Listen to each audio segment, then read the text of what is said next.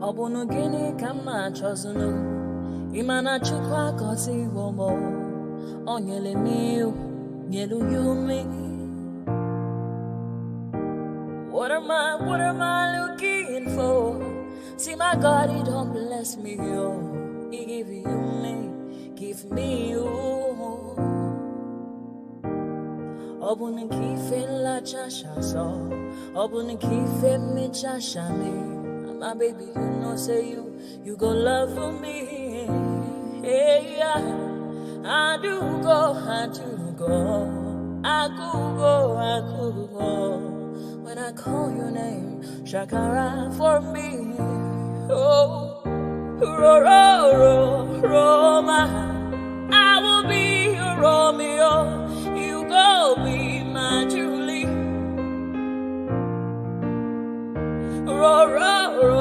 Roma, I will be your Romeo. You go be my Julia. Oh, give me your love and I'll go run away. Show me your love and I'll go use you play. Carry me, go me, I go follow you way. Follow you, they go.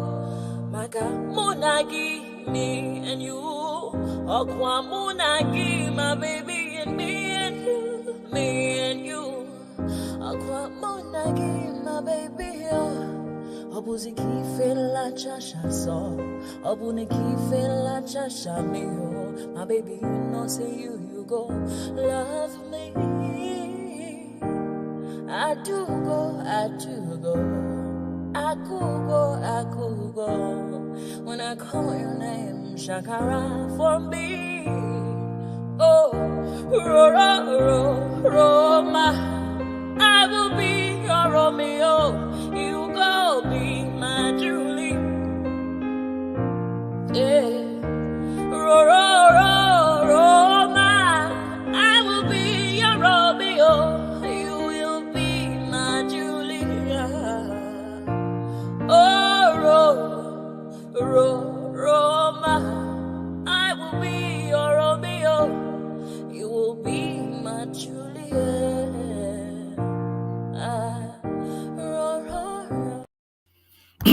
All right, so that opening music is by a young and up-and-coming artist called E-Lean. So the alphabet E, then a dash, then a lean, L-E-E-N. So go look her up when you have a moment. So E-Lean, that's the name of the artist in that wonderful rendition. So E-Lean.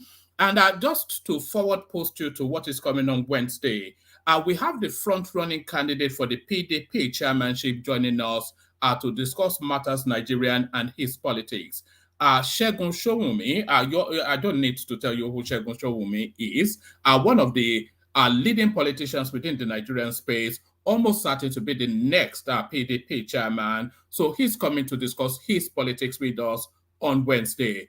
A conversation with Segun Showunmi, politician influencer, opinion molder, PDP chieftain. So that's the 31st of the 1st, 2024. So that's it right there. So I'm going to post a link to that session in the comment section now, so that you can go and bookmark it. So I post the link now. Go and turn on the post notification. It's one of those sessions that you almost certain don't want to miss. It's going to be a banger.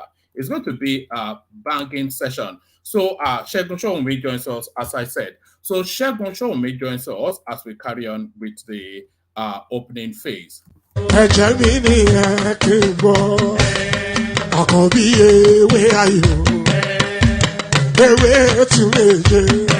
Ìtún ló ní ọ̀tún ẹ̀ ṣe, ìfà ló ní kan fà ẹ̀ mọ́ra, àìbínú gbogbo àtàrẹ, gbogbo méjì ọkà bàbà, gbogbo mẹ́ta ọkà wáṣẹ́, orí ló túmọ̀ ẹ̀dùn, gbogbo ọ̀nà ní túmọ̀ ẹsẹ̀, akọni ìmọ̀ tú ìmọ̀ ọjọ́, ìmọ̀ èmi ni wọn kì í dálẹ̀, bọ́bá lọ mẹ́lẹ́mọ́.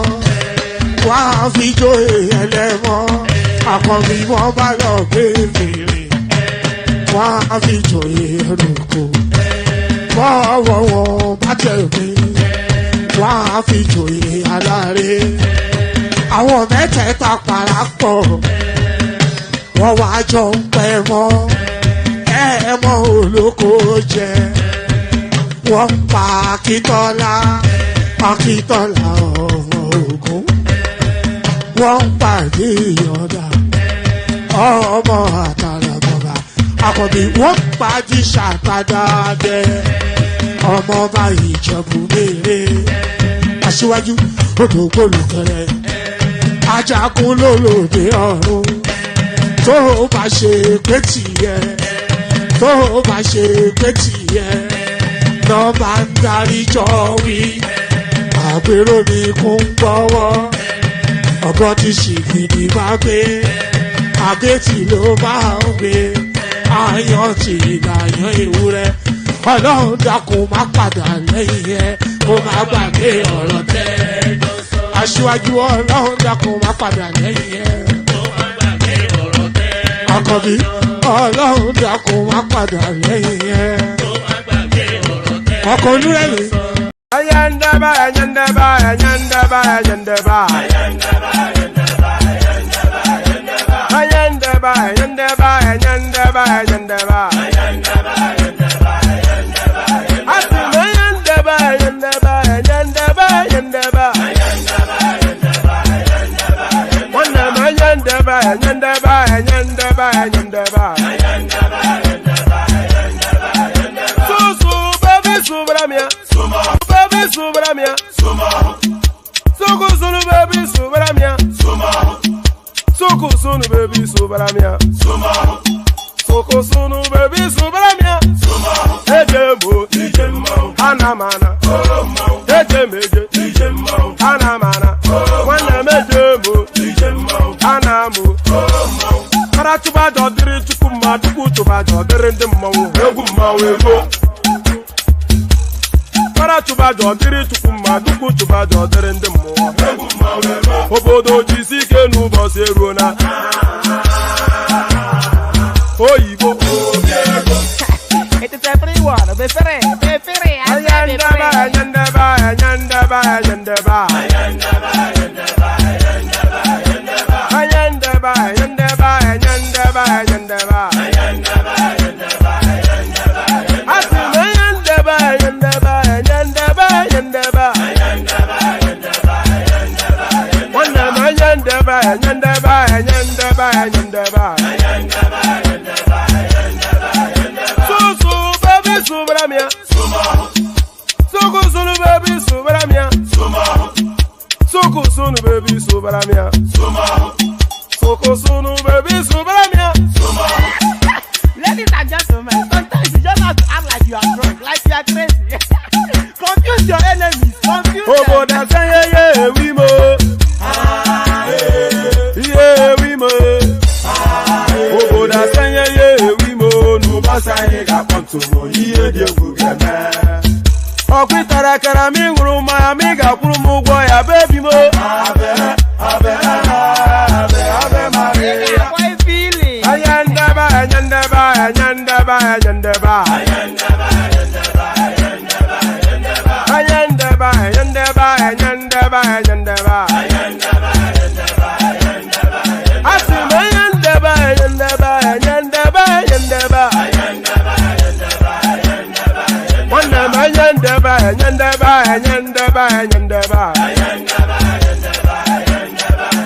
Susu, baby, subramia. Suku, sunu, baby, subramia. Suku, sunu, baby, subramia. Suku, sunu, baby, subramia. Asekwa na ife ọja bụ anyị si akwụna enye ego bụ maka mbọsị ọzọ. Since I was born, but now I am getting youth. Akwụna mụta nwa akwụna ka ọ ga-abụ. And there it is right there. So there it is right there. Since I was born, and now that I am getting old, and whatever it is that is said after that. So I'm sure it's all delight. I'm sure he was wishing us wonders and everything charming and tickety-boo. So everything charming and tickety-boo. So there it is. So, pardon me. Good day to you. Good to have you here good to be in your company. So I've already flashed it up. I'm so excited for what's to come on Wednesday, but well, equally excited what is to come today. Every day is a banger, so I'm not quite sure why I'm calling something a banger. Every day a banger. So every day a banger. So what are we banging? The usual protocol. Click on like. Click. You should really be doing this, and you should do it really when I invite you to do it. So click on like. If you're not already subscribed, please correct that as well. If you want to share the link to the stream on your social media spaces, so just copy the link, pop it into your WhatsApp group, let your friends come and see the noise making that goes on here. All of that, those kind of stuff. Click on like, click on subscribe, share the link, and all of that funky stuff. All of that are funky stuff. And if you want to come and participate, if you want to be a player rather than an audience, then the hyperlink that says StreamYard is your ticket to ride. It's a gold standard ticket, just yours as the click of the link. So if you click on that link, up you pop into a studio space. Soon as I finish delivering the body of the talking points, I'll invite you onto the screen and engage in a conversation. Nothing complex, nothing complex, nothing that should task you. Nothing complex, nothing that should task you, but enough of the Bula Balu and Bula Ba. So let's get straight into it. So enough of the Bula Balu and the Bula Ba. So let's get straight into it and let's go into it with this. Tinubu having sleepless nights over very bad economy inherited from Buhari. This is Dave Umahi. And of course, you know, in instances like this, you have to learn to read between the line. This is an allegation of corruption being leveled by Dave Umahi. You cannot read it any other way other than. So they looted everything, essentially what is being told us here. But then, of course, we already know that they looted everything. So that's Dave Umahi. Tinubu having sleepless nights over very bad economy inherited from Buhari. This is David Umahi. Minister of Works Dave Umahi says President Bola Tinubu has sleepless nights over the very bad economy he inherited from his predecessor, Muhammadu Buhari. So now, before we go on, this has to be a middle passage narrative, because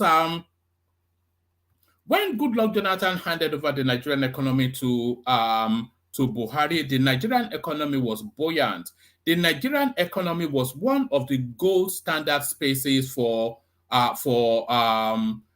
foreign investments. So a lot of portfolios coming into the Nigerian space and a lot of developments going on there. Roads being built everywhere, rails being built everywhere, everything being built. So it was a buoyant and a robust economy that Goodluck Jonathan handed over to Buhari. So within an 8-year period, these guys decimated the economy to place Nigeria at the worst footing it has ever been in its history. So that middle passage of between Goodluck Jonathan and Buhari, some of the most brutish, certainly the most corrupt we've ever experienced within the Nigerian space. Minister of Works, Dave Umahi, says President Bola Tinubu has sleepless nights over the very bad economy he inherited from his predecessor, Muhammadu Buhari.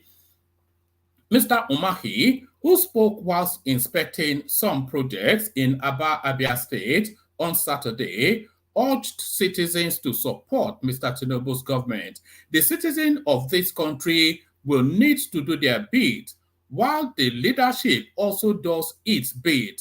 That is the only way it will work, Mr. Umahi said. While Mr. President is passing through sleepless nights on how to solve the problems of a very bad inherited economy, Nigerians should support him and also support themselves. So a lot of the blames packed, a lot of the blames actually being packed on Tinubu is actually unthinking blames. Because the guy was barely a month into his administration, and they very quickly packed at his doorstep all of the malaise that had afflicted the Nigerian state pretty much from independence till date, and they wrapped it around his neck and apportioned him the blame. So it's just a total nonsense. It's still sour grapes from the loss of the politics, And that sour, but that loss of that sour grapes from the loss of the politics is lingering on for too long now, because usually within our first 3 to 6 weeks of an administration, things settle down and people rally around the country. But there seems to be still a lot of politicking going on, rather than nationalistic patriotism are looking for a pathway for the country to emerge out of where Buhari has placed it. So let me start from the top. I'll speed through it. Minister of Works and Housing, Dave Umahi, says President Bola Tinubu has sleepless nights over the very bad economy he inherited from his predecessor, Muhammadu Buhari. Mr. Umahi, who spoke whilst inspecting some projects in Abia State on Saturday, urged Nigerians to support Mr. Buhari's government. The citizens of this country will need to do their bit, while the leadership also does its bit. That is the only way it will work, Mr. Umahi said. While Mr. President is passing through sleepless nights on how to solve the problems of a very bad economy, Nigerians should support him and also support themselves. Mr. Umahi becomes the second person in Mr. Tinubu's cabinet to berate Mr. Buhari's administration for leaving the economy in a very bad shape. I wonder if Buhari has yet come out, or if he will come out, to come and address how he actually left the country. In November 2023, National Security Advisor Nuhu Ribadu lamented that the Tinubu-led government inherited a difficult situation, literally a bankrupt country, no money. Mr. Tinubu took over the helms of affairs from his party man, Mr. Buhari, on the 29th of May 2023, with an inflation rate of 22% and a debt profile of 46 trillion naira, according to the Debt Management Office. However, Mr. Buhari's spokesperson, Garba Shehu, has insisted that the former administration rescued the Nigerian economy within its 8 years rule between 2015 and 2023. So I didn't really think that the Nigerian economy was not in any shape. It was the Nigerian economy was teetering. In fact, it wasn't even teetering. Let's not do an injustice to Goodluck Jonathan. The Nigerian economy was buoyant under Goodluck Jonathan. Whether you want to park that on the high price of crude, or you want to park that on Goodluck Jonathan's finesse as an administrator, or you want to, whatever the reasons where the Nigerian economy was buoyant when Buhari took it over, and they just went in and stole everything. That's just what they did. They just went in and stole everything. Nigeria in talks with United Kingdom to commence Lagos-London flights. This is Festus Keyamo. So yes, there has to be, I mean, why should there not be? Lagos is one of the most trafficked. I want to know what the hierarchy is in terms of the most trafficked routes in the world. I will eat my glasses if Lagos is not one of the top 15 at least, if not top 10. Lagos, London, the most trafficked route in the world. So why is there not a direct Festus Keyamo, Minister of Aviation and Aerospace, says Nigeria is discussing with the United Kingdom to actualize direct flights from Lagos to London. So I wonder who gets that route, though, obviously Airpeace. The minister spoke during a meeting with the management of NORSE Atlantic Air, led by Ben Bolin, a chief executive officer in London on Friday. This was disclosed in a statement on Saturday by Odutayo Olusheyi, spokesperson for the minister. Keyamo said he is speaking with UK transport officials, and the discussion is centered on the partnership between NORSE Atlantic Air and Airpeace. He emphasized that NORSE Atlantic Airways is a major carrier in the United Kingdom and Europe. I am not aware of it, so I'm not quite sure what they are or who they are. Speaking on the issue, Oluwatoyin Olajide, chief operating, anyway, there it is. They are trying to open the Lagos-London route. So that's just what that tells us. So they're trying to open the Lagos-London route, but a route closes. And this really a lot to do with the influence of, this is the influence of Russia in African politics that you're seeing playing out here. Full list of ECOWAS countries as Niger, Mali, Burkina Faso announced withdrawal. So all those countries then that have gone under the wrap of Russia, they have been pulled out of the ECOWAS system. And by the way, all these countries are founding members from 1975 or whatever. The Economic Community of West African States comprises 15 member countries in the West African region. However, the number of member countries may soon be down to 12 following their announcement by 3 countries on Sunday, January the 28th, that they were quitting the body. So, on Sunday, the military ruler of Niger, Mali, and Burkina Faso announced the withdrawal of their countries from ECOWAS. The 3 countries issued a joint statement. It cannot be a joint. You can only have a joint statement when there are 2 parties involved. It's just really, all these people, I don't know what sort of schooling. On Sunday, the military ruler of Niger, Mali, and Burkina Faso announced the withdrawal of their countries from ECOWAS. The 3 countries issued a joint statement saying the decision is with immediate effect, saying they said their economic interests are not guaranteed, accusing ECOWAS of drifting from the ideals of its founding fathers and the spirit of Pan-Africanism. The main goal of ECOWAS is to promote economic cooperation amongst member states in order to raise living standards and promote economic development. Correspondents note that ECOWAS was against the military rule in the 3 countries and had imposed sanctions on them as part of measures to make sure they return to civilian rule. And by the way, ECOWAS is saying they've not yet communicated this to them. Experts, politicians react. Niger, Mali, and Burkina Faso withdrawing from ECOWAS amounts to a colossal act of economic self-sabotage, isolating yourself from your closest neighbors, and an epic economic crisis is profoundly unwise, and unfortunately, ordinary citizens who are led to believe this action serves their interest will be the primary victims. Moreover, these countries lack an alternative to ECOWAS. So a lot of these countries, maybe we'll bring up the African map. A lot of these countries, if not all of them, they are actually landlocked, and they need to route past an ECOWAS country in order to access the sea. So I'm not quite sure I'm not quite sure. Let me just bring up an African map. See, will this do? Will this? Yes, this will do. Let's bring up an African map.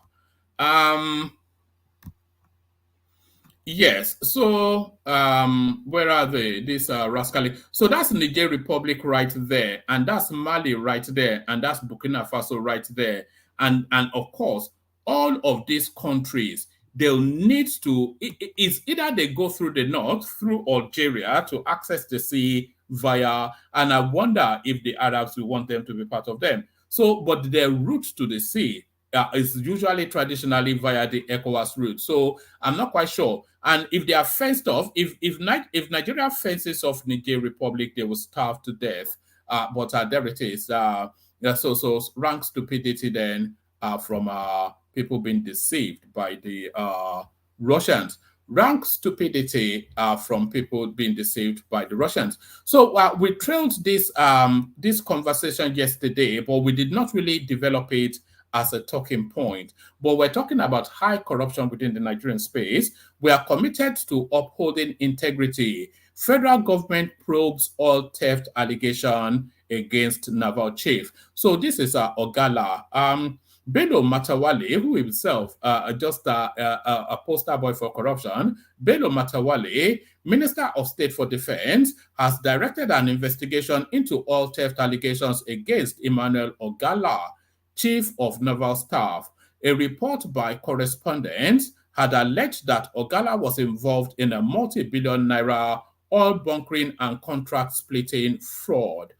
Reacting in a statement by Henshaw Ogunbike, reacting in a statement by Henshaw Ogunbike, Director of Information in the Ministry of Defense, Matawale said the administration of Bola Tinubu has zero tolerance for corruption in public service. Though these allegations might be mischievous, the Ministry of Defense is committed to upholding the highest standard of integrity and accountability within the Nigerian Armed Forces, the statement reads. The allegations leveled against Vice Admiral Emmanuel Ogala are serious.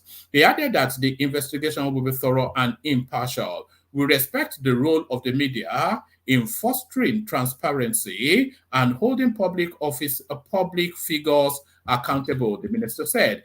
At the same time, we urge responsible journalism that adheres to the principles of fairness, objectivity, and accuracy. Accusations of this nature, and by the way, if they investigate this,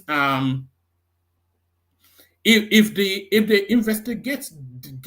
investigate this and find that this guy is not found wanting, the weight of all of it all should be brought to bear on our People's Gazette, because for too long they've done these sort of things. Accusations of this nature, you remember it was this same People's Gazette that told us then that the Ariwola, the Chief Justice of the country, was smuggled in a wheelchair to meet Tinubu in a London hotel, only for us to discover that Tinubu was in Paris at the time, and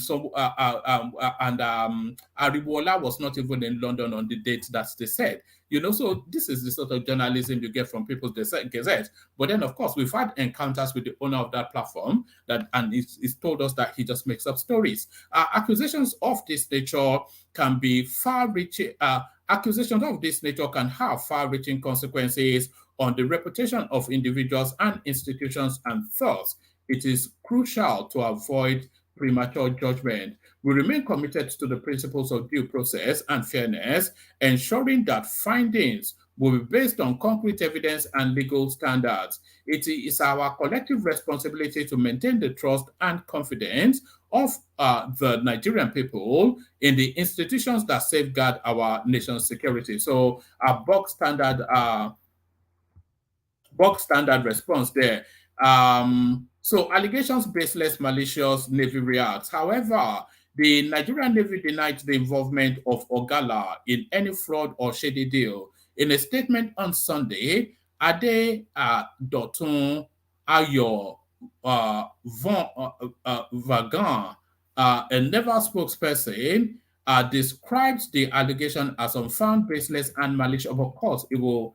Is it? How do you pronounce this name? Is it Vagan or Van, or how do you pronounce this even? Of course, we will say that. Ayo said the allegation is a coordinated effort by disgruntled elements feeling the heat of the Navy's renewed vigor to fight crude theft and illegality in the maritime domain. He said the allegation would not deter the Navy from continuing the battle to curb oil theft and give all thieves sleepless nights. So bog standard response there. Right. Okay. Well, yes. I think. Let me read it to the end. He said only the NNPC, not the Navy, has the prerogative of awarding or overseeing all bunkering contracts. According to him, there are clear procedural requirements in the arrest, detention, and release of any vessel or persons found culpable in the maritime sector.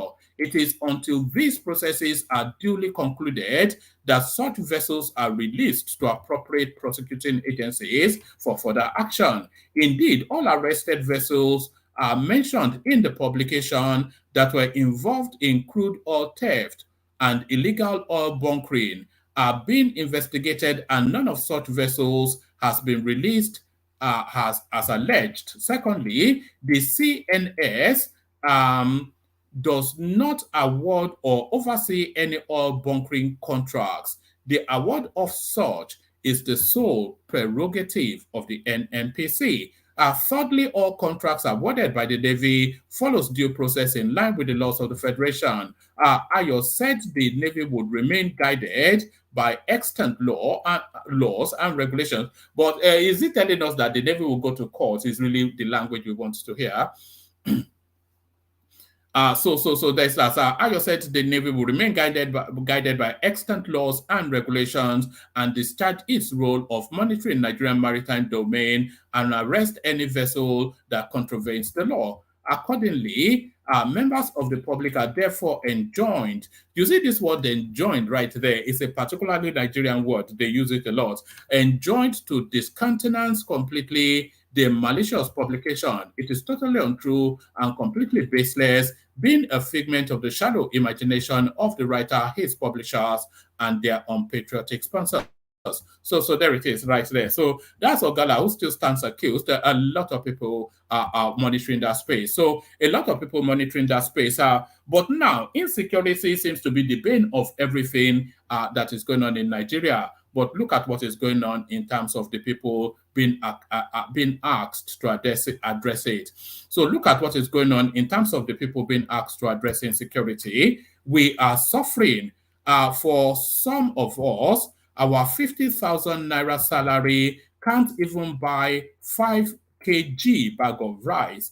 Nigerian soldier, right, President Tinubu. So it's just unconscionable, this sort of goes on. Buying yourself SUVs and telling the telling the army to go and soak Gary. I'm not going to give you all of this. I'm just going to give you about 3 paragraphs. An aggrieved soldier of the Nigerian army has urged President, it says President Muhammadu Buhari here, but I think this might be a mistype. An aggrieved soldier of the Nigerian army has urged President Muhammadu Buhari, but really President Tinubu, to address the issue of poor treatment of military personnel sacrificing their lives daily for the country. According to the unnamed soldier, we have unknown soldier, now we have an unnamed soldier. According to the unnamed soldier, in an open letter written on behalf of his colleagues to the president, the reason why some soldiers are involved in criminal activities is because of poor welfare and remunerations.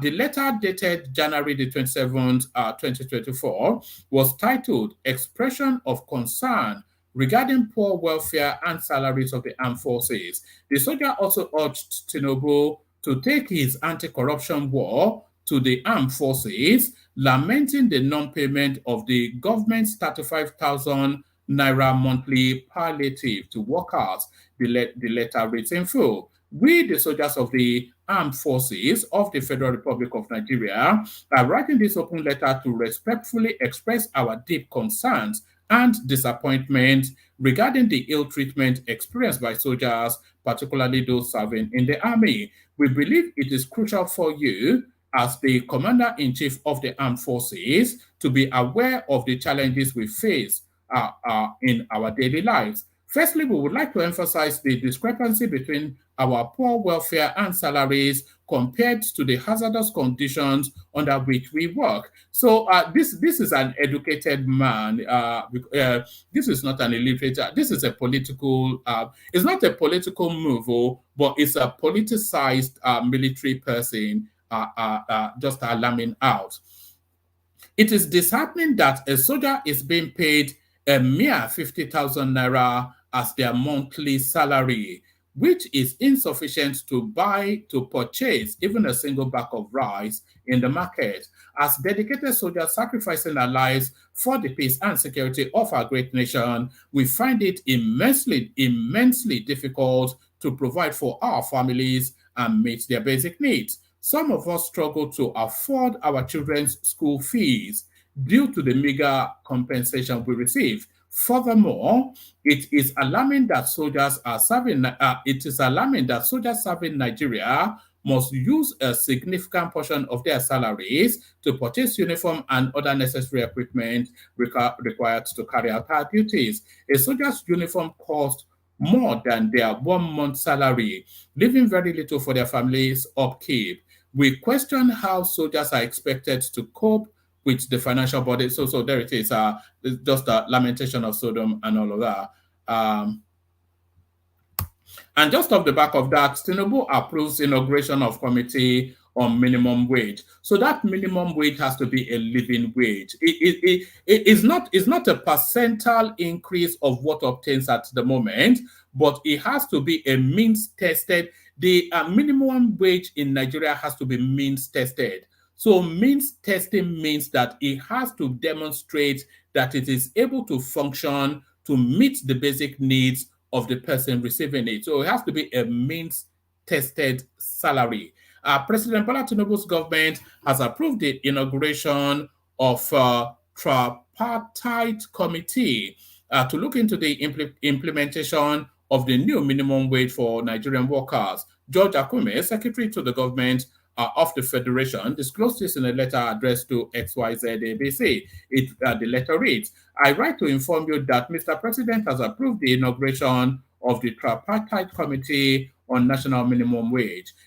So forget all this inauguration, just tell them how much you are paying them. If they agreed, fine. If they don't agree, then let them take to the streets and sweat you hard. Take to the streets and sweat you hard. I'll tell you somebody that wasn't sweating hard. It was Sanwo-Olu in Grenada when he went to cozy up with his side chick. So the focus now on Sanwo-Olu's side chick. FCTIRS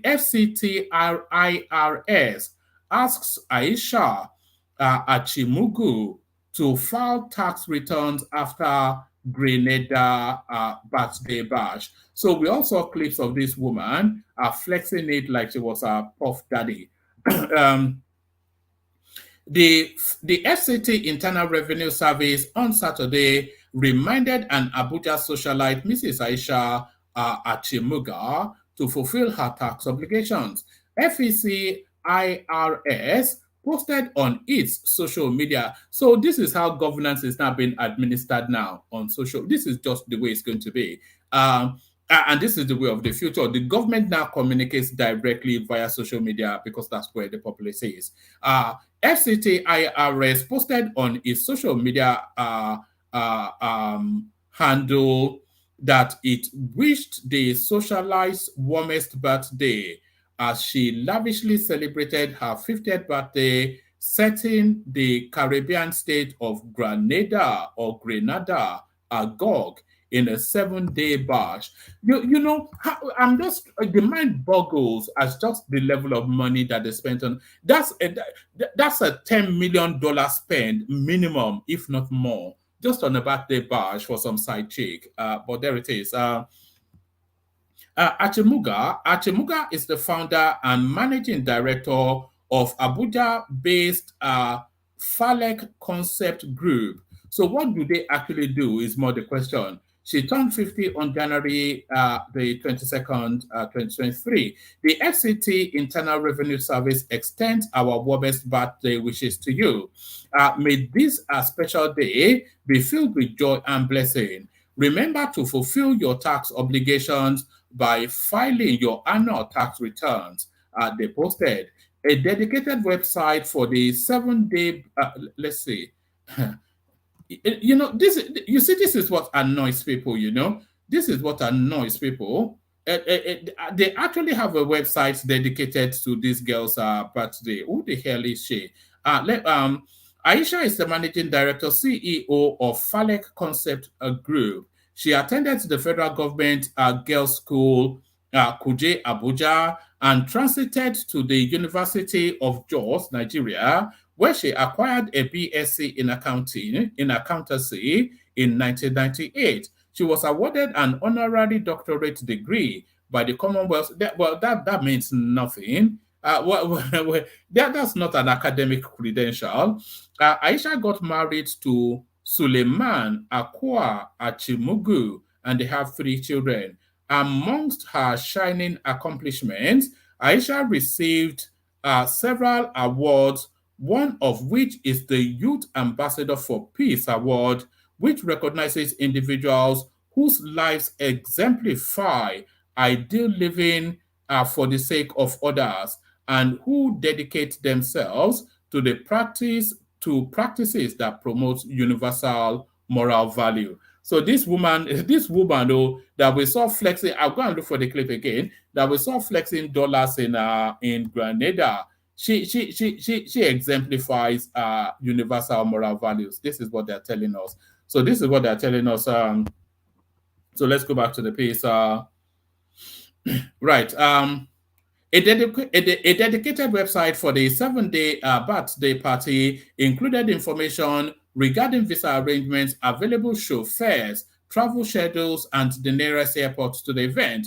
The festivities began on January 16th with the arrival of guests, especially the sponsors of Wolu, who went there to gift the Prime Minister of Grenada a toy train. The following day, the event started with a welcome breakfast, exploring the resort and mingling. On day 4, attendees wore vibrant African attire for special performances, including drum dances. A bonfire provided a cozy backdrop as guests gathered for an evening of warmth and music.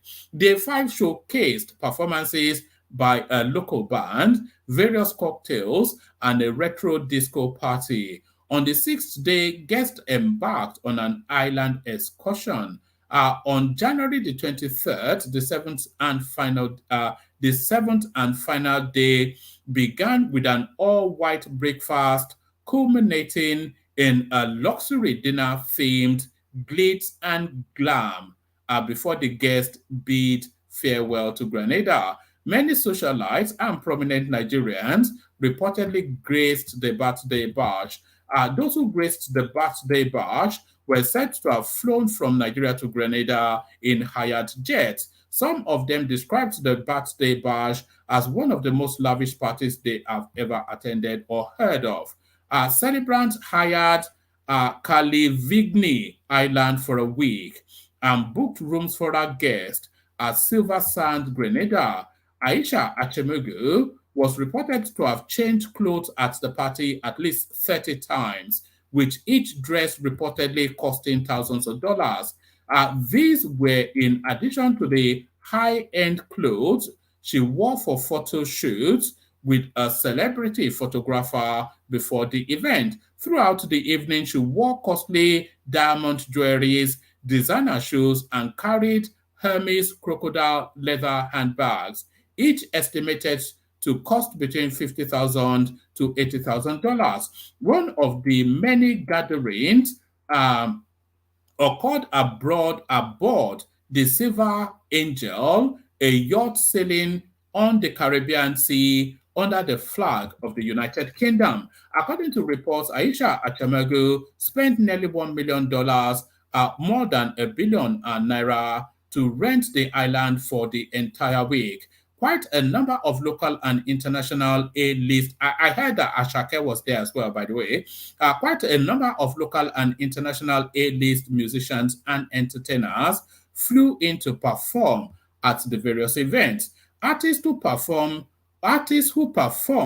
included the American saxophonist and composer Kenny G, Nigeria's Waje Flavor, Adekunle Gold, Ashake, and Mr. Killer, a Grenadian musician. The event was filled with a lot of activities, from swimming to extravagant meals, bonfires, kayaking, and treasure hunts. Then, Nigerian version of the birthday bash continued on Friday at Transcorp Hotel, Abuja, and another one on Saturday at an undisclosed location. Achemegu holds a bachelor's degree in accounting from the University of Jos. She also holds an honorary degree of the Commonwealth University Belize, also a Caribbean island. She's married to Suleiman, engineer Suleiman. So there it is. So so if you ever anyway, let me not say much. You already know what's going on there, so I need not really add anything to that. I need not really.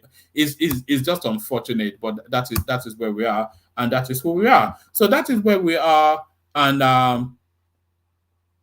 that is where we are, and God Almighty, it's unbelievable. But let me play the Kegite music, bring the panelist on, and then we kick it off. It's quite sad, actually. It's quite saddening. When I read things like that, it's just saddening. In the midst of abject poverty, they were literally throwing money away in Grenada, and that is just how Nigeria is. Only water, where they see ma. Water, only water, where they see ma.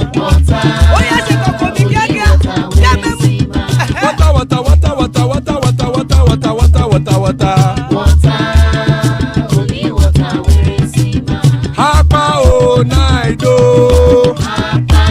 Hapa o naido. Hapa you don't come o.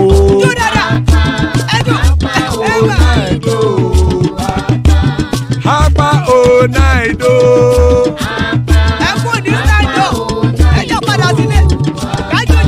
Oro kẹ̀kẹ́ ẹlẹ́mùrè o.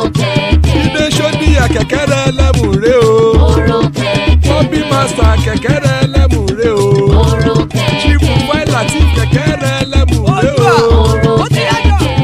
Eruku lẹ̀lẹ̀ ẹlẹ́mùdé.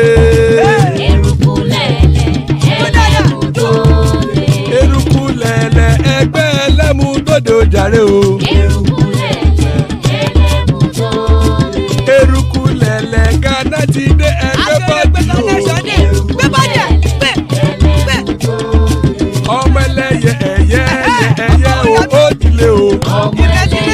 Olúyẹ̀lá ẹyẹ o ó dilé o. Petrosoname ẹyẹ o ó dilé o. Petrosodunke ẹyẹ rẹ̀ ó dilé o. Ẹlẹ́kọ̀ ọ̀run mú ìní o.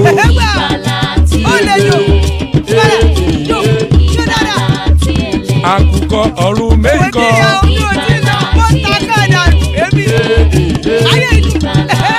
Ikú kò ní ríwà gbéṣe o.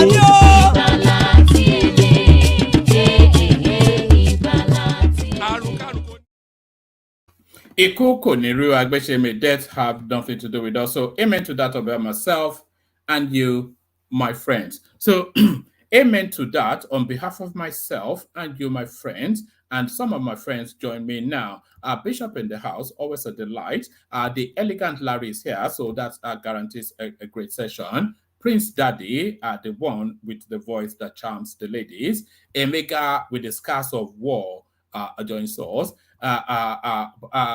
New Daddy, Adewale joins us, taking a break from diaper changing. An expert in changing diapers, war pace, and father of the bride, Adanle Koko. So an eminent class of panelists already. So still room, anybody that wants to hop on. Hop on. So gentlemen, because the room is somewhat fairly populated, I'm going to take people through 2 topics each, round about 8 minutes, so that we can move the conversation, because what rankles people the most is having to wait for too long. So we move the conversation around as quickly as we possibly can. And we kick off the conversation then from coming from the spoils of war, King Emeka Pele. I thought you would be putting hot water on those slabs that I saw being dished away. Mekus. Yeah, good evening, woman. Yeah.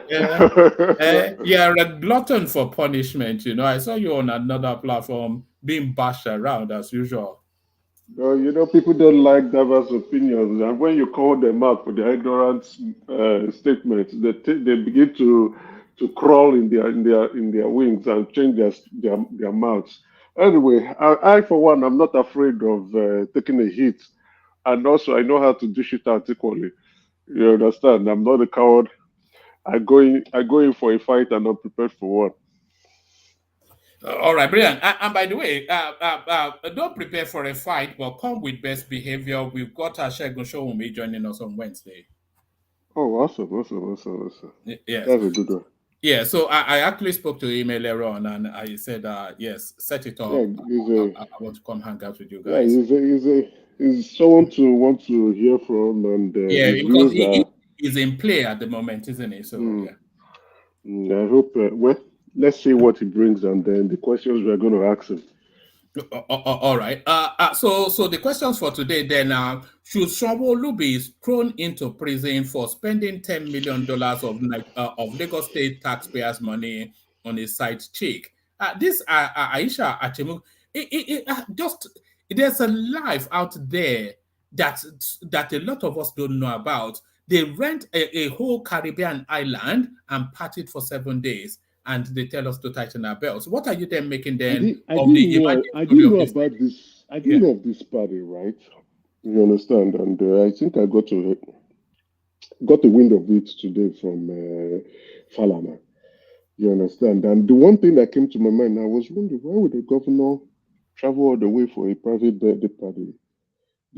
It has to do with probably a girlfriend. And like what Falana said, he got so embarrassed that he rushed to go and organize a meeting with the Prime Minister of Grenada. You see, weak men, that's my problem with weak men. Weak men fall for the antics of manipulative women. And weak men will always get themselves into trouble if they don't know how to handle women.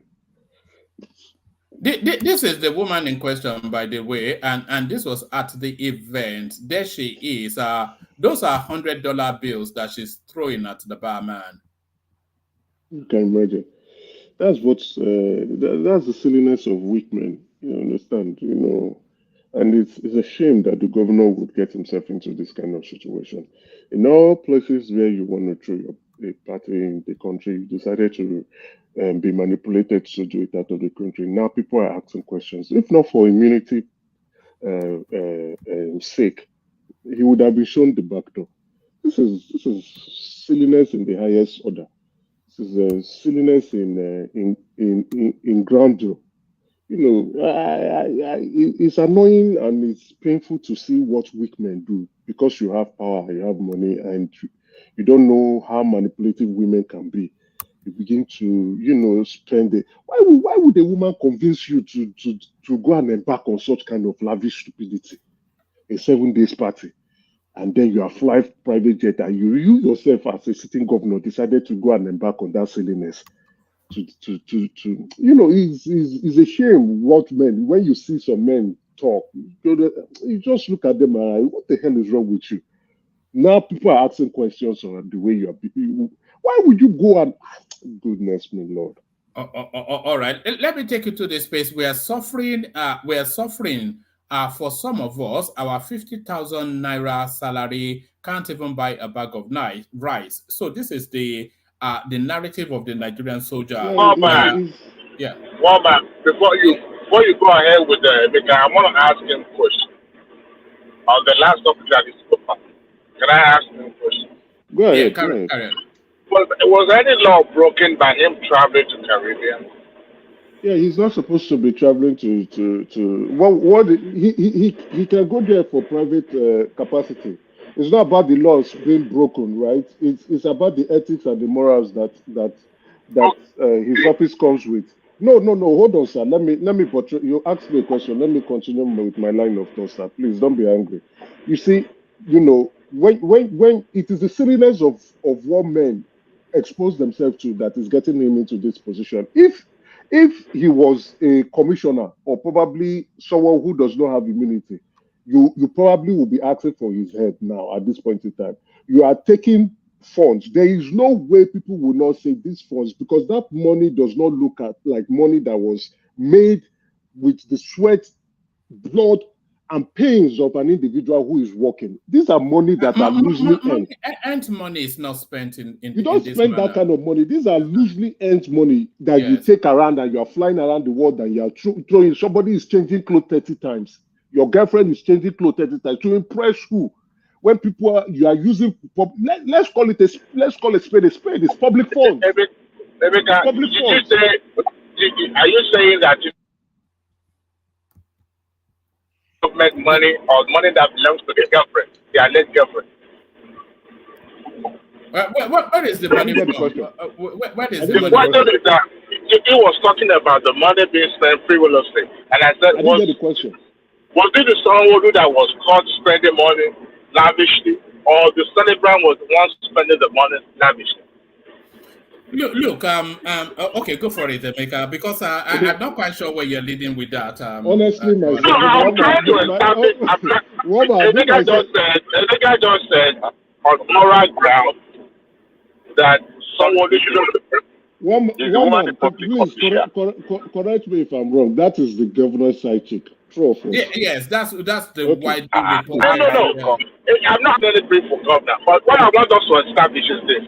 Instead of us jumping into conclusion on everything that, oh, this object doesn't look good. Before it became governor, it was somebody, correct? And he has family and he has... It was a civil commissioner. servant. It was a commissioner. And it was a person. He has family, he has friends. Right. They have friends. So because I'm not a governor, I'm not a president, I should not be seen identified with my friend. What my friend does, I'm not answerable to it. I'm not. What is he heading with this? You're the one that brought the morality out of things. And I said, he did not bring any government money. Okay, go ahead. Well, see, in Western world, right? The governor's office is a respectable office. Is an office where sir, now except you want to keep talking. Let Emeka land. Emeka carry on. The governor's office or public office is a respectable office, and it's expected to be carried out with some form of good standing and morality. If the governor is flying out of the country to go and entertain or to honor the invitation of his side chick, that side chick alone would have even gotten him into trouble, and people will be pressuring him to resign. And if it's a Western country, then your side chick is spending money. A side chick, we know what this is now. We are men from the point. Let's not pretend. Hold on, Dewale. Dewale, hold on. We're talking about a lady that has that is widely believed to have a romantic association with the Lagos State Governor Babajide Sanwo-Olu. This lady is not just widely rumored now. If a governor can leave his executive function to attend the party of a girl.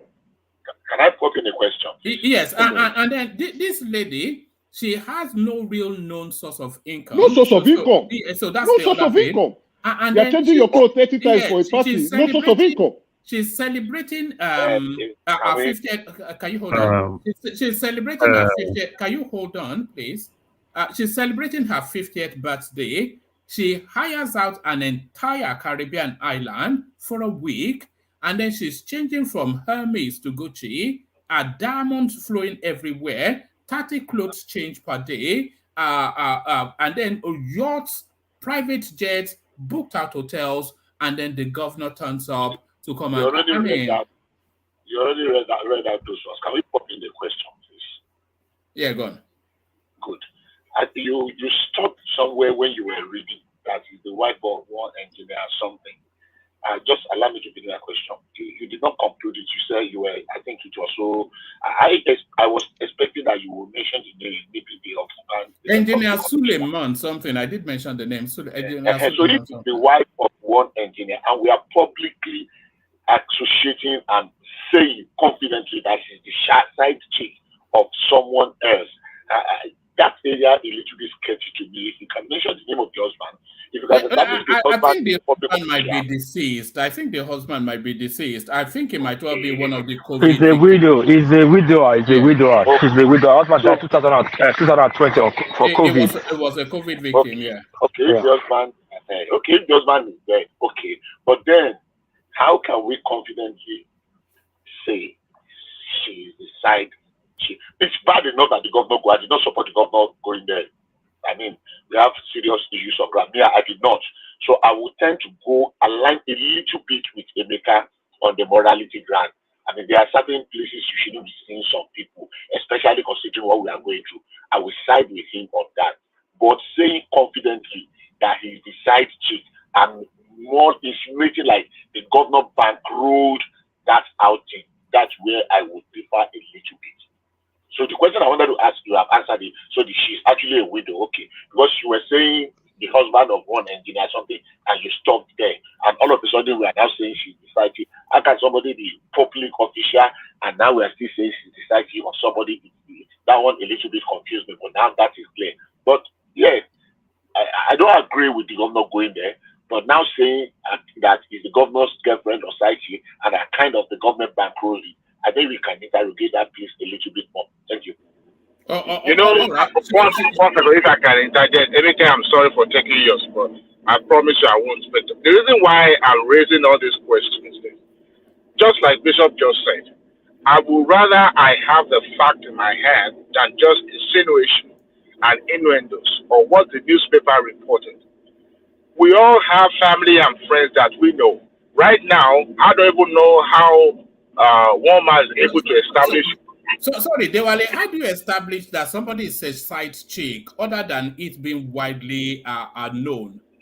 A rumor can be like no. How do you establish that somebody is a side chick? There's no formal coming together in terms of a documentation. You only know that somebody is a side chick if it's widely known that that person is a side chick to this person. Widely known because somebody said that and it spread like fire. What if? Yeah, it's not actually. I mean, she's not actually a side chick. What if? You know, I want us to be careful when we read all these things in the newspaper, thinking that is the truth. Okay. For one. Bishop said he did not support the governor attending such party. Look, I can tell you this. In as much we try to hold our leaders to a standard, to certain standards. Why did Sanwo-Olu attend? Why would you speculate that he attended? You know what the official reason that he gave? He said he went to have a bilateral meeting with the prime minister of that country to strengthen. That was what people gave him away. And he said he went to present a miniature of the blue line rail. He went to give the prime minister of that country a toy train. That's essentially. Before you throw the governor under the bus. It's an official. Hold on, my brother. It's an official here in Nigeria. So when you have somebody in his capacity as a governor visiting a Caribbean country, okay, I expect, number one, that there will be a link up, maybe for business reasons or whatever, with the authority in that place, at least trying to establish, not just going there like a regular person. Now, what we have going around is this. If someone will take money from the government account to spend on that party, that is where I have problems. How would that be established if he did? But that has not been. Hold on. How would that be established if he did? I mean, we can ask the flight, the cost of the flight, who is responsible for the flight, how he gets there. We can ask those questions. No, hold on. If someone sponsored the whole birthday bash of the Lagos State coffers, how would that be established if he did that? How would we be able to establish it? The media can ask that question. Even if he's capable enough to sponsor anybody's birthday, all right? He's capable to spend $10 million on a birthday. But in as much that money is not coming from the till of the government of Lagos State. How do we know he did not? No, how do we know? Because we can ask. We can ask. Hold on. If you ask him and he said he did not, then you leave it there, then you believe him. Don't let us talk as if we are beer parlor can. No. See, but let us establish the fact. This is not. No, this is what I don't. Let's laugh. Odewale, we will laugh at you. Ooh. You don't say this now. You can laugh or you can't say this. You can't say this. No. What are you on about? Wait, what are you on about right now? What are you trying to drive at? What is the concrete evidence that lady is his girlfriend? Number one. What is the evidence that? Wait, hold on. Is this girlfriend? Are we talking? Can you allow us? One man can all right. Let Ajanle Koko come in, and then Emeka takes the floor back. Ajanle Koko. Yes, thank you. Look, if we want to do a media trial of Sanwo-Olu, I think we should base it on fact. Number one, we don't see any video of Sanwo-Olu presence in the party. That was how he was caught. It was from the video that he was caught. He even admitted it in his official statement response. I didn't hear the official statement. Will you just let it rest there? He's on video, live. I have watched it here in Japan. He admitted he shot himself in his leg. He was everywhere of the party. Privately, personally, openly. There is a shame, a disgrace. And he said he made his statement before the video came out the next day, which he had shot himself. Let me speak. You will speak your own. One man, where is the video? You need to put the video outside. Everybody has widely seen it. I don't have it to hand, but like everybody is reporting it. It's out there. This platform, you say everybody. I have not seen it. Go to Twitter handle, go to Facebook, go to Instagram. Let it be out there in the space. In as much as it's not spending government, it's a person, it's an individual. He was in the public government. Why are we so worked up? Because the government is settle down now. You can't say it's not spending public funds because you don't know. How can you conclude that he's spending government money for attending an individual friend's party? How can you conclude that the money spent there is coming from the government? All right, let Ajanle Koko land and then Emeka round off that space. Okay. All right. The people saying the video is out there.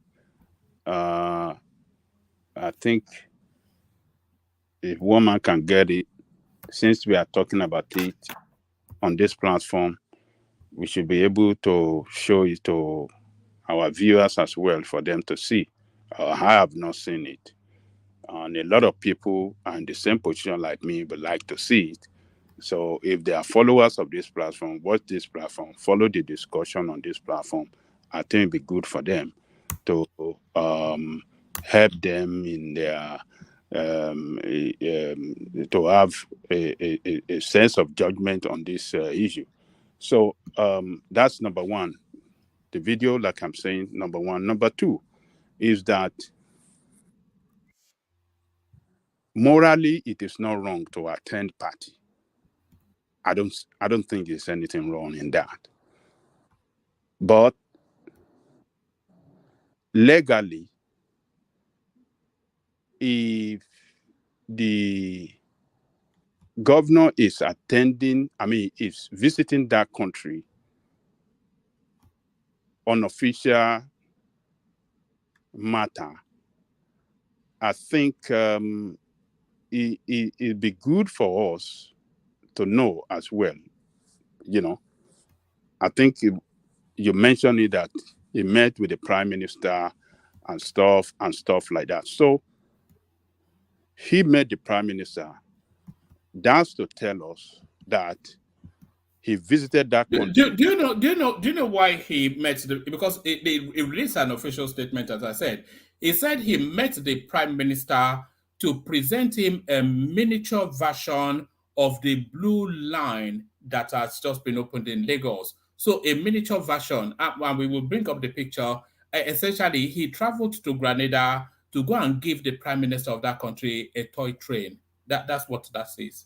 Woman, you forgot something. It was after the news of the party that he decided to go and organize himself meeting with the prime minister. Then again, we asked, was he even invited? Wait, sir. Was he invited? Yeah. Was he there on official capacity? Was he invited by the prime minister of Grenada to come to the country? No. Was he going there? So, in what capacity? He does not work for the federal government. What justifies the spend of because there's a retinue of expenses for him to travel. So what justifies that spend to go to that island? You know. Exactly. So he's not He's not the federal government. He's not working for the federal government. He's not the either the trade ambassador or a minister or an ambassador of any community. He does not represent Nigeria. He represents Lagos State. He didn't go there officially on an official invite. Else, you will see the prime minister. You know how it will happen. And since he's a Nigerian citizen, did he inform the president of Nigeria that he was going there? He went there unofficially. The news, wait, sir, Nadele, hold on, sir, please. The news leaked out. He rushed to organize a meeting with the Prime Minister of Grenada and was giving him a toy train to cover up the embarrassment that came out of him sponsoring his girlfriend's birthday party on an island that they shut down. That was what actually happened. He's a public officer. That is the mistake public officers go ahead to go and make. If we do not call this out, and here we are trying to justify the nonsense that the Lagos State governor went to go and do. We are here, when he does the right thing, we will glorify him. Was it not just on Thursday we were saying, oh, the governor is trying to be innovative and is pioneering a good innovation with Lagos Air or whatever. If a public officer messes up, let's call it a spade. What are we going about trying to cover up a useless act made by a weak man, be manipulated by his girlfriend to go on an island to spend money and shut down the island? And we are now saying, who paid for that party is the question, because someone the lady has no known source of income. It is widely rumored that this man is dating this girl. Widely rumored, and then again, we all know that when public officers, sometimes there are some parties they do not go to. They will give you a gift. There are some parties that they go to because they want to make a statement. Now, this man has gone to attend that party. Why did we know? Because one of the celebrants leaked it on her Instagram page. That is how we got to know. That is how the world got to know. If there was no private event, if they had seen posts, nobody will know. This man went. That man has been bankrolling this. Emeka, add this to this. How look flights you gonna have that leak? So how look flew by himself only. Sorry, one voice.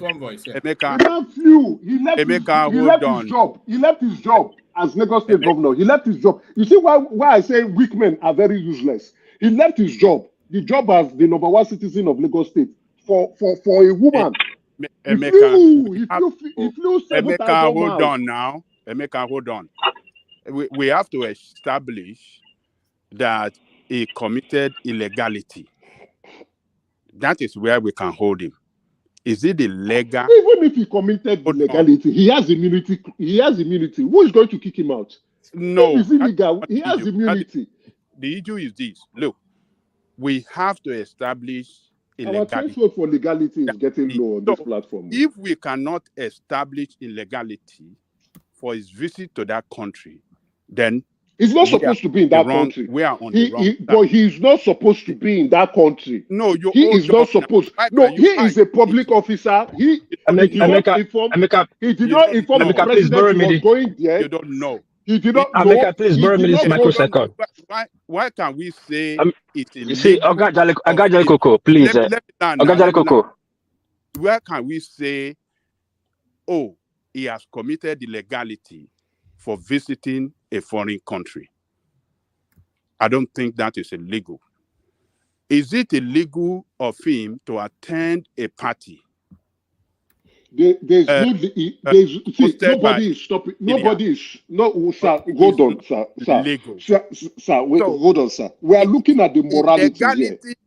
We are not looking at the legality now. We are looking at the morality and why is he? If he has not broken the law, if it is what he has done is right, of immorality and he's not guilty of illegality.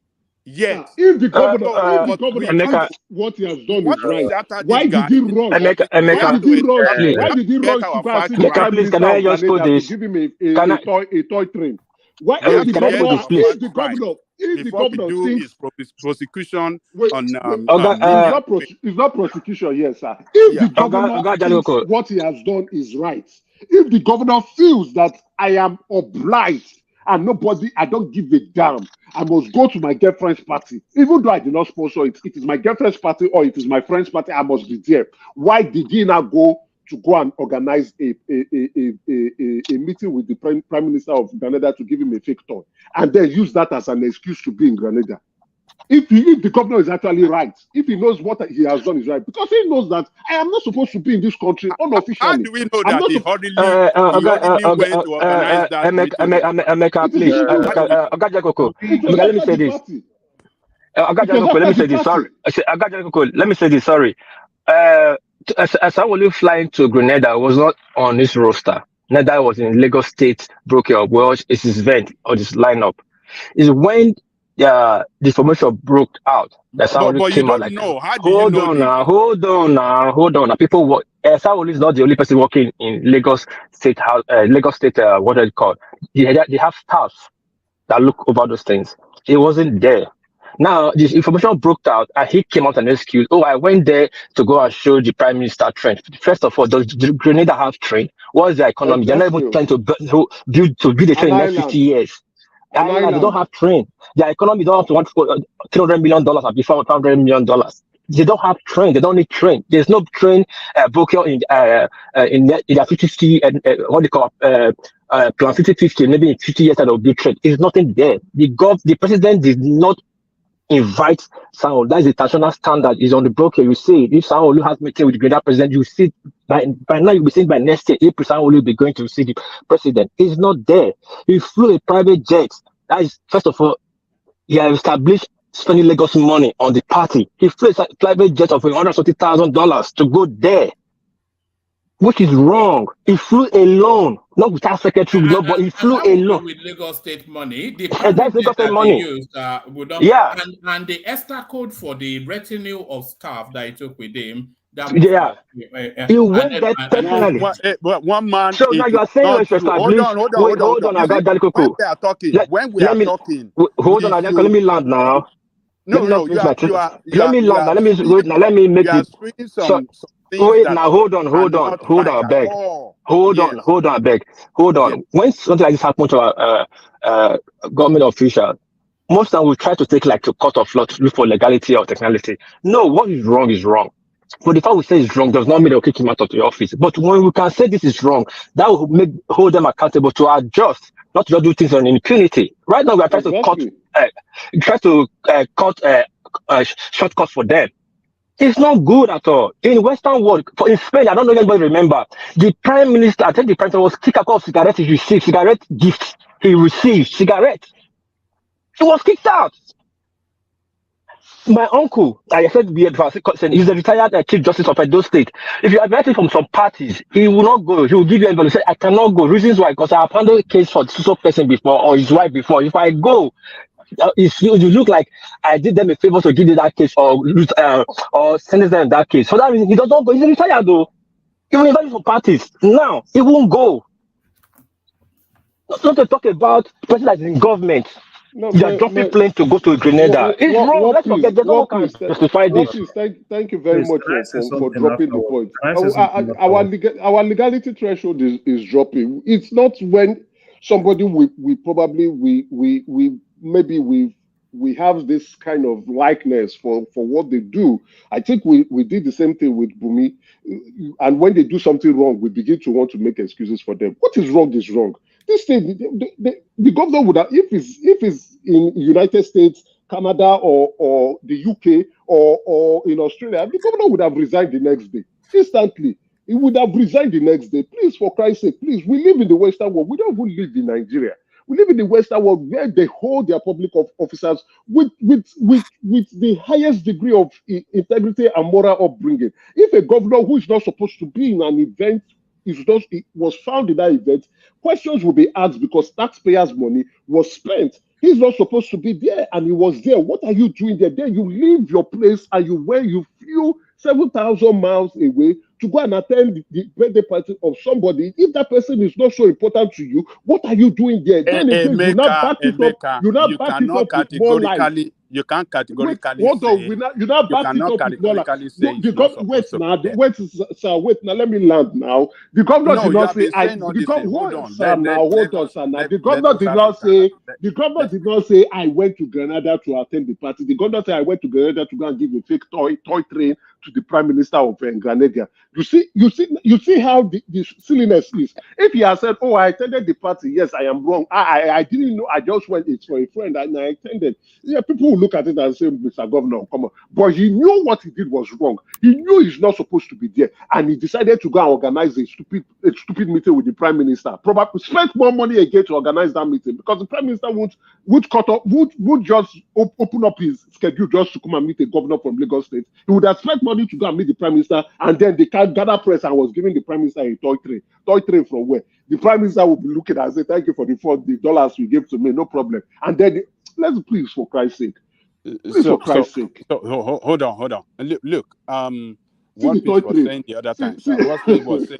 What Peace was saying, he traveled alone. As a matter of fact, that's not possible. A governor, anywhere he's going, he must have his security personnel around him. He must be documented officially that the governor is going so where. It wasn't scheduled. It wasn't in the schedule of visits. How do you guys know? Because it was reported now. Who reported it? Who? It was reported. No, who reported it now? Carry on. What do you mean who reported it? No, I'm asking. It's all over the media space. Who are the people that reported that? I don't know their names and their address or their. So how can we just believe what some people said? Well, is that not what we do? We read out what's been reported. But if there is no fact around it, we can't hold it as something meaningful. One man. But it was in the papers. Yeah, who reported it? Is it reported right from the governor's office? Does Sanwo-Olu work in the ministry alone? Does Sanwo-Olu work in the ministry alone? Who reported it? The ministry reported it. It's in the ministry. If you are number one citizen of the state, there is nowhere that will not be documented. We read out things every day. You don't ask who reported it. So we should read exactly. Should we be asking who reported the news? Look. But that's how we got the information in the news. We got it from the news. We got it from the news. On this kind of matter that is so controversial around somebody, we should be able to check our facts right. I mean, we this is a factual-based platform. This is not a platform that people just talk and just talk. Sir, are you saying the newspaper? Are you saying the newspaper lied? That is not what I'm saying. Whether the newspaper lies or it does not lie. What I'm saying is that let us ask questions. What do you think the fact is? Hold on. We have to ask questions to get our facts right. That is what I'm saying. We cannot stand in a public space, or rather on the media space, to destroy a person. You understand what I'm saying? I'm just saying, let us get our facts right. They said it's not reported where he was going. From where did that come from? Is it by Lagos State official, or from which office of Lagos State did that information come from? Because that information. If that sort of news comes out, you know that Sanwo-Olu's record, Sanwo-Olu's movement is a matter of public record. So it's not something that's going to be released by the Lagos State governor or Lagos State government. It's something that can be accessed by whoever wants to access it. And because it's a high-profile narrative, people have gone to look at his schedule, and it was not scheduled for him to be in the Caribbean. Why would it be scheduled? That schedule, did they publish it? Look, when Udeyi... What do you mean, did they publish it? Hold on, one man. When Udeyi reported here that the federal government is moving through, we're moving through to the borderline, the memo to that effect, this guy published it. And we read it here. Oga When you don't see the ministry, see, Oga Jalekoko, why? Oga Jalekoko, sorry, let me suggest. That is what really happened. All right, let Oga Jalekoko land, let Larry come in and make a round of that space and then we move on. Yes, when Udeyi, that guy that was pro Obi guy, when he reported here that federal government was moving troops to so side of the country, he backed it up with fact. We saw the fact. We saw the memo from the military, from the defense ministry to another. We didn't see the memo. We saw a piece of paper that he published. It is not paper. It is a printed. It is the memo. The memo. How do you know what it was? It's the memo. Did the army come to verify it? You mean the army? Yes. Did they verify it? Yes. Did they deny it?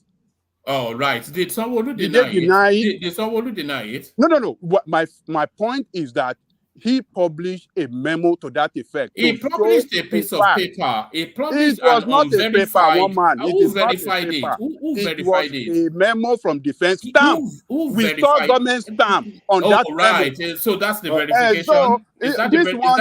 No, hold on. Is that the verification? Who verified Udeyi's so-called memo? Who verified it? Why did they deny it? From the army office? Did they deny it? Did Sanwo-Olu make statement contrary to that effect? Did Sanwo-Olu make statement contrary to what's been said? Sanwo-Olu, so that is not on schedule? Yes. Has it made statements contrary to that? I've not heard anything. All right. So there it is. Yes. So, but what I'm saying. So do you not see that your logic is still fresh? All right. It just happened over the weekend.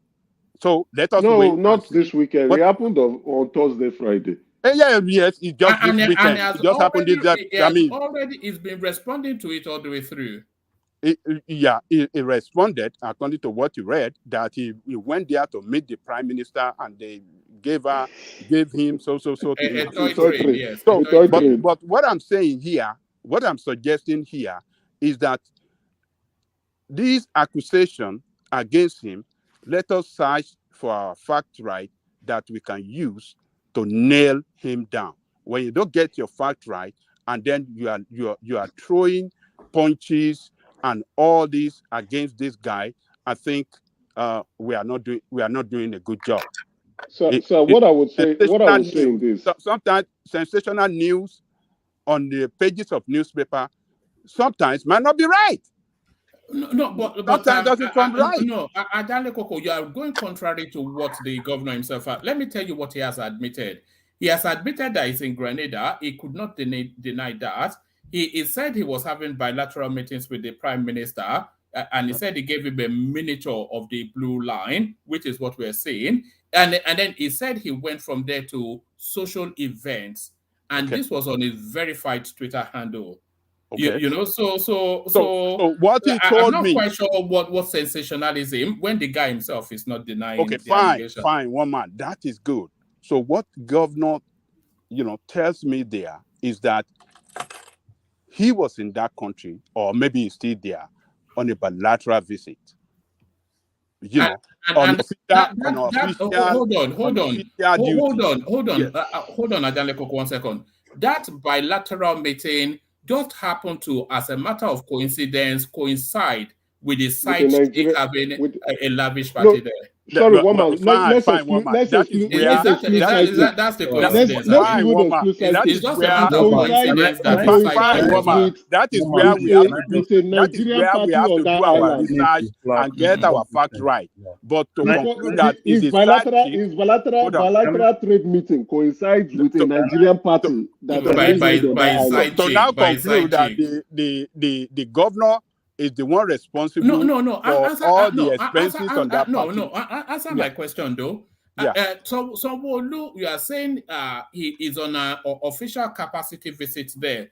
Are you saying then it is a coincidence that this lavish party, 7-day party, no expenses spared, shut down the entire island? Are you saying it's a coincidence then that his bilateral meeting coincided with his side chick having this $20 million party on the Caribbean island?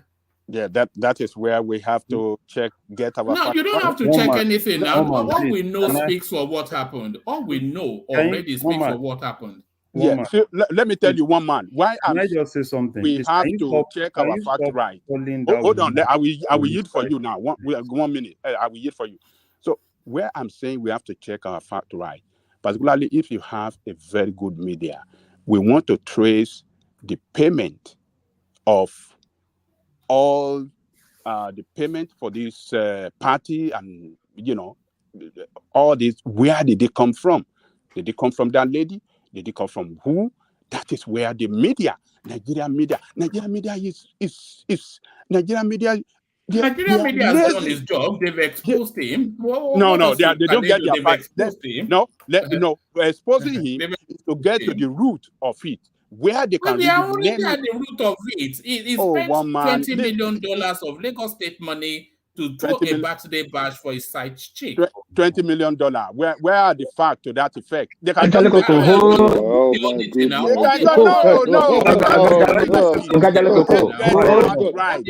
We need to show Baba Jalikoko the check. We need to show him the check. Let's get You can't just mention any figure. Everybody, hold on for Larry. Let Larry come in. Larry come in. Yeah, let me just say something. You see, I respect everybody here, but sometimes, we tend to dwell more on assumptions and not really going with facts. And I'm going to pick it one by one. Number one, we all allege that this woman is Sanwo-Olu's side chick, and we don't have any facts to that. Number two, we alleged that Sanwo-Olu funded that party, and we don't have facts to that. Number three, we alleged that this woman does not have anything doing, and we don't have facts to that. And now let's go to the facts. Who is this woman?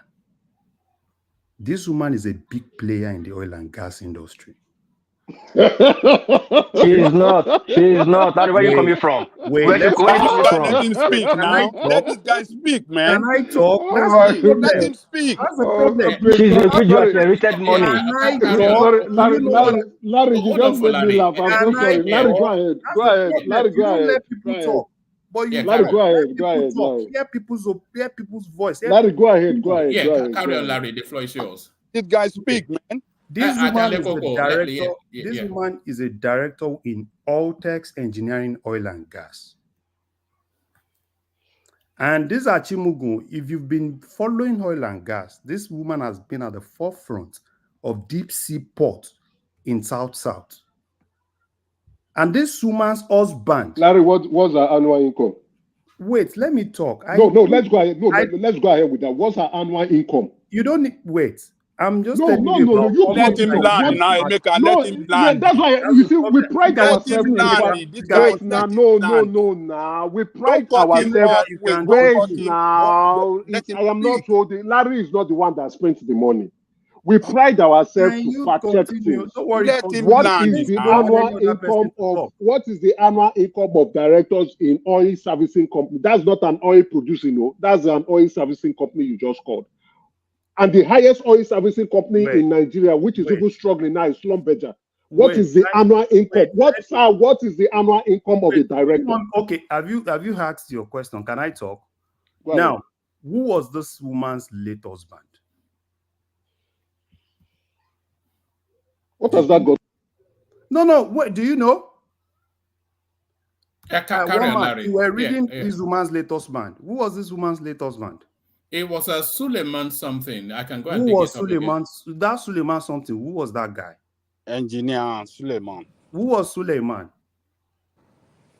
They don't know. Larry, speak on. Oh, They Suleiman. don't know. Suleiman was Yeah, so Suleiman, wait, Suleiman is a Wait, hold on, Larry. Sorry, Larry. Hold on, since you are coming. Hold on.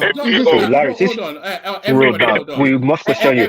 Hold on now. It's the same thing as me asking who's War Peace. Tell us who War Peace is. Emeka, hold on. Let Larry speak because he doesn't have the capacity to push his voice over. Okay, sorry, Larry. Sorry. Is that the former MD of PPMC? PPMC. Oh, of what? PPMC. Yes. I think we should end this conversation here. PPMC. It's a terrible corrupt. PPMC. Those are the guys. Terrible corrupt. Hold on for Larry Bishop. Sulaiman was the head of PPMC. So they had this oil money. What's PPMC? PPMC. Wait, hold on.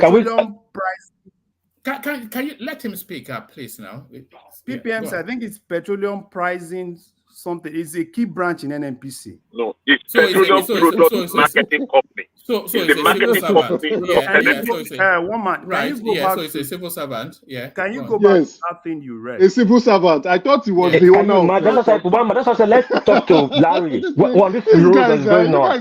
Who you guys are talking about? And Bishop, if you are speaking like that, if we're not going to let Larry speak, hold on. If we're not going to let him speak, what I meant, don't misinterpret me.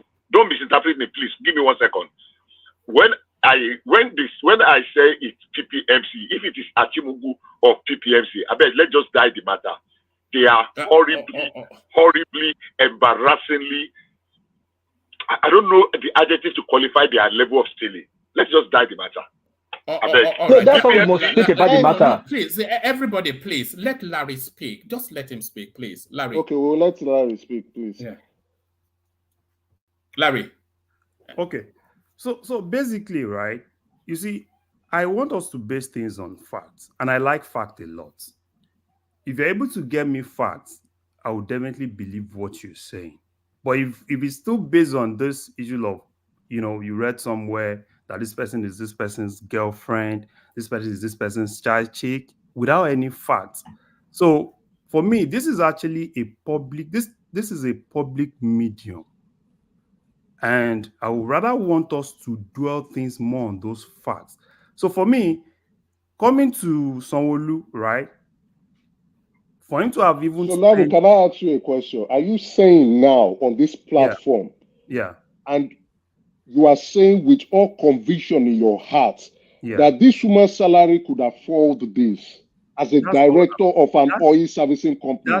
And are you now saying that her late civil service husband, even when you die, that's the end of that money and the stealing, that she could still afford this? Larry, are you saying it here on this platform so we'll be sure?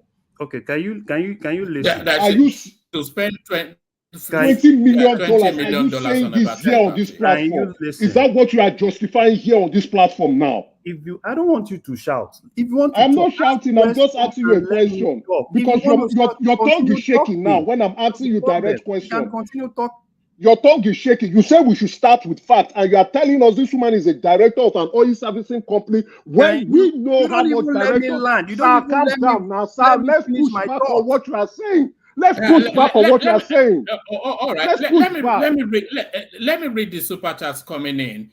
So the super chat, it says, can Emeka World Peace and other panelists let someone say something different from their own opinion? Don't you? And then it goes on. So I think that the people want to hear from Larry is what they're saying. Larry. So what I'm saying is this. I'm not justifying probably how they got the money to finance the party. The only thing I'm saying here is we don't have facts that Sanwo-Olu funded that party. All we've been saying here is probably some rumors somewhere, and we now picked on those rumors to be the facts. We don't have facts that this lady is Sanwo-Olu's side chick. All we've been basing everything we've been saying on is some rumors, and we'll take that rumor to be fact. So I'm not justifying probably the woman spends money where she got the money or anything, but what I'm saying here is when we have some things that are not facts, let's not make it fact. There's a difference between fact and assumption. Fact is completely different from assumption. Unless you're able to give me facts that so, then they should probe him. But if you don't have the facts, don't make assumptions to be facts. I don't have that power to shout, right? If you can go against what I say, but what I say is the fact that if you don't have fact, it's not fact. It's still assumption. So don't make assumptions turn to be fact. Emeka, please, let me go first. Please. No, sorry, I want to move on from that space. Round off that space, Emeka, and then I'll take you to one more talking point. I want to get to Bishop quickly, who is in a hurry to start driving. So, one man, right? I appreciate Baba Jani Koko's input and even Bishop and Larry's input. Where Larry was saying we do not have facts, and what he said, what I would say is those are the missing links that we need to include. If there are information readily available in the public that we can go and look, we do comparison indicators to compare things, and we can tell when things are at variance with the norm. We can tell when outliers occur. At least we are exposed individual. We know the salaries of oil and gas directors. They are not the owner. Somebody on the comment section was saying they get contract from government. Which of the government, number one, that's the first place. Number two, you are not the owner of the company. And even if you are the owner of the company, you are still under obligation to operate your funds with the funds that you get, which are contracts, which are revenue, to operate it within your company structure. So you still have a salary that you earn. And then at the end of the year, as a governor, you're entitled to, as the CEO or the chairman, you're entitled to bonuses and dividend payments in line with your shareholdings. For Christ's sake, we know this. Now, this is a $20 million party being spent here at one sitting. Yes, in 7 days, but at one sitting. This is not the norm. This is not the norm. Not every billionaire too spend this money. If this woman is just a director, she cannot afford this. I saw where you flashed that FCT is calling her to come and pay taxes, which is the right thing we need to do. When we see people living a lavish lifestyle and are spending money, we check whether that money, whether they are paying their own tons of taxes. The middle class and the poor should not be funding the lifestyle of the rich. If you have so much money you are spending and you are renting an entire island for a week, bring that money to the country so that we can use that to construct certain things. Then there again, when we are saying these things, who were the high-flying people, who were the public officers that went to attend that party? So, but again, it is a rumor. Yes, we will keep the rumor. We cannot verify it. We are not in their bedroom. So maybe some of us want us to enter into the bedroom to go and see what they are doing inside that bedroom to say, yes, now your girlfriend, we don't catch you today. But now what is annoying for me here is that we are making latitude for government officials to act in a way and should not be held accountable for what their actions. And I think it is not right. We pride on this platform to hold government and public officers to the tax when they do the things wrong and to applaud them considerably when they do the things right. So when they are doing something that is not good, we are now making excuses for them. I think this is not good. I think this is not right. I think this is not okay. We should use equitable, measurable ruler and standard to put it at their face and say, Oga or Madam, you have messed up. We should not be looking for excuses or trying to go and purchase excuses where excuses do not exist and say, let's go and be looking for the legislator or the act or the laws, or let's go and stand in front of the National Assembly House and tell them to make new laws or repair old laws so that the people who are involved should not be held accountable. We should stop this. The governor is not supposed to be there. The governor was there for a reason, and the governor was caught wanting, and he begins to explain himself. We should call him out, even though we know that he has immunity clause. In other crimes that works, that we always continue to compare Nigeria with, and if we truly want Nigeria to move, we begin to hold them to those standards. He would have resigned by now. One man, let's move ahead. One man, please. One man, please. Let me just add this before you move on. Please, I beg you. Hold on, what please? I'll come to you in a moment, but I'm very keen to get to Bishop because I think I know. Let me add to this. He wants to start driving. I know, Bishop. I beg you. Just 2 seconds. Let me. hold on, please. Can you limit this guy to just one topic? I mean, our friend. Limit. Just go round because a lot of us are waiting here. It's going to take a long time. Okay, let me add this to Emeka zone. And first of all, when someone looked perfume saga came out, this house people spoke. No, where's the proof? Then proof came out. When Better I Do Matter came out, this how people spoke. Where's the proof? The proof came out. Now, if this party, Sanwo was in Lagos, and people are accusing Sanwo, he spent 20 million on the side chicks party in Grenada, that would be a fair argument for rumor. But he was there. Anything happens there involves him. And again, Nigeria is looking for dollars. In a sitting, Nigerian citizens took $20 million to Grenada economy.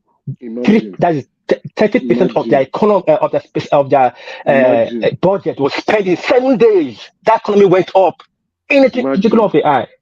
And we are talking about Mura here. And everything is wrong.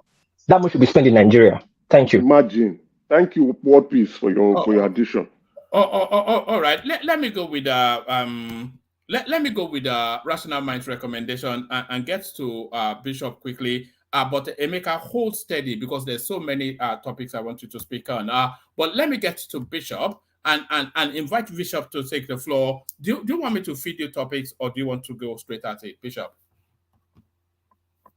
Well, you can give me the topic you have.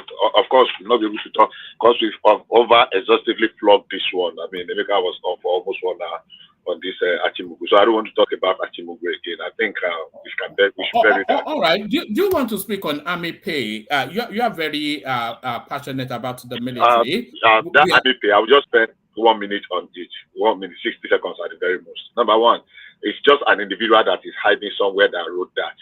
There's nowhere they sat down together, and if they have complained, there are channels of complaint. What that individual has done, if at all, is a military personnel, which I doubt very seriously, is at best a mutiny. So I don't think anybody would lose sleep over that. They did something like this sometimes ago, wrote something that some people even dressed in military uniform and they were discovered not to be genuine. So, and we can always have some recalcitrant rogue military personnel that after the taking substances. So I don't think anybody would lose sleep over that. So I can say that. All right. We were trying to open up this conversation yesterday, but we couldn't really progress it. We are committed to upholding integrity. Federal government probe all theft allegation against naval chief. So it's Emmanuel Ogala, who is just now been alleged that is moonlighting as an bunkerer. So have you got any more on that? Yeah. Like I said yesterday, I wanted to read, but I read something that really broke my heart today. Somebody said, and was as usual, as we would expect. The comment was very sad to me. I find it very disturbing. If there was evidence, let them put him up. But somebody say, oh, now the only Igbo man they have managed to give a service chief, they are looking for a way to rope him and pull him down. I felt saddened by that, and that's why I will not want, because we are going to give it ethnic coloration. If we go this, if we say, oh, probe him, they say, oh, is he the only one? We are going to give it, and I don't want to get involved in that. It's too dirty. We need to clean the audience table already. So if the man if there is anything, any semblance that he's guilty, I'm not saying he is. I'm defending him that he is not. But why do we always want to go to that tragedy and somebody put that on something today? When I read it, my heart just melted. Here we go again. So I believe him. I believe in the statement of the naval headquarters, and I want you to be at that, except when there is every strong evidence that he was actually involved. And if he's involved, whether he's Yoruba man or Igbo man or Hausa man, let us call him out and let the law take its course. But somebody's trying to gaslight and say, oh, the only service chief, the only person they have managed to give service chief in a long time, they are trying to pull it down, that is a scheme. I think that's very disturbing. All right, brilliant. Let me take you to this space. Nigeria in talks with United Kingdom to commence London-Lagos flights. This is Festus Kiyamo trying to make life easier for Nigerians. So I was even surprised that there were no direct flights between London and Lagos. And I was there are direct flights. There are direct flights from London to Lagos. So I don't know what That's what they used to say. The issue of direct flight from Lagos to London, yeah, it's important, but should not be top of the priority because there are more than about 11 flights going to Lagos between Lagos. So not all of them are direct. Weekly now. Weekly, about 11, is it 11 or 13? You can check. Oh, sorry, who flies directly from London to Lagos? Who does? British, what do you call it? Still fly Nigeria now. Still fly Lagos and Abuja now. Fly Lagos 7 times a week. Fly Abuja 2 times a week. Are we asking this question? You live in London, man. I think there are 2 airlines from UK that goes to Nigeria. British Airways goes to Nigeria 7 times, to Lagos 7 times a week, and to Abuja 2 times a week. Thursday and which day again? So what are we talking about? Lagos, London, is the most common. We're talking about Nigerian carrier. We're talking about Nigerian carrier. Nigerian own airline. Okay. If you are saying for a Nigerian airline, that now explains it. But saying like there is no direct flight between London and Lagos, that's ridiculous. That's the easiest thing to fact check. So if you are saying Nigerian airline, now they gave earpiece sometimes. I mean, this airline used to have it. Arik used to have it. Not only Arik, about 2 airlines used to have it before. Because these are things we need to sort out when we have a flag carrier that can represent us in the BASA, the Bilateral Air Service Agreement, like I mentioned yesterday.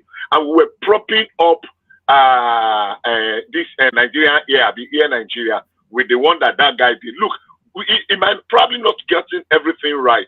Maybe he failed in some area. So when this guy came, he had not even read the handover. No, he just pushed it under the, throw it under the bus, as they used to say. And we want that to end. Then we spent money. What happened to that?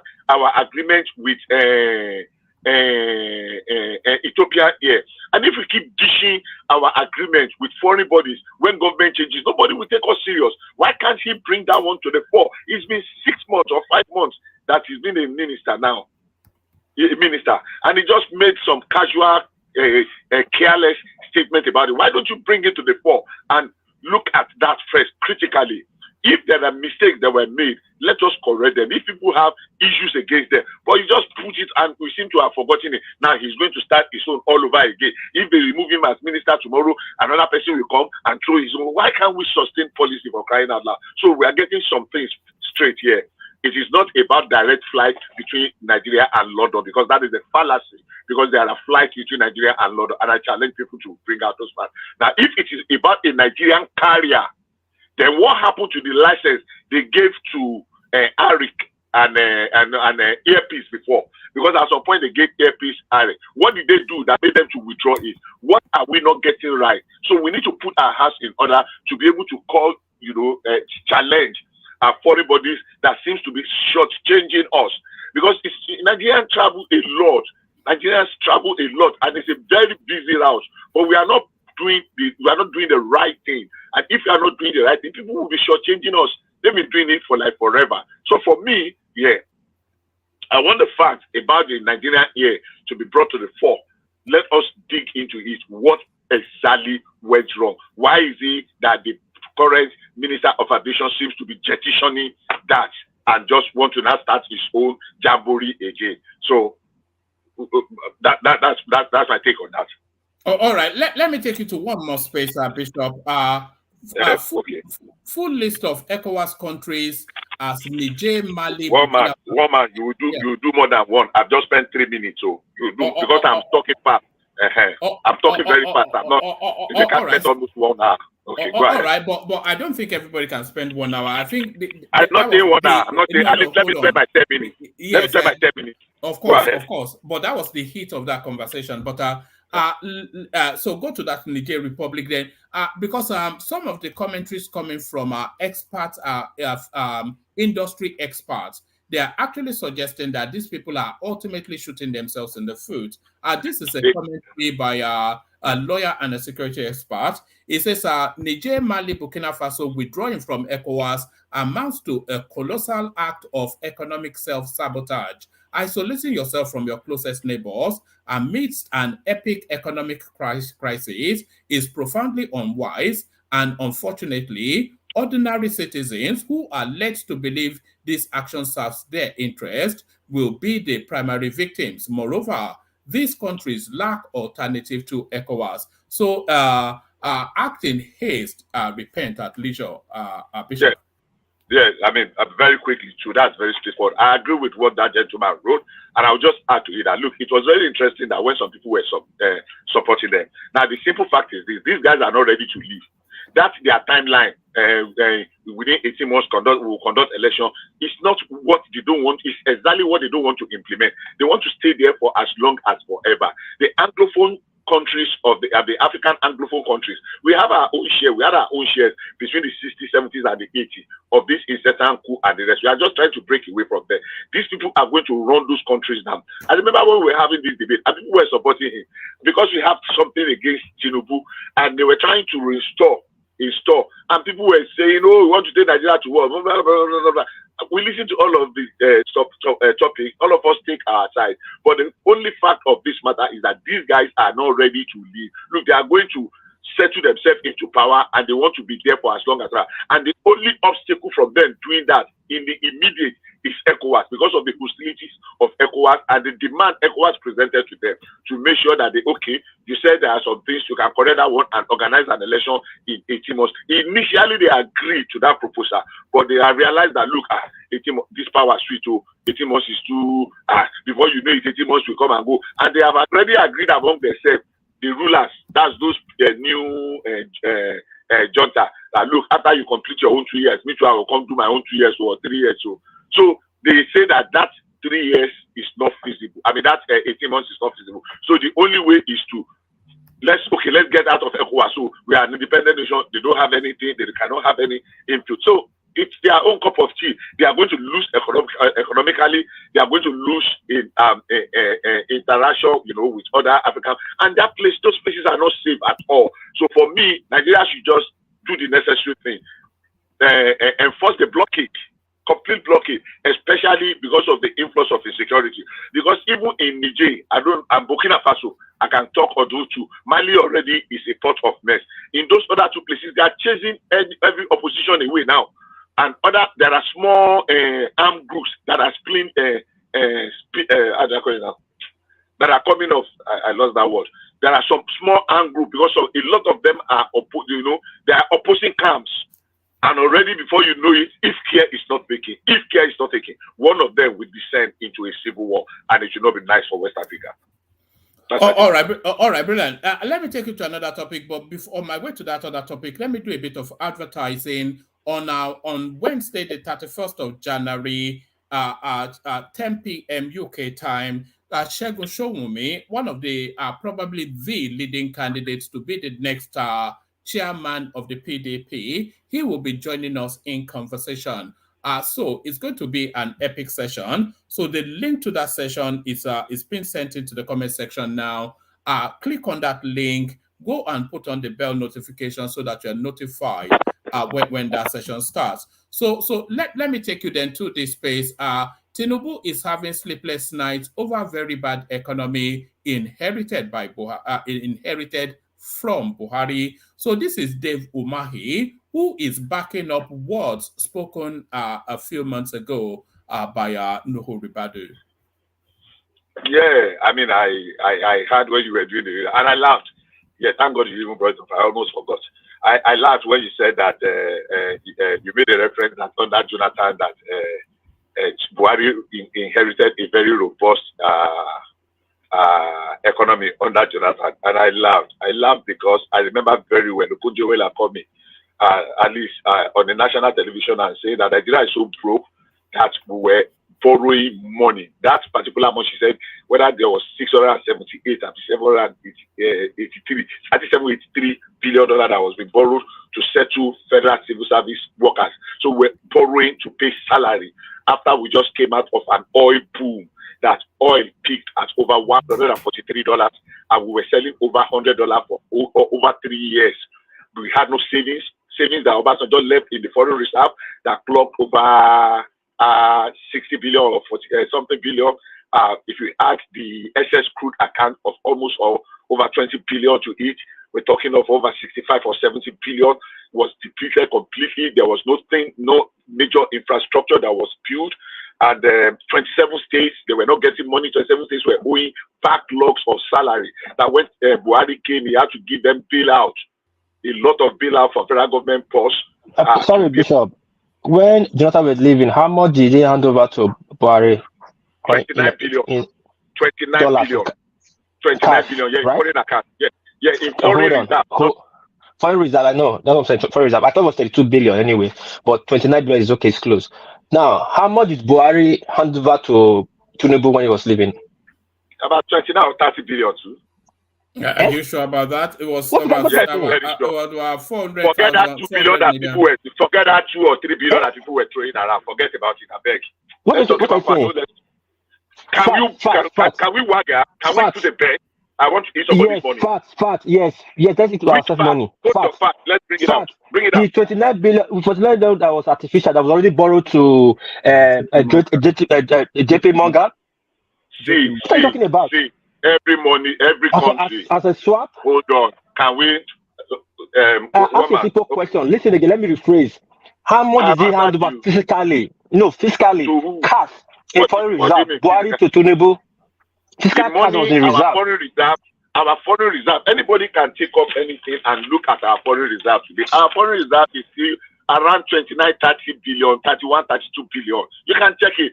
I am saying if we are going to over that 3 billion.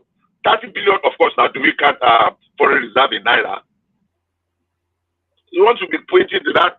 Sometimes somebody said that they said that we have borrowed our money, that we are only having $3 billion dollar in foreign reserve. How do we balance?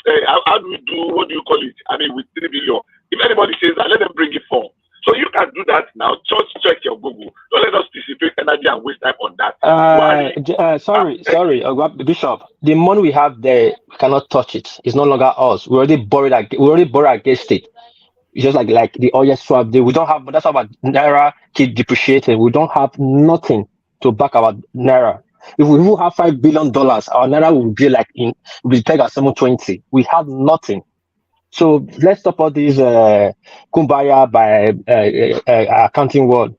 There are a lot of accountants here. Nobody will dare to tell you Nigeria have $32 billion liquid cash in our foreign reserve as today. That is our own sitting there. The way you are talking of liquid cash, it shows that probably it's not your fault. It's not your area.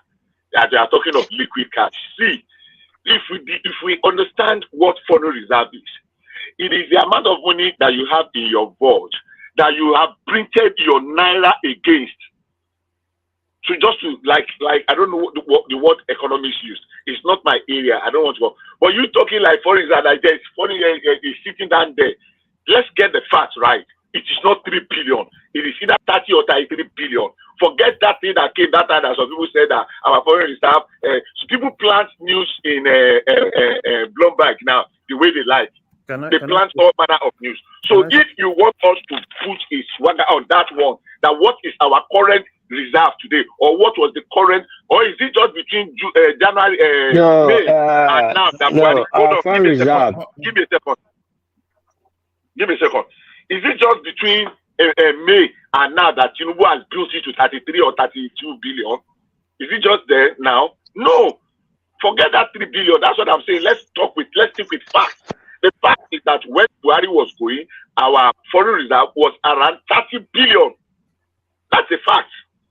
Have they now use it to print Naira or spend it or something? That's a different kettle of fish. But our foreign reserve that we use to when you want to this in the top when our Nigerian foreign trade, when you want to do trading with I forgot that there's a technical word for it in foreign trade, that is what you use to back whatever letter of credit.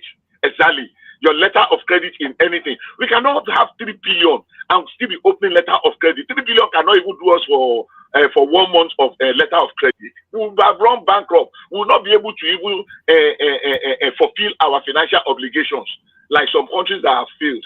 But we are fulfilling our financial obligations now.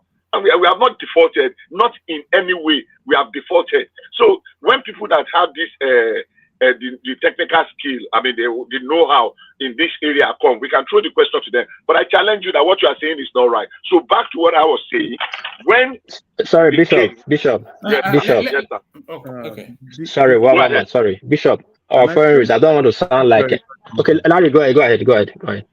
Yeah. So actually, Bishop, the $33 billion that you see there, that's what you see as kind of like figure. But in August, JP Morgan, because there is this agreement that CBN actually signed with JP Morgan. And JP Morgan came out and estimated that what we'll be having will be like $3.7 billion. I am saying to you that you check today. Let him land now, baby. Sure, let go land. Why don't you? We are having conversation. Let him land the point now. Why did it mean that we tell to shut up now? Why did it mean that we tell to shut up? Why? I'm not telling you to shut up. I've said that was just it. No, hold on, rational mind. Bishop, having a conversation front about why did it mean that you will have to shut up for crying out loud? It said Jekyll land. But Bishop, they gave no land to the coming. Would they allow it? Would they interject the fact that you are saying that Jekyll land? What's the business with Jekyll land? Bishop, hold on. Jackie Larry, let him put the fullness of what he wants to say to you, so that you can handle it in the roundness of how he's presenting it. So let him put it, and then you then address it from the full understanding. Larry. So Bishop. So what I just want to put some facts so you can actually go against it. So basically, we had 33 billion, but in August, I remember in August, JP Morgan came out and brought a figure of 3.7 billion. That if they remove every other thing, because in that 33 billion, there are other facilities that are there, right? That if they remove everything, they're estimating that will be at 3.7 billion, which before this guy left, when they had, as at that time, that was when they had that, this other Yoruba man, kind of like acting CBN governor, he faulted it. But after they did that investigation, I think they found out the exact thing we have, which is not that exact thing. Because if with that agreement they signed with JP Morgan, this is more like they used that particular foreign reserve as collateral, which is more like when it goes down, help us kind of like pushing it. So for me, I'm not really sure that 3 billion is the actual, it's what is there. But if you take that everything that JP Morgan has, but JP Morgan is still saying 3.7 billion. But they've not done they've not audited CBN. Probably at the end of proper audits, we'll get the exact figure. I'm struggling to understand. Just Google what is Nigeria's current foreign reserve. This technicality of they have removed everything they owe. They have removed. America is owing over $33 trillion today. If they remove it from what they are, our foreign reserve is not 33 billion. It's not even up to 10 billion. I think our foreign reserve. I think our foreign reserve is. Where did you? How much is it? Hold on, everybody. Bishop, listen to this 1 minute clip from Willie Obiano. It speaks to that broad space that I think Larry was trying to explain. Did he actually live in the state coffers when he left as governor? And are you willing to publicly publish the bank verified statement to settle the matter once and for all? Yes. Not talking. Yes. My predecessor left 9 billion cash and 9 million or 9 billion? 9 billion cash and 25.6 billion in script issues. These are sovereign wealth fund and shares in other banks. If you put 9 million to that, you get 35.5 billion. Technically, but he issued checks worth over 15 billion before he left, waiting for me to cross over before those checks started appearing. So you can see it's timing and leading in accounting. That's what happened. So that's broadly what Larry was saying. Absolutely, it is absolutely ridiculous that we are using this example for what we are discussing. But that's for Anambra State. That's for Anambra State. That's Anambra State. Now, Bishop, just come now. Let me drop this now. I just went to the CBN. The CBN website, they've refused to update the reserve that we have. We have 6 billion FX forward contract that we are yet to honor. NNPC now, with a shady Project Gazelle, the SPV, are trying to borrow 3.3 that they have paid 2.1 for that same 6 billion forward contract that we have not paid, right? Our foreign reserve is probably not even close to 5 billion. Cash at hand is not close. If it's 33 billion, we would have offset all our issues. So we don't have it. No. I think we are mixing it up. Seriously. No, I am telling you. I heard what you were telling One Piece about foreign reserve. I'm telling you what foreign reserve is. It's not at the back of a note. I am telling you authoritatively. If we have $33 billion, if we have $33 billion of dollars in our coffers, we will not have an exchange rate of 1,400. We will not be struggling to pay all this. Sir, listen now. Sir, listen. You are in the wrong here. You are in the wrong here. Our foreign reserve is not even, at some point, I am thinking our foreign reserve should be 2.5 billion, and it is not growing. The reason why is NNPC is not paying anything into the CBN's account. NNPC has mortgaged all our stuff into forward cruise. Going, they are not remitting any funds at all. We are not seeing any import into the account. Nothing is coming in. So our foreign reserve is actually depleting. We are in a deep mess. It's not even up to $10 billion. That is why regularly the CBN keep updating our foreign reserve. And I've been watching this I looked at it September 2023. They've not updated, and they won't update because there's no money. Thank you, Bishop. You have your say. I have my say. Let me just round it up because obviously I've exceeded the time. I insist you are getting it wrong, but that's fine. When majority seems to be that way, a simple Google search asking. It's not CBN that will quote what our current foreign reserve is. There are several, what do you call it, that will tell you what our current foreign reserve is. We are mixing it up completely. Give us example. That if we have, hold on, let me take my own now, please. No, I'm asking you, give us example of such bodies that can give us, besides our own central bank. You just go on Google. And unfortunately, I don't have access. You just give us names that you know. That's what I don't know. If you cannot go to Google, then I don't know. So what I'm saying, in essence, is this: you just made a mess of it now. Say if we have a foreign reserve, our dollar will not go to 1,400. What the government has simply done is to stop subsidizing dollar for people. That look, some people will have access. International banks are not honoring our letter of credit because we do not have foreign reserve to back it up. That's a lie.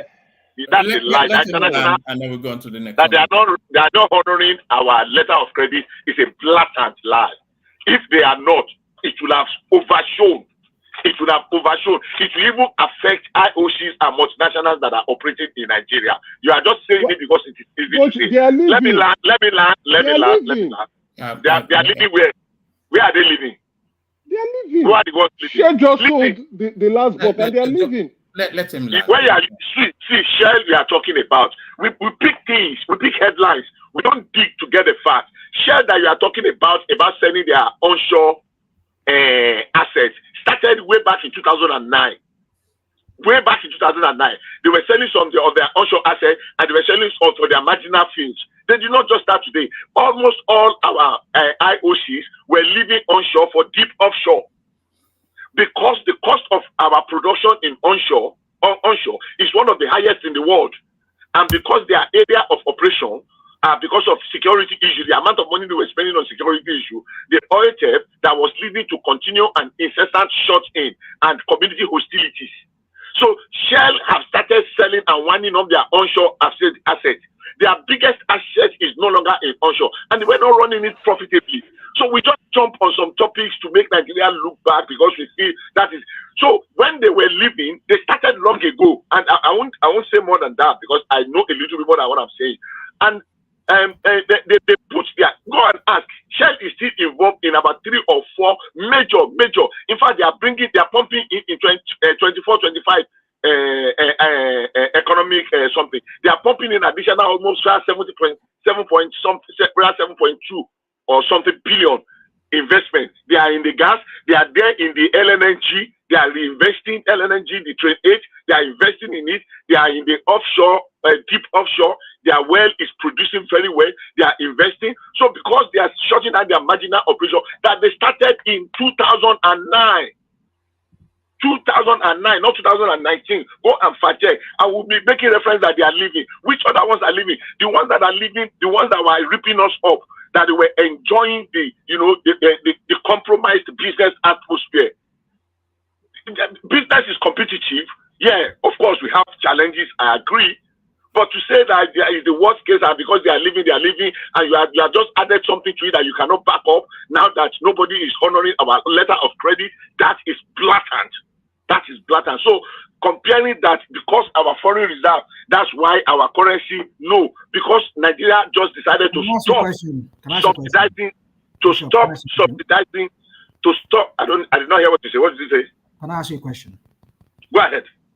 If you say they are honoring our letter, yes, letter you call it, or we call it. Now, why is it that the Afri-Exim Bank is asking for some kind of form of collateral, or they have to propose it? Hold on.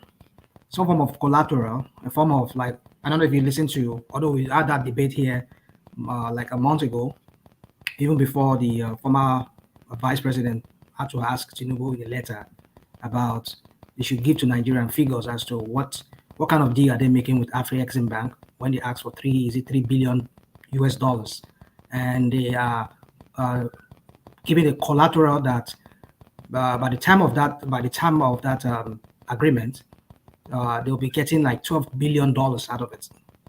So why would they ask if you are credit worthy? Why would they have to collateralize? I mean, I don't know what kind of word. Why would they have to ask for some form of collateral, a form of our oil, to ask for $3 billion, which invariably at the end of the day, at the time of that loan, is going to be $12 billion that these people are going to be making. So why would they, if we are credit worthy, we should just go by our credit. Just give me $3 billion. We promise to give you back, and then they will give it back without even asking for any form of collateral, or asking for us for our oil to be used as collateral. Why? Number one, the oil is not collateral, it's a form of payment, the agreed form of payment. So you are missing it all. If they agreed, I don't agree with it. Hold on now. Let me finish now. You asked a question. To the best of my ability, where I understood your question. The letter of credit is not even involved in this matter at all. We are talking of letter of credit, we are talking of loan. How are they related? How? What's the point of letter of credit that you're talking about? What does it show? How do I begin to explain letter of credit now? Where is collateral, for God's sake, on this day like this? Look, letter of credit is simply, how do I begin to explain it? If you at a company, is a form of payment, right? Where it's a guarantee that once the document gets to a particular point, either at the port, that's a document, or the goods lands, that the creditor should credit the bank where let me explain better. So if you are purchasing, mostly for imports, if someone in Nigeria here wants to buy a goods in China, right? Now, they want a form of guarantee that you will pay them. So you will go to a bank, you go to your local bank and go and get a letter of credit. Now, they would not signal the corresponding bank. Most corresponding banks are in the United States. And that letter of credit, they will move that document, the import lady or import document. Once the import document gets to either the bank or it gets to the port, then the funds from the funds from the buyer would be transmitted to the seller's bank account. So that letter of credit is now like a guarantee that, okay, the bank itself, your local bank, is not guaranteeing the seller, right, that they are going to make payments, that once there's the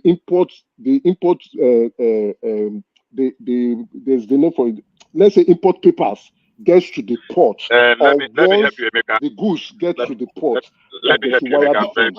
All right, start to bring it home, Bishop, and then let me help you, Emeka. Letter of credit is when you want to import something you approach your local bank and they open what we call a Form M for you, which is with what the local bank transact with the seller bank. That's the buyer bank transact. So guaranteeing the amount and the purpose and the, so it is not just on your, not like, or like you carry a wad of dollar in your pocket now. It is the country now that has opened that letter on your behalf through the approval of the Form M. But you must be, Form M, you must be in good standing with the bank, because that's what we call credit worthy. You're being credit worthy. Yes, So I'm not. yes, that No, is it. we are not talking of you now. No, hold on. You must be credit worthy to your local bank. We are talking. Our foreign reserve, which is we are talking of Nigeria now, not an individual. You are saying they are not honoring our letter of credit, and that is wrong. They are not honoring our letter of credit. Our banks do not have the. Our banks do not have the dollars Where to did you pay. say that? Where? Who They are said not. that? They are not honoring Yeah, you cannot our just, reserve. take Our it because reserve. you said so Bishop, now. I didn't want to interrupt you. Our reserve. I just wanted you to cut you. Our reserve is 3 billion. We don't have the funds yet. It is not. Even Where is your economic intelligence unit has said as at 2022 we are overstating. The audit report has shown that we are overstating our foreign reserve by 40%. We are overinflating our foreign reserve. We don't have the cash, and that is why we are having this FX issue we are struggling with. And the reason why this NNPCL is going into this shortage, and we borrowed money, we borrowed 10 billion to resolve most of the airlines that we are owing. The first batch are tranches. We still have 6 billion forward contract that we have not yet honored. If we have 33 billion standing in our foreign reserve, do you think we will not honor that foreign the 6 billion FX that we've not honored? We don't have the funds. We have less money. What is your source? Hold on now. What is your source? Quoting our foreign reserve. I will say, okay, what I will say, I'll send it to the Emeka, that 3 billion that is there, it's not even there. We have printed naira against it. If you remove the naira we printed against it, which is causing the inflation right now, that is hammering that spot, we have like $420,000 left. So we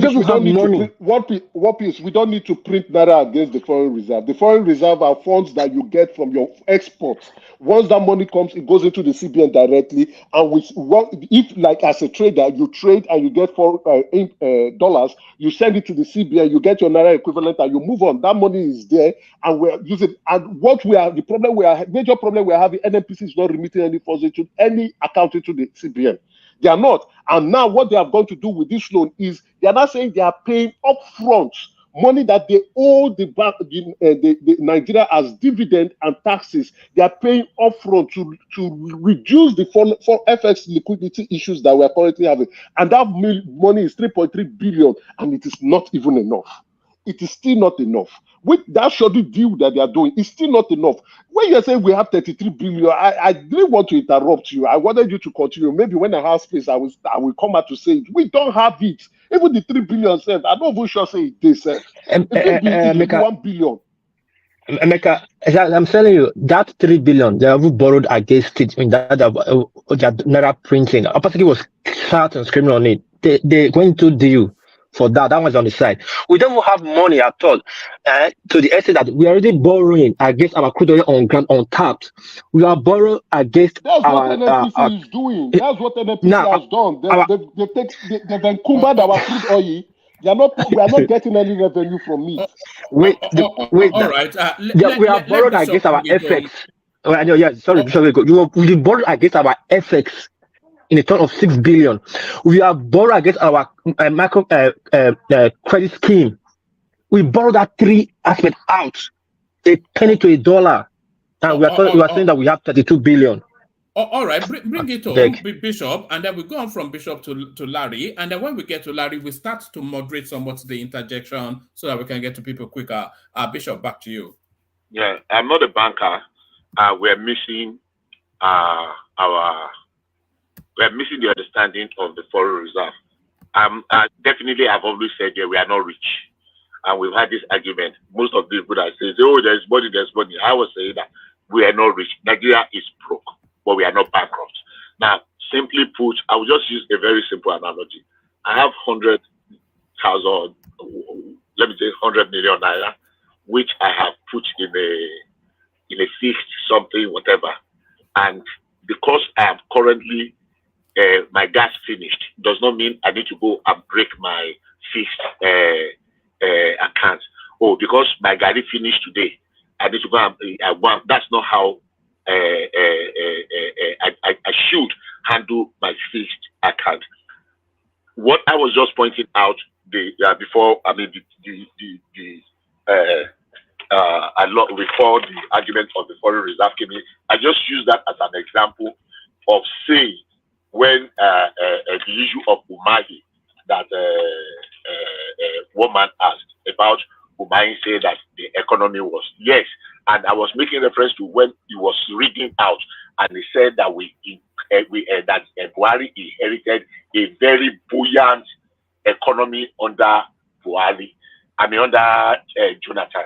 And I made reference that under Jonathan, Okojo said they were borrowing money to pay salary, and that 27 states were default in salary of more than 10 months.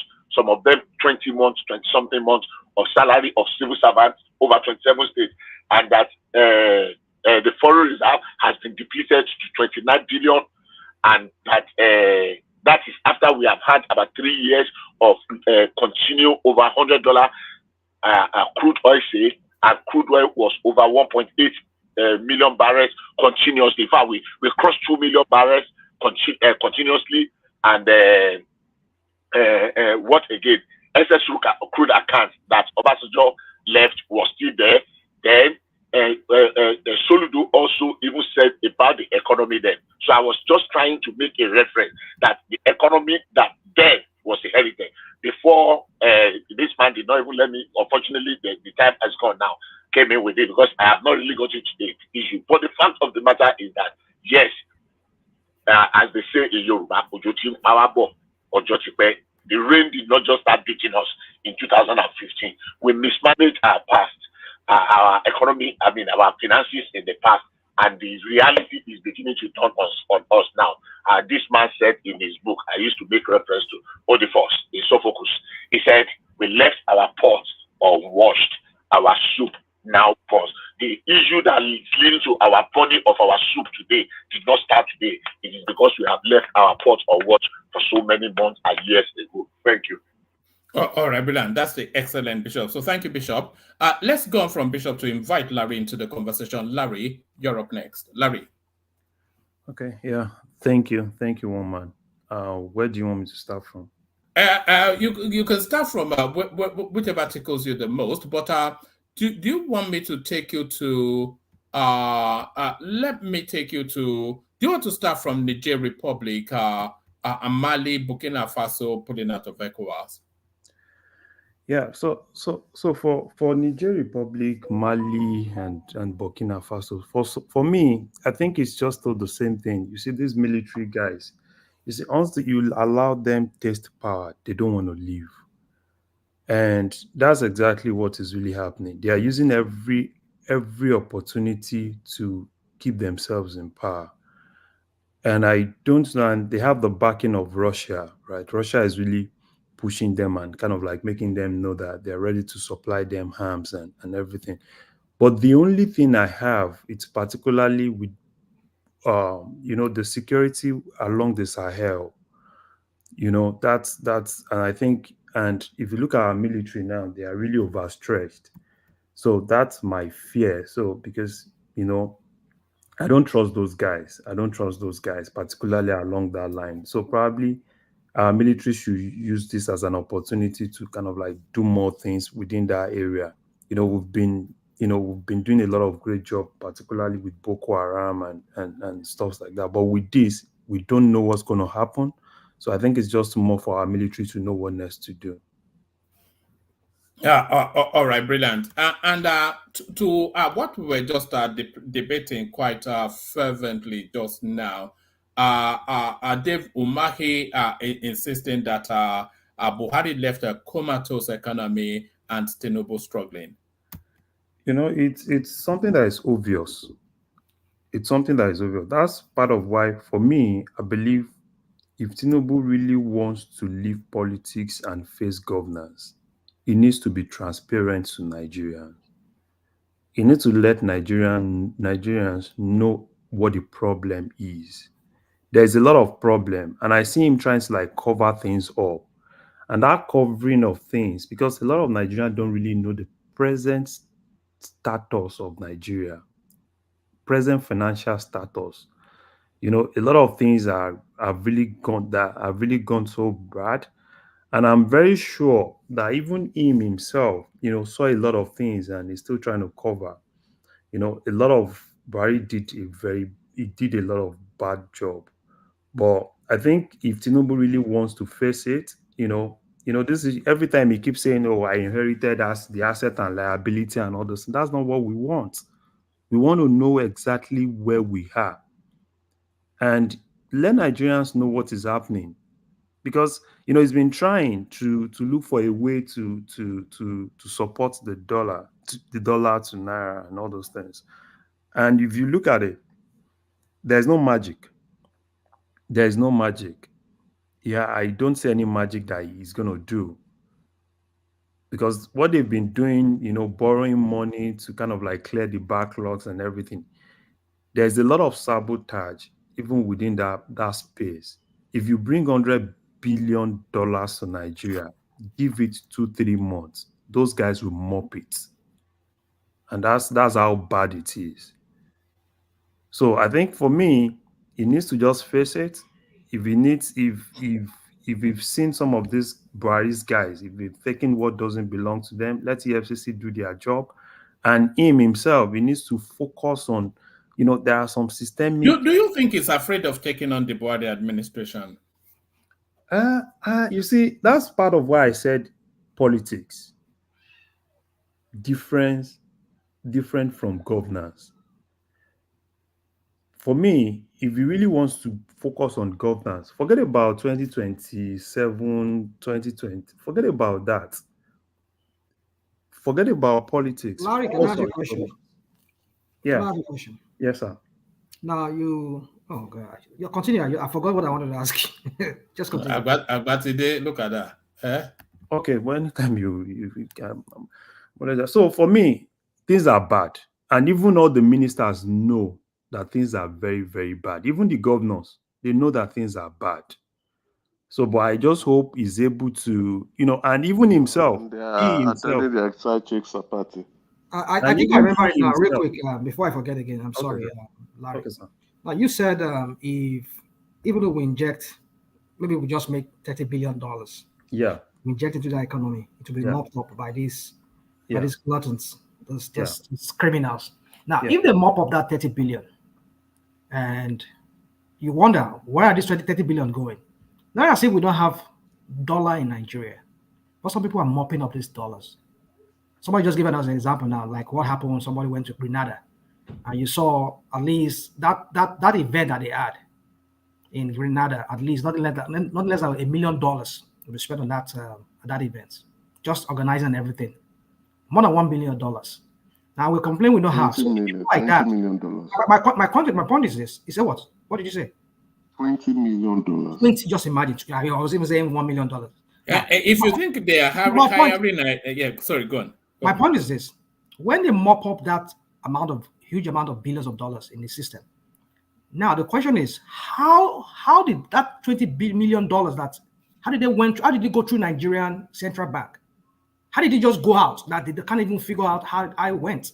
You know what I'm trying to say? My point is this, is that if this money is being mopped up, these hard currencies are being mopped up by these people. This money, they're not just mopping it up just because they want to save it somewhere. But at least more than half of that money will go out of Nigeria. So how could that money go out of Nigeria? That central bank and the NFIU could not even really, trace where this money is going. What are this money going to do outside? Okay. Do you understand what I'm trying to say? Yeah. Yes. So why can't we? Why is the Nigerian system allowing that to happen when we need that money and it's sabotaging the economy? Okay, so those are the systemic issues, right? And there is one particular one that a lot of people don't really know that is happening, and I was very, very disappointed, particularly in the governors. Was it not on channels? Somebody was saying something. What the governors do now, once they collect their allocation from Abuja, they take a large chunk of it, right? And the next thing they do is to call their bureau de change guy and change it into dollars, which is really, really, which is really, really huge. And this evening, I was listening to this guy, this governor of Imo, and he was basically talking about how some of these multinationals, how they've been shortchanging Nigeria. Some of these multinationals, oil multinationals, they sell crude oil. And when you sell crude oil, there's a law that says you sell crude oil, you make dollars, that money has to come back to Nigeria. But unfortunately, these guys are not really bringing that money back to Nigeria. And it's even he himself, the Imo governor was like, because I think they just made him the chairman of anti-vandalism or something. And he said he was shocked. He had to write some of all those multinationals that this is the law. And that's exactly where the problem is. That's why, for me, part of why I think Tinubu got it wrong, and I've said it on this platform. You see, all this economic team, and I'm not a fan of the Wale Tinubus and the Cardosos because they are part of the problem we're having now. They worked on that policy document, and if you see everything Tinubu did was based on that policy document, they made a lot of assumptions about foreign reserve, and that was why they were more like, here, Tinubu should float that currency then. And when they floated the currency and they now saw the problem, and they are now running etasketa to fix the problem. So he needs to just take responsibility and work on those systemic issues. There is a lot of systemic issues. As in, if you look deep, most times I hear some of all those guys and I see the problem. So it is so huge for the president himself. And they are using the approach they are even using to tackle this problem is not even going to give any results. There's a lot of backlog. You are borrowing money to clear backlog. Imagine you borrowed like they said you borrowed like 3 point something billion. They said you've already collected 2.7 or something. All in the name of clearing backlog. Okay, mentioning what they are getting wrong. So what would they have done right? What would they have done right?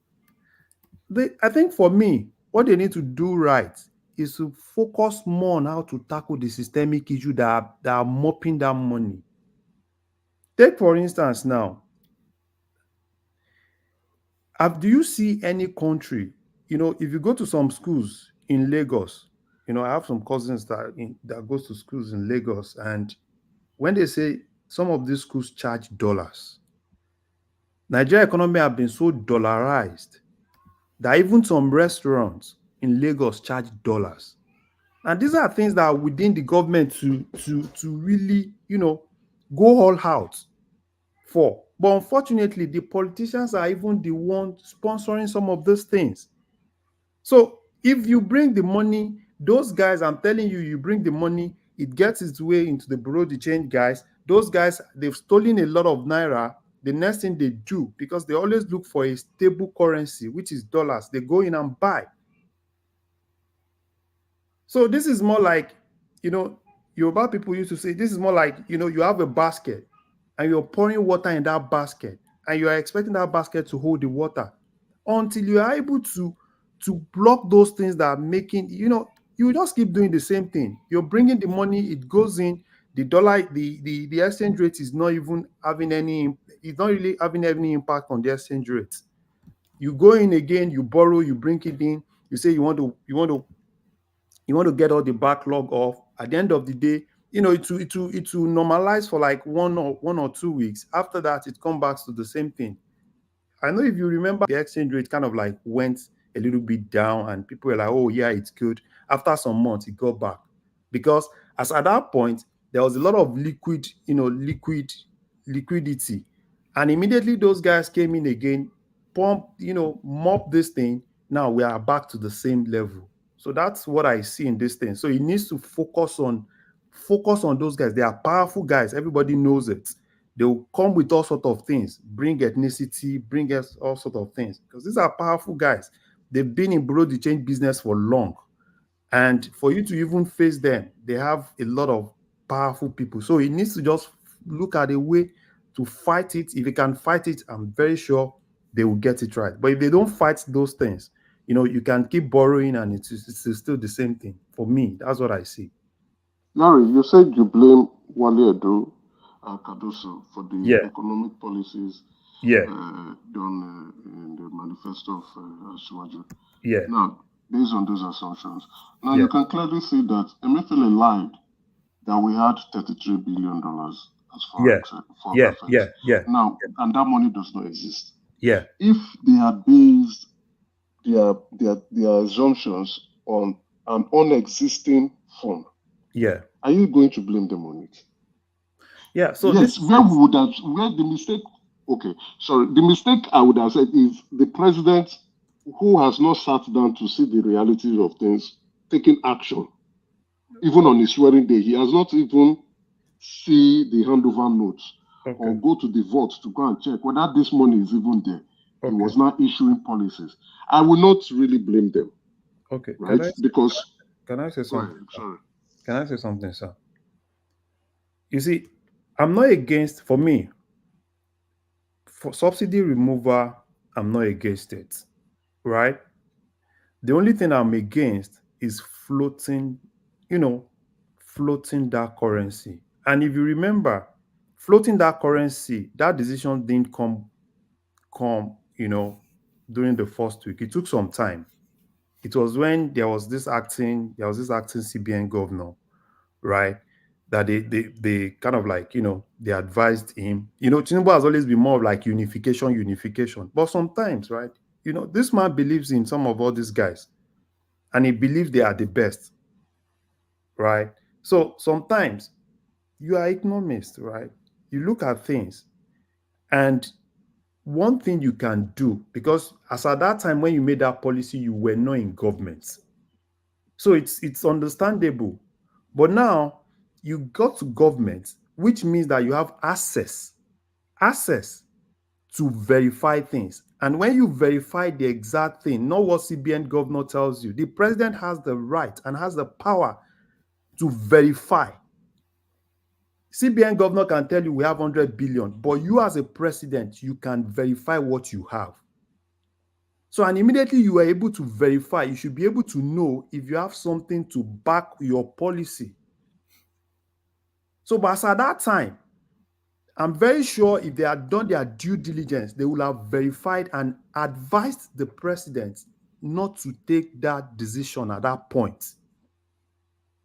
And the aftermath of that decision is what we are all facing now. And we'll keep facing this thing for almost 1 or 2 years from now. So that's why I said I blame those guys. Because if you are not in government, it's understandable. There's a lot of assumption. You don't even understand things. But when you are in government, you have the power to verify without any hindrance. That's it, sir. All right, brilliant. Let me take you. I think we've overlabored that lady's birthday. But let me take you to this new space, Larry. Tinubu approves inauguration committee on new minimum wage. So in my readout, I was really just opining that that minimum wage should actually be a living wage, and that living wage has to be means tested. And that means testing has to be contemporaneous. So you cannot just put a percentage on the already existing minimum wage, not taking into account inflation. So what are you then making then of this minimum wage that is going back and forth between labor and the government? You see, for me, right, I see this government as more of being reactive than being proactive. And you can quickly predict this government. Immediately the Labour guy came out and started shouting. I knew within myself, these guys they will rush and say they want to start bringing this committee. I was actually expecting this to have actually come. And for this minimum wage, this is it. I think what he needs to do is to be transparent. let them know where we are and let them know what we can afford. Do you think they will sympathize with him if he lets them know? They will just say, you people looted it now, so go and collect the money back from them. You see, yeah, it's normal, yeah. They might kind of like, because that's the major thing. Until Nigeria, and Nigerians won't even support him because they don't even know the present state that we have.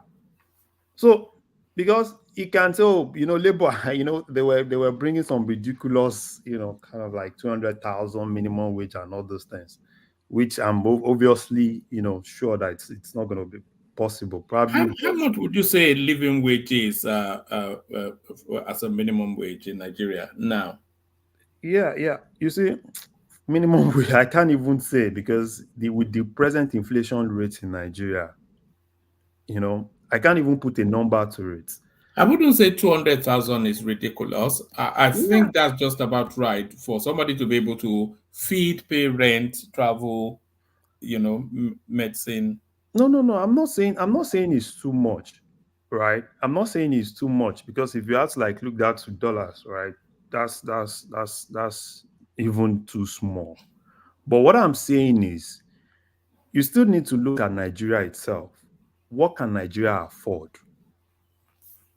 Because things are so bad, right? And me and you won't even advise the government to kind of like, because we want to pay this wage, go and borrow. Where exactly are we going to? We have a lot now. So that's why I said, people will, they will definitely, not support him and all those things. But sometimes we just need to face the reality based on where we are. You can go to everybody like you want to borrow more money because you want to pay, increment in salaries and all those things. How long will you be able to do that? So that's why I said, put everything into consideration. At the same time, be transparent, let them know the exact condition you have. And let that exact condition and everything determine what you can actually offer. That's what I just think in all those things. If they want to collect 500,000, if Nigeria can afford it, yes, I support totally. But we need to look at what Nigeria can afford. And this issue of, you always see labor kind of like, hey, yeah, how much is it to $1? But, by the end of the day, they look at things, right? Look at Nigeria. It's so bad. It's so bad. And sometimes I pity the country. And sometimes I even pity the president. And that's why every day I pray for the president. Because if Nigeria is good, it's good. We still have... Larry, sorry to interrupt you. Can I say something? And it's a form of a question. It's a both statement and a question. Yes, sir.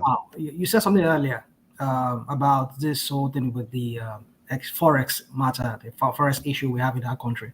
Yes. Now, if you look at it very well, first thing first, you cannot go from point A to B if you have not gone to A first before you go to B. At least if you were reading the alphabet, you want to read it properly.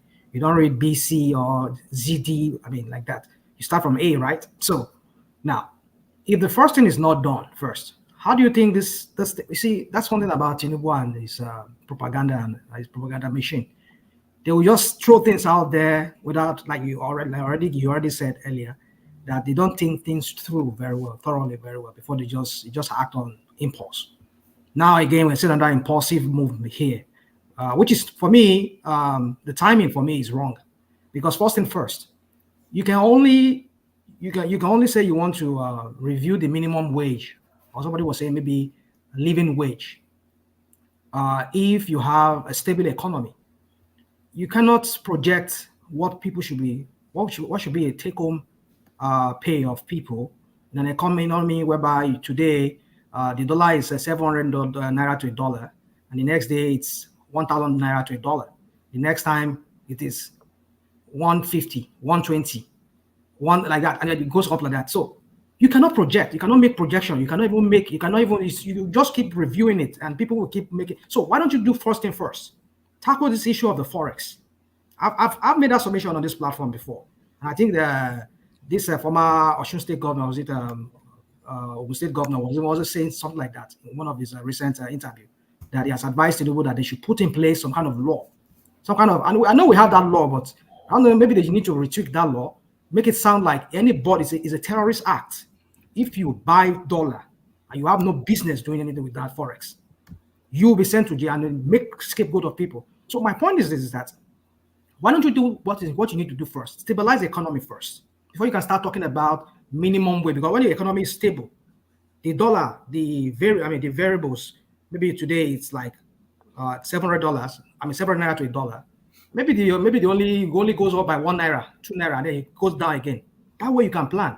Or you just skyrocket from $700 to $1 to $900 to $1. The next day, $1,000. How can you plan like that?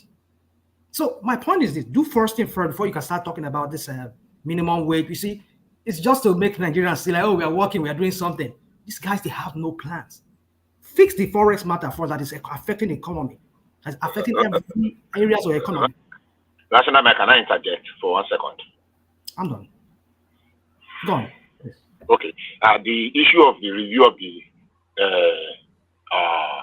minimum wage is a constitutional thing. It has been constituted every 5 years. The last one was in 2019. And the reason why they made it a constitutional thing is because of the way it has been neglected to the whims and caprices of every government that comes. So every 5 years, it is mandatory that they must do that review. So I don't think they can leave it in abeyance because the masses really, especially now, they really need it and they need that money.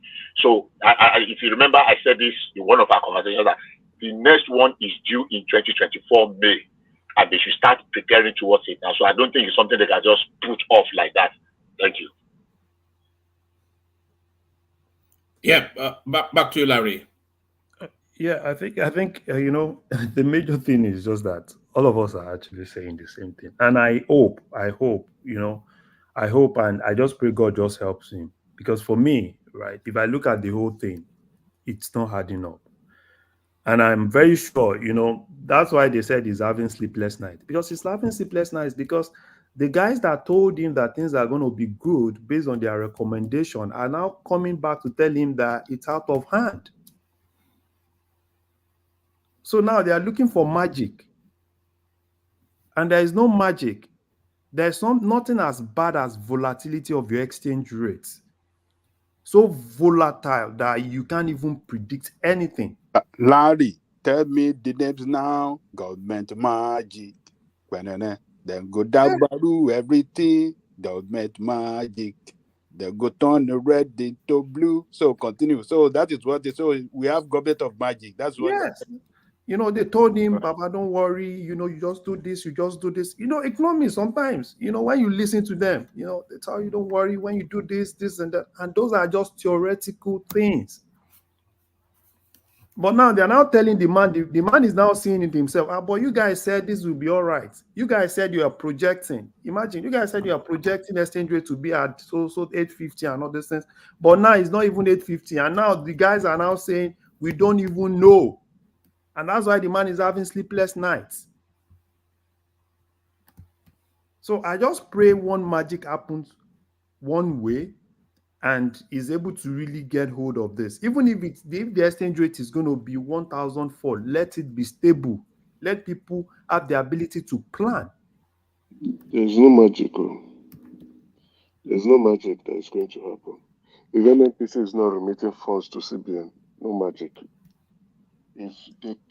Except they want to go and borrow a large sum of funds, and who is going to borrow them? How are they going to pay back? NNPC, which is the main supplier of FX, is not remitting any funds. There's no magic. Naira will continue to devalue. So that's why I said, most times what I do is just to pray for Nigeria. Just pray. I don't know how God is going to do it. I just pray. Because what's your biggest area of concern, Larry, for the country? Yeah, I think aside security, right? Because security is actually aside security, yes. Yeah, I think it's the economy. Aside security is the economy. And what do you think they are not seeing in terms of the economy? No, I think one key thing, just like everybody has actually said, the major problem is NNPC, and I used to say it here, right? That's the only secret court company that I know anywhere. Look at every company in the world. until we get to that point that we start following the money. Nigeria is currently not following the money. We are just waiting. This NNPC guy will just come and tell us, oh, we've sold this and this. No. The Ministry of Finance needs to follow the money. Let everything we sell be transparent and let's know where the money is coming from. That is the problem. That is why you can't even plan. You can't even project anything until NNPC tells you. That NNPC just come in and tell you, oh yeah, we've borrowed federal government this, we've borrowed federal government that, right? Look at the last time they were saying, okay, how much is NNPC going to bring? NNPC came back and said, yeah, do you know you guys are owing us this? So let's follow the money. If Tinubu really wants to work, I don't see any reason why the Ministry of Finance does not have a clear figure of every single drop of crude oil we sell and every single money we make. It's not don't leave it to NNPC, because at this point, that's the major problem, because we don't have any other thing to bring money. That's the only thing we have to bring money. And that thing you have to bring money, you are leaving it in the hand of NNPC without you taking charge of it. So if he's able to do that, but I know it's going to be difficult, because the cabal in that place alone, oh my God, that place is another cabal. So I don't know how Tinubu is going to do it, but if he can do that, I think Nigeria, you start getting some prediction around what we can get. So, but for now, it's just still the same thing. Hopefully, if one magic just happened and God just turned everything, and that's it.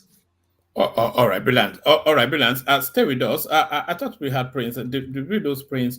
Oh yeah, Prince is there. So stay with us, Larry. Let me go from you, Larry. Bring Rational Mind on board. Rational Mind, where do you want to come at it? Do you want me to play you a clip that somebody sent in from Ruben Abati, or do you want me to just line the topics up? Go on with that, Ruben Abati. Let me see if it's one of those things I want to talk about. No, it's actually to that Achimugu space, and he adds more flesh to it. I believe that was actually in the Dome. I'd like your input on her celebration, and also the fact that, all of those comments are coming on social media, wondering why she had to celebrate her birthday in Grenada. Okay. You asked the question, who is Dr. Aisha Achimugu? Full names, Dr. Aisha Sulaiman Achimugu. And she has a national honor of the Order of the Federal Republic, OFR, given to her by President Buhari. People say on account of her success as an entrepreneur in the oil and gas sector. So she's one of our national honor recipients. Secondly, she was married to late engineer Achimugu, who was at the time managing director of the PPMC, a petroleum marketing company, and who was the first man in Nigeria to have been announced to have died as a result of COVID-19. Those who do not like her will say she's a merry widow. Merry widows, flaunting wealth. Now, this is not the first time she will have an elaborate party. 10 years ago when she turned 40, everybody said, oh, that was the best party in town. But this time around, she has even surpassed her own performance 10 years ago. Once upon a time in this country, people used to go and hold parties in London. They will go Friday, they will party till Sunday evening and come back. That was in the days of the oil boom. One would think that had ended, but apparently there's still a lot of money in some pockets that they could charter flights, take the rich and the deep pockets, and go all the way to Grenada in the Caribbean islands and have a whole week event. In fact, Mrs. Achimugu surpassed anybody's expectations. Day 1 to day 7 in Grenada, including renting rooms in Silver Sands Hotel and Calvini Hotel, where I understand that you pay $800 per night. The musicians that were taken there, some informants have said each one of them was paid $400,000 per performance. The master of ceremony was also specially taken from Nigeria. And when she entered the hall for the event, in fact, she was carried by some able-bodied men as if they were carrying a colonial overlord. So it was a very colorful event. And when she herself took to the dance floor, there was a rain of dollars. Yeah. So it was a very conspicuous, very lavish party, appropriately named Gala. And what she even said, she described herself as somebody who has class, elegance, and equity. That's the source of the A's that you were referring to. So the Grenada part has been concluded. She has dual nationality. Okay, she has Grenada citizenship, and she even gave money, gifts, school bags to school children, and she featured on Grenada television. So if you say why Grenada, she's also a citizen of Grenada, and Nigeria recognizes dual nationality. As for the money, well, she's not been a public official. People may say you have a right to spend your money the way you like. But the party is not over. The party is continuing in Nigeria. This evening, there is an event at the Transcorp Hilton Hotel in Abuja, okay, good. where there will be a big celebration. Yeah. And it's not ending today again. No, it's not ending today. There is special dinner tomorrow at the International Conference Center. Well, I'm sure Arise will be there. They will move from Transcorp today. Tomorrow is at the International Conference Center. The invitation cards are all over the place. You have one. Some people have sent the cards to my I knew it! But it's not the kind of company. I knew it. So this weekend is pepper soup and jollof this weekend. No, it's not the kind of company in which I would like to find myself. But what many people have also complained about is the number of people from Nigeria who took private jets to go to Grenada. Governors, oil and gas executives, Nollywood people, all kinds of persons. But well, what can we say? Nobody has looked for their money. Nobody has said that their dollar is missing. Nobody has said she should come and explain how she took a hotel of $800 per night. And I'm sure the people that went there enjoyed themselves. But at a time when the poor are groaning, this kind of conspicuous consumption, this elitism supported by the private jet class of Nigeria, it's likely to be depressing for the people who are looking for Naira and who are monitoring the stock exchange, who are monitoring the inflation rate, and who are every day monitoring what Aboki FX is saying. Well, I look forward to that video next week. And Dr. Abati, if I see you there, well, we're going to see more of it. It's not over. You know Dr. Abati Sandra. Agbabola. How much is money? It's nothing. That was what we're playing when I was just going to say that. It's quite a thing, isn't it? Rational mind. What's going on in that country? Woman, at the beginning of this whole, when I joined your platform, there's a way I've always carried myself. That does not mean I'm a moral police, but I've seen what how immorality and disregard for morals and ethics, how it has crumbled some civilization. Well, I was not saying I would have seen it personally. Well, I've seen it in some countries that I've been to, that I've lived. In some ways, I would say, but I've read about how the Roman Empire and some other empires in the past, how they crumbled. It's just things like this. One of those things, when people just throw out morality, they give way to is a licentious kind of a lifestyle at the detriment of the people. We see even if you read the what led to the French Revolution too, you understand how Louis XIV and the aristocrats of the French old French aristocracy back then, how they give way to licentious kind of living at the detriment of the people, and how the people revolted. You see, no society can thrive if some people just disregard the feelings of other people, and they just want to act like they don't even care, they don't even exist, as long as their own desires are met. You see, I listened to everybody when everybody was debating this matter earlier, about this lady, whatever it is. Our public officials, that's the angle I want to come into this matter. Someone who is a public official, and as such, he wants to carry himself as one who has the trust of the people. Not even at this stage and time that country is going through a lot. Not even Lagos State as a whole. There's a lot of reports coming out from Lagos of the decay of public infrastructure. Let's forget this issue of this light rail crap that they do. We know these people, they are just all about money, how to make money for themselves. They don't care about the people. Go to some streets, you can't even walk down some streets. The streets is not only Lekki. Streets is not just only Ikeja. Streets is not only just some eyebrow areas like VI. There are places that are streets, that are humans that live, except they don't count those people as humans. So, but then all you hear them is they want to build Fort Midland Bridge to whose benefits? Even the ones you have already.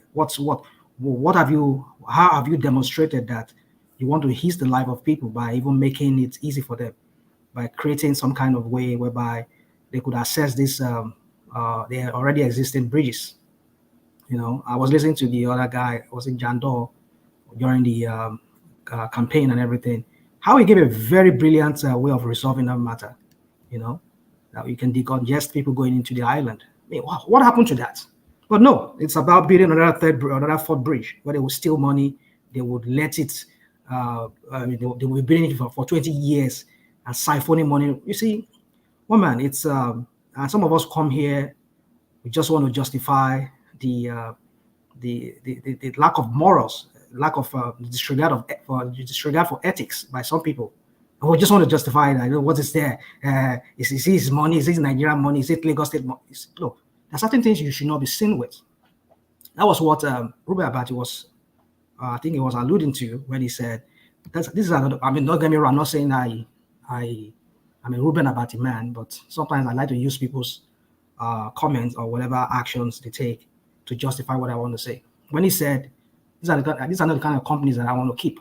Yeah, because how do you want to look when you are in the midst of this kind of people that's kind of like they flaunt this wealth in the midst of a large number of people groaning and sighing under the harsh economic realities of that country.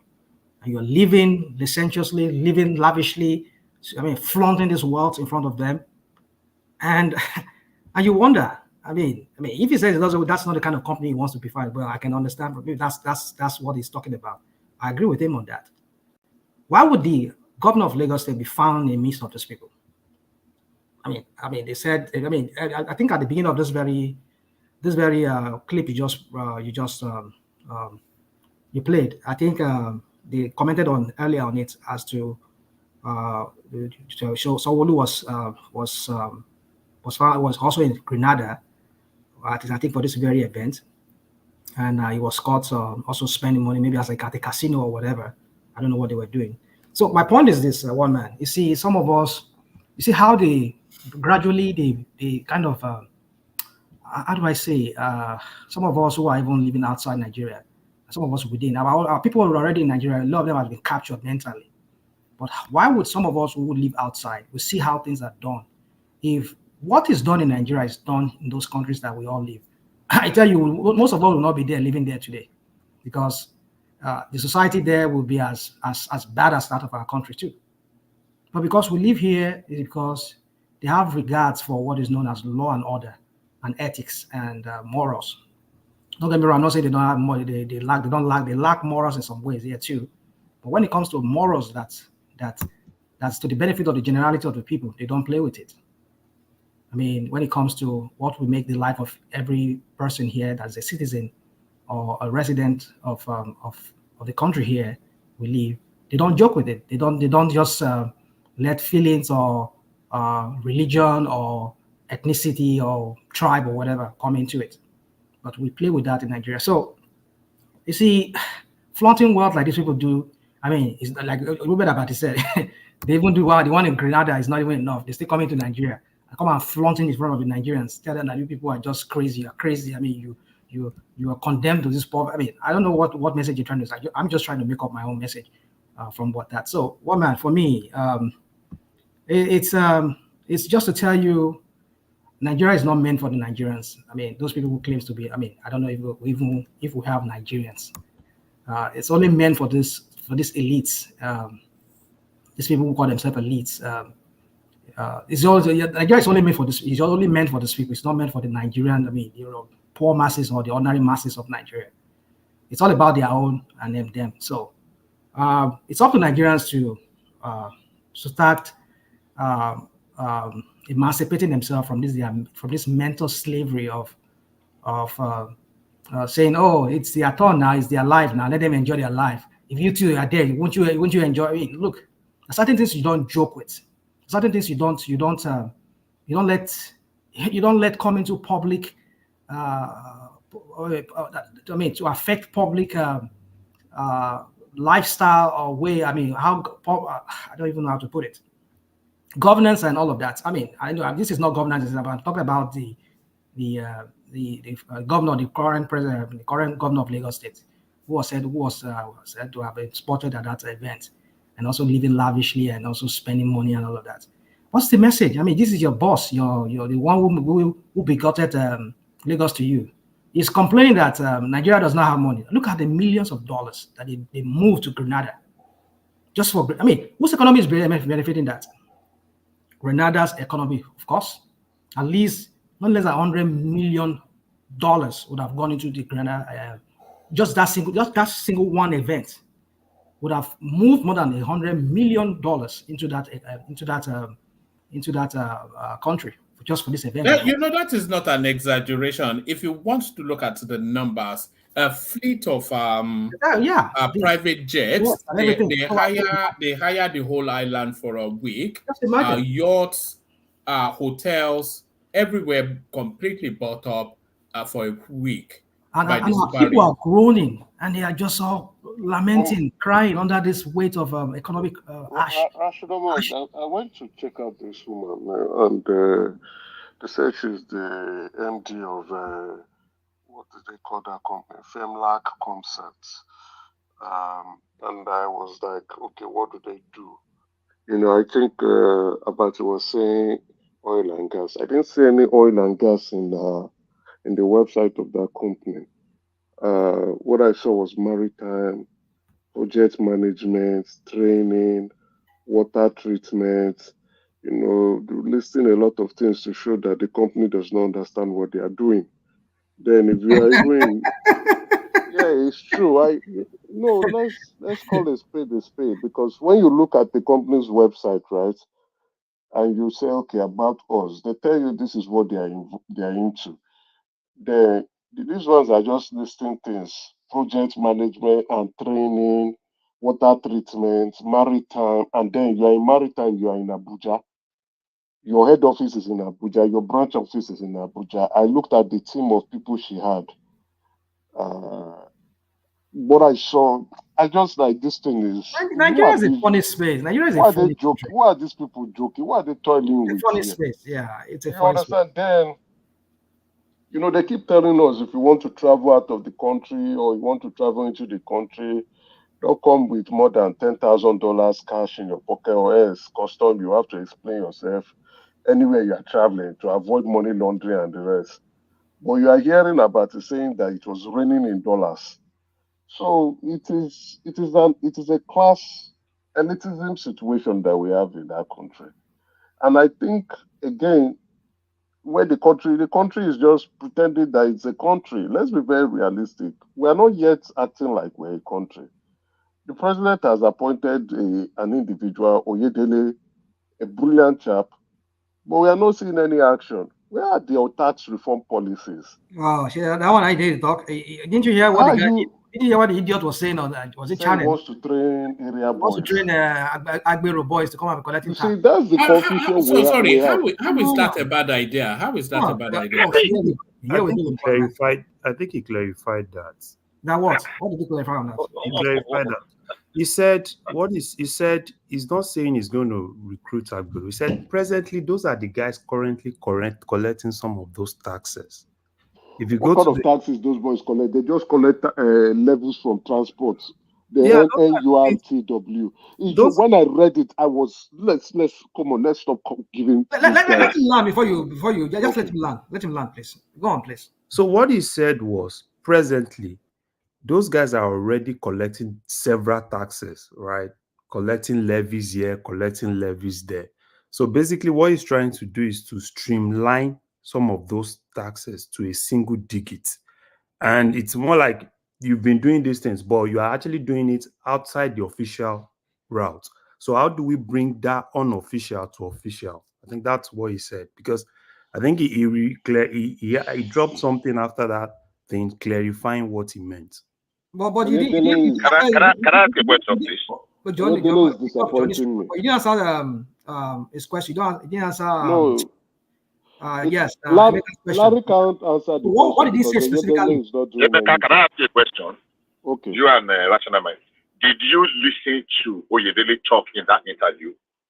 I did. I did not. I'll be honest with you, Bishop. I didn't listen to him because I stopped listening Rational to him. Mind.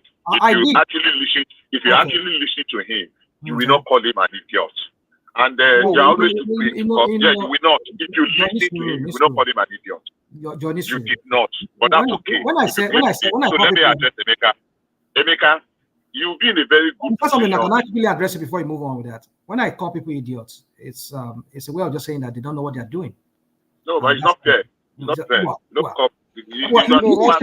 Rational Mind is right. The idiot part of it, I don't agree. But he does not know what he's doing. I truly agree. That's why I stopped listening to him. Listen, you did not. I was excited. I didn't listen. I did not say I listened. I did not say. I stopped listening to Oyedele 2 months ago. Okay. I was really excited when he was appointed to streamline our tax policy. I said, did you listen to that interview? Oyedele has been going from one media platform to another and talking gibberish. He has not implemented nada. This is 5 months running since they gave him that job. He has not done anything. So are we going to now? Next month, February, will be 6 months in that job. You have not streamlined. Have you started doing something? Now he keeps talking from China's to Arise to TVC. We have people who are not paying taxes in that country that we can hold. Let's ignore the market women first. We will come to them later. But there are people in Nigeria that are not paying taxes, just like this woman now dancing in Grenada and coming back to dance again in Nigeria, not paying taxes. And we have someone who is the chairman of the tax policy in the country, and you say that man is working. I stopped listening to him 2 months ago because I've not seen any effect. Oyedele is a brilliant chap. I know him personally. He's a very brilliant chap. Rose to the rank to become partner at PwC. I know what he can do, but why is he not implementing? It's not about to speak. Can I ask you something, please? You see, this issue of implementing, that's what I don't get. Is Oyedele supposed to implement?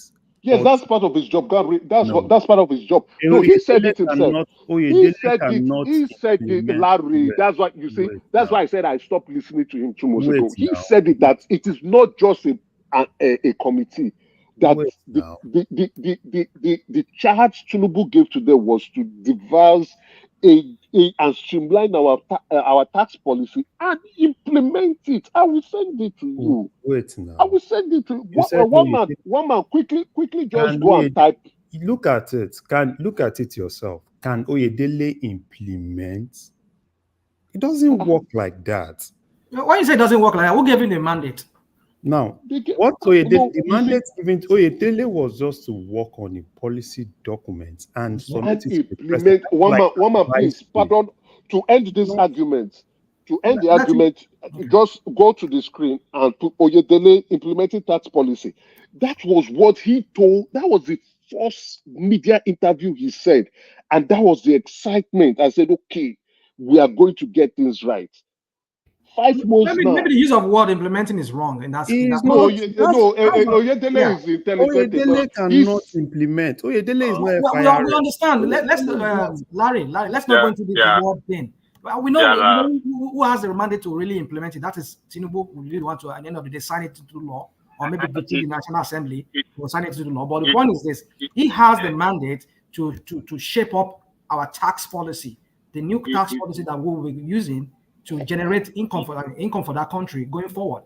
But this guy is just acting for personal income tax, right? It is the state that is going to implement those policies. No, we can't. No, I won't agree with you on that. You see, it is the state. It is the state. I don't know what these many people are promoting like as if it's a czar of rational mind. I don't know what the guy is even talking about. Okimaloy did not even ask him some question that I wanted him to even ask it about the real meat, the real substance of those tax that he's supposed to do.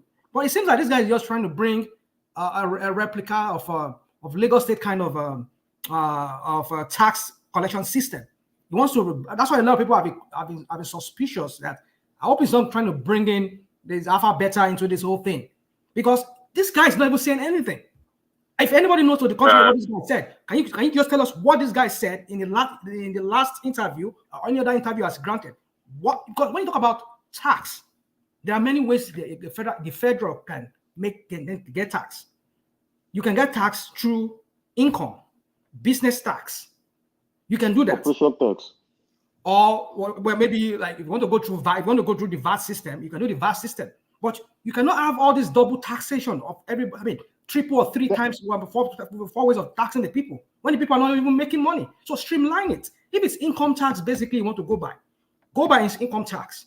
But then you need the data, the same data that this man that was talking saying that data will job. Now you're realizing that you need data to be able to know the number of people living in your country so that you're able to tax them based on the data. You see, when we say this person does not even know what he's doing, he just want to be a president. Some people will say we hate it. I mean, look at people he's bringing in charge that would say, oh, he works with Deloitte, he works with so big. I will not blame the president. See, I won't blame the president on this one. Rational mind, I will not blame the president on this. The president has identified people who are supposed to do the job, who have the expertise. You said he has a high for people. He has high for the best. Look at the phony guy is bringing, and look at you can tell me it's a czar. But I say it's a phony guy because look at what the guy is even talking about. Okay, rational mind, right? Rational mind. I cannot. You know why I laugh? Right? I cannot go against what you have said anyway, because you see, when they've given you a job to do, it's better to deliver the goods. And let's be very realistic, Oyedele has not delivered the goods. So to go ahead to say that the president has identified a top talent to do the job, that now it is questionable. Look at Wole Edu, questionable. Cardoso now, we don't even understand what he's up to. Questionable. Edu, criminal mind, questionable. Bumi Ojo also involved in criminal activities. Another questionable activity going on. So let's be very real. So that's why I cannot even go against rational mind to say, rational mind, please, no. Can you read us this? People are not delivering. Let's be realistic. They are not delivering. They have not delivered.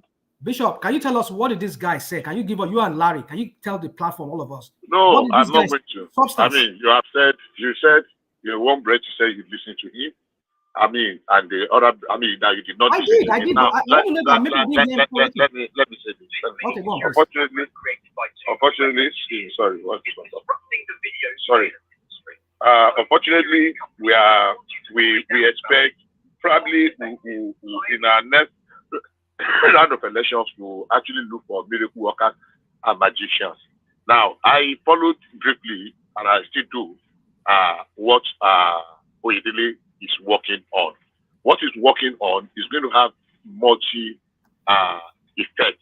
effects, because it affects state, and states will have their input, so that we will not end up in court like the issue of what do you call it? The issue of Wike River State and Lagos State versus River State. What's the name of that tax now? Yeah. VAT, like the issue of VAT. Now the question is this: was there a timeline? I'm going to back to read the mandate that was given to the man. Was there a timeline to deliver and implement? In the first instance, he does not have the mandate to implement. Because even Buhari, Tinubu alone, sorry for that, Tinubu alone does not have what it takes to implement the nationwide tax reform. He has to go with the state because it's a federation thing. It's not just like a federal thing. We used to make that mistake a lot. It's a federation thing. A lot of it actually resides, the power on tax actually resides with the state. States implement their own. So if they want to harmonize, to let us have a way forward. And I want to agree with somebody, I don't know if it's Rational Mind or Emeka that said that I hope they don't want to implement the Lagos model. Look, as we speak today, a level state, as of May, a level state has gone to ask that they want to copy independently on their own. They copy the model of Lagos. Look, hey, maybe all they need to do is to plug the loopholes and not, but it works better than whatever they have used before. So if states and other countries are even coming that, look, let us use this model. Because if they are using the old model and it's giving them 1 million, and they are using another model now that is giving them 10 million, and you say, oh no, it's actually bringing 50 million, but they are stealing 5 million. The issue is that before that model, they were only getting 1 million. Now they are getting 10 million. It makes a lot of difference. So now, finally, sometimes the people used to say when you want to something quick, you plant corn and quick fix. But if you want something that endures, maybe you plant cocoa or palm tree. Corn will germinate in 4 days or 3 days. I cannot remember my elementary agri. Corn, you plant corn today, in another 4 days is already. In another 3 months, you are already eating it. If you want to plant coconut, you have not even begun to see seed come out in 3 months. But meanwhile, in corn, you are already harvesting. So, yeah, if they need to speed up, they need to speed up. But I want to believe with the way the man recommended, the way not only local people, even international people celebrated his appointment and are looking forward to something. And the man is still working because we are in a hurry. It's like somebody is in a theater and the doctor is there and you are in a hurry. After 2 hours, you're beginning to shout that the doctor does not know what he's doing. Let me go and look for another surgeon. The doctor, Barista sang a song many years ago. He said, we are going to Ibadan. We took from Oshodi in Lagos. And when we got to say, oh, this driver, we were complaining. Oh, in fact, let's go back. Let's go and look for another driver so that we can start the journey again. By the time you go back and start but you understand the urgency of why this is urgent. We understand, but then we must make it urgency. What is this whole we thing about? must make it that if the tax experts, excuse me, we understand the urgency, but at the same time, we must make it with caution. Yeah, we don't need to run so that we collapse and we now have to go back to the starting point to go and start again. He is an expert that everybody celebrated. So for me, I will give him the benefit of the doubt. That is to come to an end before we know what. It's not 4 years. You just said that the man was appointed 5 months ago. Sometimes we are too impatient. Bubu came, spent 8 years and wasted our life of 8 years of our people. I'm not saying. We are today. Let Larry come in. Larry. Can I clarify something? Now, Oyedele was given, in terms of the scope of his job, he was given 1 year. And in October, he submitted a preliminary report to the president. Now, part of those preliminary reports, they've started implementing it. 3 or 4 days ago, there was a tax retreat in Nigeria. And part of those tax retreats was the reorganization of FIRX, and which the minister actually launched. So, and part of that was they gave FIRS a target of 19 trillion for 2024. And Zach was even saying it there that they got 1 or 2 things from Oyedele's report and they are kind of like working on it. That's why I was more like, when we're talking of implementation, that's a very heavy word, because Oyedele's duty was not to implement anything, because he can't even implement. The only thing he's doing now is more of consultation, consulting the state government, consulting National Assembly, and giving advices to FIRS, which they are presently working on. So for me, I think the main focus. Who is heading FIRS? Who is the best? Zach Adedeji. Can you guys hear me? So am I confusing 2 people now? Is that what it is? Yeah. One man, can you hear me? We can hear you. Okay, all right. I'm on the Twitter page. Okay? He said the presidential fiscal... Now we lost you. So rational mind. Zach Aidedeji is the chairman of FIRS. So why Oyedele is just part of their kind of like advisory. So who not was the one speaking on channels the other day? The guy, this Oyedele, who is actually the advisory. Is the chairman. Is the chairman, Presidential Fiscal Policy and Tax Reform Committee. Yeah, it's a committee, but it's not the chairman of FIRS. So Zach Adedeji, the guy with the tribal mark from Oyo State, is the chairman of FIRS, is the head of FIRS. It's like I'm dipping in and dipping out, right? The guy's work is also to implement. It is on his Twitter page to implement quick wins within 30 days. Critical. Emeka, if you are still there, you see, let's not struggle with this word implement. You know, this, you know, our people in Nigeria, the way they use English sometimes is just it's just ridiculous sometimes. Let's forget this word of implementing. Let's not fight about words. But the point is that when it comes to tax, like how it's done in most countries, it's an act of the parliament. And if the president or the head of the government make recommendation, he has to send it to the parliament. They will deliberate on it. They have their own subcommittees and whatever to look at what they can take, how they can tweak some part. Lobbyists will come in there too and all of that. And they will pass it into law. And if the president wants to assent to it, it's up to him, or he send it back to them. So if this guy is just only charged to, okay, work out a good policy for us that we can use to tax our people, well, fine and good. But the point is this, is that this guy, I don't know if it's the same guy, because I'm getting the whole thing confused now. I'm going to have to go back to that channel's interview. Is that when this guy was asked, and he was talking about Alaye boys, all these boys. I mean, we need to understand something very clear. I don't know, most of us, we live in different countries, but I want to use my own, I want to use the country where I live here, which is the same, I mean, it should be the same system we are practicing, the same federal system, even though Nigeria is not really practicing the same federal system that they copied from here. They're practicing their own, more like a unitary system and all that crappy thing they've thrown into it. My point is this, that the state here has their own tax laws. It does not have anything to do with the federal law. The federal tax businesses, corporations, they tax your income. Also the states too, they tax businesses, they tax income. That's why you see, when we're talking about a while ago, we're talking about minimum wage or living wage. This is where all this factor comes in. So that you wonder, some people will hear, they will be working. You already, no matter what that you will do in Nigeria, and you'll be earning like maybe $100 by conversion from Nigeria to here. But somebody here will be doing that job and will be earning like $5,000 here. Why? It's the same job they're doing. It's the same brain or whatever. But why? So that is what you see. Let me not go into all this thing because I'm not an economist, but I'm just trying to say is that people are taxed here, and they make income based on how much you're earning.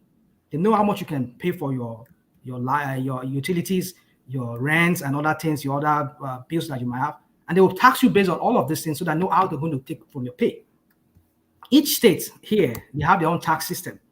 They have sales tax. If you want to go by sales tax, some only have sales tax. They don't have income tax. One of the states where I live, they don't tax my income. They only tax when I go buy stuff in stores or whatever. The other states, they tax my income, but they don't have sales tax. Like California has, I think they have both. They have both sales and income tax. So the point is that that's a state on the state level. Then federal has their own tax. So I don't know what this guy is doing. You people call this guy some kind of a czar or some kind of a genius. I don't know what does it take him to. His mandate is to make a tax system, tax for the federal government. I don't think it should not be consulted for the states. The federal government needs to generate income. He wants to make some kind of tax system whereby it will not conflict with the states. Now, why don't you focus on the federal? And extricate yourself from this issue of the states. Don't concern yourself, because if you're carrying each state, this guy will stand there forever. And Tinubu will leave. He will never make up anything. So face the federal. And this system that is trying to bring in Alaye boys. What does that even have to do? Why should Alaye, all these Jaguda boys, or what they call them, all these touts in the street? Why do they have to come into the tax? when you have all the you have all the what's it called, all the technology for that, just capture people biodata, know what they're doing. I mean, I'm not a tax person, but I'm just trying to say that this thing should not be a rocket science. Face your own federal. Let the state deal with their own. So that's my point. But I don't know all this thing that we see. We have people that doesn't know what. So if you one man, I dropped something in the chat. So I think part of what he was supposed to do is to look holistically, not just for federal government, look holistically at the whole tax across the whole country and look for a way to bring it into a single digit. So if you go down a little bit, you see part of what is actually taxed to do. So I think the one he has submitted one, which I think he, if you look at it, he said the committee will be enacting a harmonized tax law as well as provide list of taxes and levies for the whole. So it's basically around the whole country. But for me, I think he talks too much, right? I don't expect him to keep going. Thank you. He talks too much. He talks too much. From channels to this. And I think he should focus more on what he's doing now. Consulting governors and consulting more of National Assembly. Oh, my Pembe, this consulting. Face federal, that's the point. I think did I hear Prince Daddy try to come in just then? I think I heard. Go on. Prince Daddy, are you there? You woke him up. Oh, okay, carry on. Maybe it's not ready yet. Carry on. Larry, can you hear me, one man? Yeah, we can hear you, Prince. I've been muted all along. It wasn't me. Really? Somebody muted you? No. I muted myself all along from the beginning. I didn't speak. Oh, all right. Okay. Okay, carry on. So I think for federal government, he has done what he's supposed to do. So now I think the major thing is the ball is in this Zacchaeus' hand.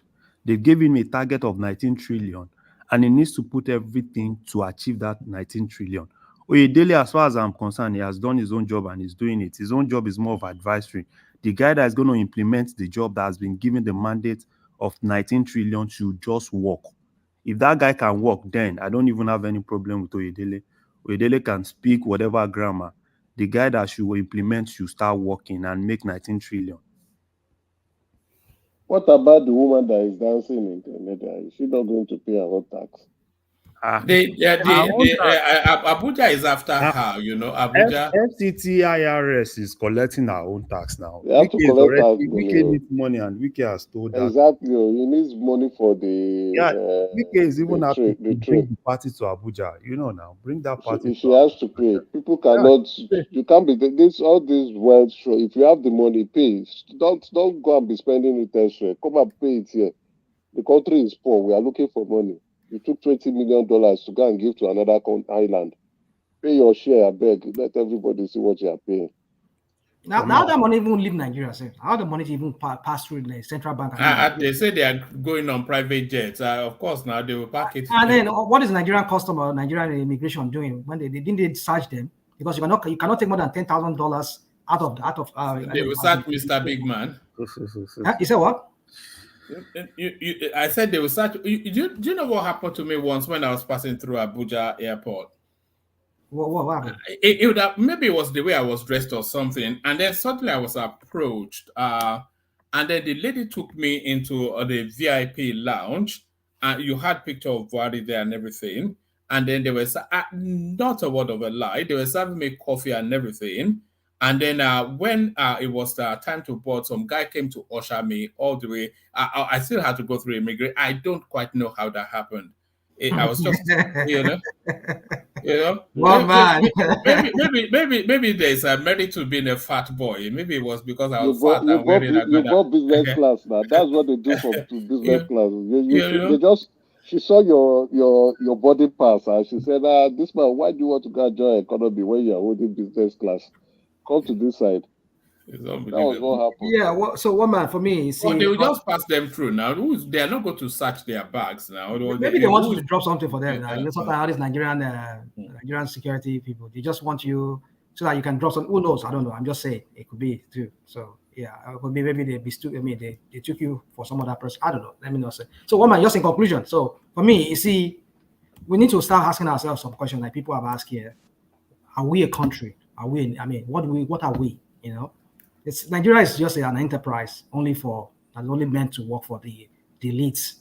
You know, if you're just fortunate to fall in among these elites, yeah, fortunate enough for you. But if you're not, you're damned. I mean, that's up to you. You die like that, as I say. You die in misery. So, one man, you see, I don't know what to say. Let me just leave that topic there. And maybe if you have some other topic for me, let's move. Let me take you to this space, rational mind. Tinubu approves inauguration of committee on new minimum wage. So, there is no, if they don't quadruple the minimum wage as it stands at the moment, then because the country is so grueling, the inflation has spiked to unfathomable levels, and there just have to be leapfrogs in this thing. So what are you making of this committee after committee as people continue to drink Gary in their parlors? We just spoke of one committee that was set up for the tax reform and all of that, and I don't even know how this tax even work in Nigeria. Like I said, I think it should be an act of the parliament. It's not just what Tinubu just saw by some presidential fiat, just sign into law without having any recourse to the National Assembly, because it's has to do with. I mean, you see, that's why we need to ask the question: Are we a country, or are we just an enterprise, a banana republic? We need to answer something. When we answer this question, we don't move forward. And how does that come in play with what we're talking about? This topic you're asking. You know, I've said it earlier. You know, you cannot talk about minimum wage or living wage if you don't have data in front of you. Data will speak. You calculate, okay, electricity. I mean, let's just put everything on that utility. Okay, if this is how much you spend. But now look at it. How can you even talk about that when even every day they keep increasing the tariff, the what's it called, the electricity charge they charge Nigerians. You just recently said they jacked it up again. They jacked it up. So how can you even plan when every time something's always in flux, everything's just in motion, everything's just moving? I mean, you cannot plan. So my point is this: it's like if you don't fix the first thing first, you're gonna talk about. You're gonna be talking. I know Nigerians, they need also this. Like somebody said, how did he said it? Was it Bishop said? It's a 5-year thing that they have to review the minimum wage. Yeah, I get it. They should review it. But how can you review? What's the point of even reviewing it when you cannot even work with the data that are available to you, because this data is in flux. It's always moving forward. I mean, going higher, and then it drop and it go higher. Where do you even drop? Where do you even soak it? This is take home package for every person working in Nigeria. You're a laborer. You should be earning at least 1,000 naira per hour. At least after that 1,000 naira, okay, you pay 20 naira to take transport. You pay 100 naira for taking transport. You will eat inside it. You would, if he has children, he has to pay his medical insurance or whatever. You have to factor all of this in. You see, here in America, let me not use America sometimes when it comes to matters like that, because it's not something I can know. It's incomparable when it comes to that. But my point is this: is that you cannot plan when you don't have a data to work with. I beg, can I? I'm sorry. Maybe this is the last time I don't understand what you're saying. You are convoluting a lot of things. You are mixing up a lot. Are you saying they should not review the minimum wage? Remember, the minimum wage are just for government workers, civil service workers, and they chart a part. States follow. It is not mandatory. It's just a minimum. That because several states. So are you saying because we don't have all the data now, we shouldn't engage in the exercise of it's not a must that we must talk on every topic, but I'm confused because we're supposed to be learning. Are you saying the exercise is not necessary, that we should fix all the problem of Nigeria, data first, electricity, before we talk of minimum wage that we know is long overdue, that the amount of money that people are earning have been overtaken and eaten up by the recent government policy, which of course, unfortunately, are very necessary.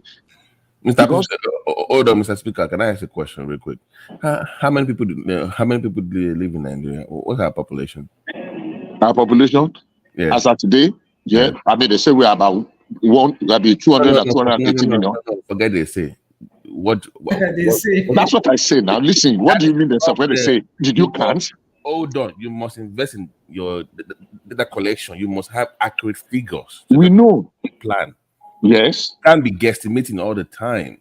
Yeah, look, listen. Not even the US know exact what they do when after their last census. They postulate and they, it's some element of estimation because it's the scientific. So don't tell me they can be estimated. Now we had a census that was long. No, they can guesstimate within plus minus maybe 5 to 10%. Yours is like crazy. Yours is well, that's you just say that, and unfortunately, I agree to some extent, but not to the extent that look, even if you don't have a figure, there is something we can work with. Now we had a contested census in 2006. And they said we've been growing between 2.5 and 3% annually. So if you add that what we had, just take it in the face value. Okay, they said we have 108 million or 100 something million in that 150 something million, and we've been growing at 2.2 between 2.5 and 3%. That 0.5 is a variable that will become very significant over 10 years, if you understand what I'm talking about. Now, we're talking of 2006 till date. 2006 to date is more than 10 years. It's more than 15 years. In another 2 years, it will actually be 20 years. So if you understand what I'm saying, so we if we take it from what we had then, even though it was contested, and begin to add between 2.5 and 3%. Now, where do we stop? Is it at 2.5 at 3% to make it a constant variable? So if we say that is what we have used so far. Now, if we have the census, it should bring us closer. And that's how it happens everywhere. And that's how it happens everywhere. When we run with some negative figures, when we run with some negative figures in Nigeria, we're quick to admit it. People come up and say, oh, 20 million children are out of school. I was here on this platform. I was saying that it doesn't make sense. It doesn't add up. Bishop, we have 20 million children out of school. But we were running with it. They said Nigeria is the poverty capital of the world. We were running with it. We did not ask, how did they arrive at that? But we were running around with it. Hold on. I think we should be focused more not on a minimum wage, but living wage. Yes, that's what I said. It has to be means you cannot even do either. You can't even look at the average of the cost of renting, feeding. Yes, that's means testing. Can I answer that? If you do living wage, you're looking close to about 150 to 200K a month on an average to meet up with the cost of living in Nigeria right now. Can I answer that? So, okay, go ahead. Good. You cannot, and I will tell you why. In Nigeria today, if I ask you, all things being equal, certainly variables I used to say, even though they hardly ever are, that if you will earn 200,000 in Lagos and you earn 200,000 a month, I'm just argument say, okay, let me say $1 million so that you put some value. You earn $1 million naira in Lagos and you earn $1 million naira in Ekiti, all things being equal, where would you rather live? $1 million naira a month in Ekiti? No. Average, that's not how it works. Here in the United, hold on now, Bishop. Here in the United Kingdom, they have a minimum wage, but then they have something that they call weighting, WEIGTI, weighting as in weight. So in a city like London, for instance, there's an additional add-on that they call London weighting for reasons of understanding that is more expensive to live in a place like London. So if they want to means test a minimum wage in Nigeria, they would look at the average state and model it around. Can you hold on, please? They will look for an average. I know if you cough again, Mr. Man. I only cough now. All right. No, sorry. Apologies. Let me mute you for 1 microsecond. I'll unmute you. They will look for an average state, and then they will do the calculations around that, and then more expensive state can add that weighting on. So that's what I wanted to add. Okay. So basically, you have just helped, even though our system does not work like the UK system. So basically, you are saying what I have just said. Now, federal government have minimal presence in the state, minimal workforce in the state. Federal government cannot dictate. Some people have challenged that federal government cannot dictate, because when they did make wage review in 2019, more than how many states did not implement it, because they say it is not a federal government, because federal government does not know what their pocket is, cannot dictate what they pay their workers and they did not implement it. And I can assure you, about 3 or 4 states have not even implemented it till date as we're speaking. So asking federal government to enforce or to implement and say, look, this is how much you must pay is a little bit difficult. Now, going to the issue of minimum wage and living wage. Quite honestly, it is just semantics, because a minimum wage a living wage in Lagos is not a living wage in Karanamoda or in Bereninkebi or in Idosi in Ekiti State, or where is it in Ondo State. So everywhere you go to, I thought we just addressed that. We said that's what I'm saying. That's what I'm saying. That the system in Nigeria, it's not semantics now. No, I said the system in Nigeria is different from the system in UK. It is It's a universal model. No, sorry, please. Can I just put my position? The system in the UK is not the system in Nigeria. You can say it's a system. Hold on. Bishop, calm down. Calm down. No, Bishop, don't relax, Bishop. Bishop. Basically, what we're saying is that for an individual with 1 or 2 kids, just look at the model of mother and child, 2 kids. How much would they need to live to survive in a month on an average? That would be where you should start for a living wage, right, one man? That would be your just minimum. And then you won't look at Lagos, or you So won't Lagos look cannot at be your Gombe. example You look at an average state, and right. then you So model you it move around Lagos, that. Abuja or Port Harcourt, just look at the average. Then that will tell you the number. Then compare it to what you're currently paying for minimum wage. That is your difference where you can do the adjustment. So you can't go with just say minimum. So just because federal government wants to pay something does not mean it's keeping up with the living wage of what they ought to be paying. Now, should you say you should downsize the numbers of workers or streamline to pay that wage? That would be something it should be debatable. Like, do we need 1 million people working for federal government, or do we need 500,000 people? So then, how much can the private sector pay? Then do I reduce taxes for private sector for them to pay? So you must work with a lot. So that is where you need data, accurate data to effectively manage these things. But I think, like I said before, living wage is where we should focus on, not just saying minimum wage and saying Do you know also that even in the US there are 2 classes of minimum wages? Do you know there is a standard minimum wage which is $7.5 per hour? And there is another minimum wage of people that they say whether they collect tips in the cost of their job, which is about $3 or $2.5. So what I'm saying is simple. I'm not disputing that. Look, where we started from is, should the federal government go ahead with the committee that they have inaugurated to review the minimum wage, which I think it is long overdue, even though it was supposed to be 5 years. The last one was 2019, and the current one is 2021. But because of the recent happenings, especially in the fuel subsidy removal, and probably the electricity, that it should be hastened up. It should not be delayed. That is where I actually came in, because the argument was that is it necessary now or something. So that's where I came in from. Now, it is important how much it is to.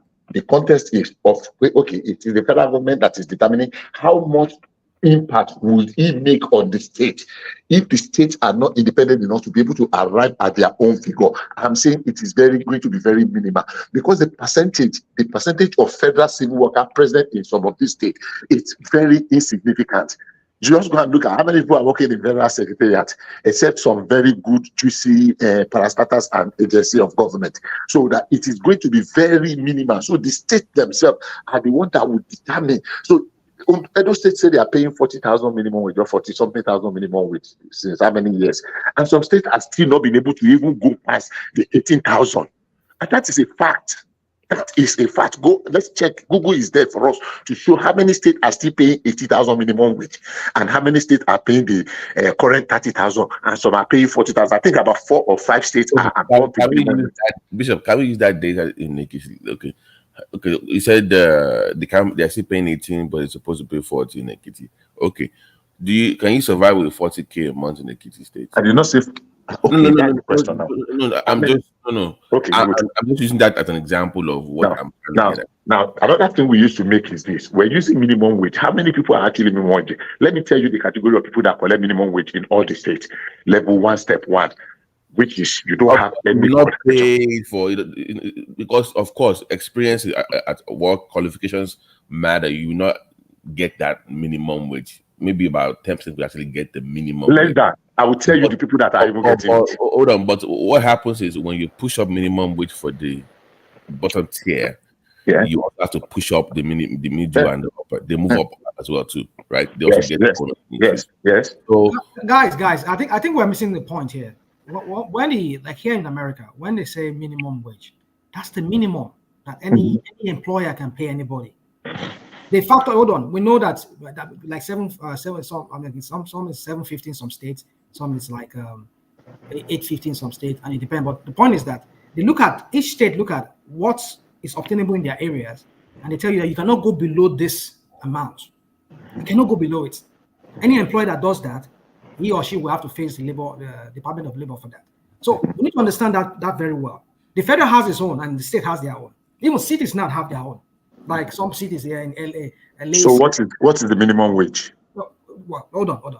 Some cities, like for example in Seattle, they have some I don't know what it is right now, but some like 2-3 years ago they were talking about debating 15 hour as the minimum. But in Seattle, you will see people who have who even get more than like ordinary laborer who has like even like 18, 19, 21 $21 per hour. So, and like like in LA, that is very expensive to live. You see, like they tell you that the minimum is $16 an hour. That's the projection, that you cannot go below this. And so some people can still pay more than that, but that's the minimum you can pay. Bishop, but that number was adjusted based on the living wage, what they thought was livable for LA, right? So they were adjusting minimum wage based on I think it's not about semantics here. We're saying apart from rational mind, is that the one? When you said semantics, I'm like, what do you mean by semantics? It's just we're just trying to confuse them. You must adjust your living wage based on what you think the living wage is. Well, you see, that word living wage for me, it's not something. It's very debatable because, like someone like Bishop rightly said, now in some states, you can't compare some certain states to certain states, you know. And the point is this: is that you see, I think you just need to sit down and figure this out. But what I know is that there should be a threshold. Like you cannot go. Rational mind. Let me give you an example. Let me give you an example of where I live. No matter how recluse that state, I mean that village is, you cannot go below this because. Let me give you an example of where I live. You say what? Go on. Let me give you an example of where I live.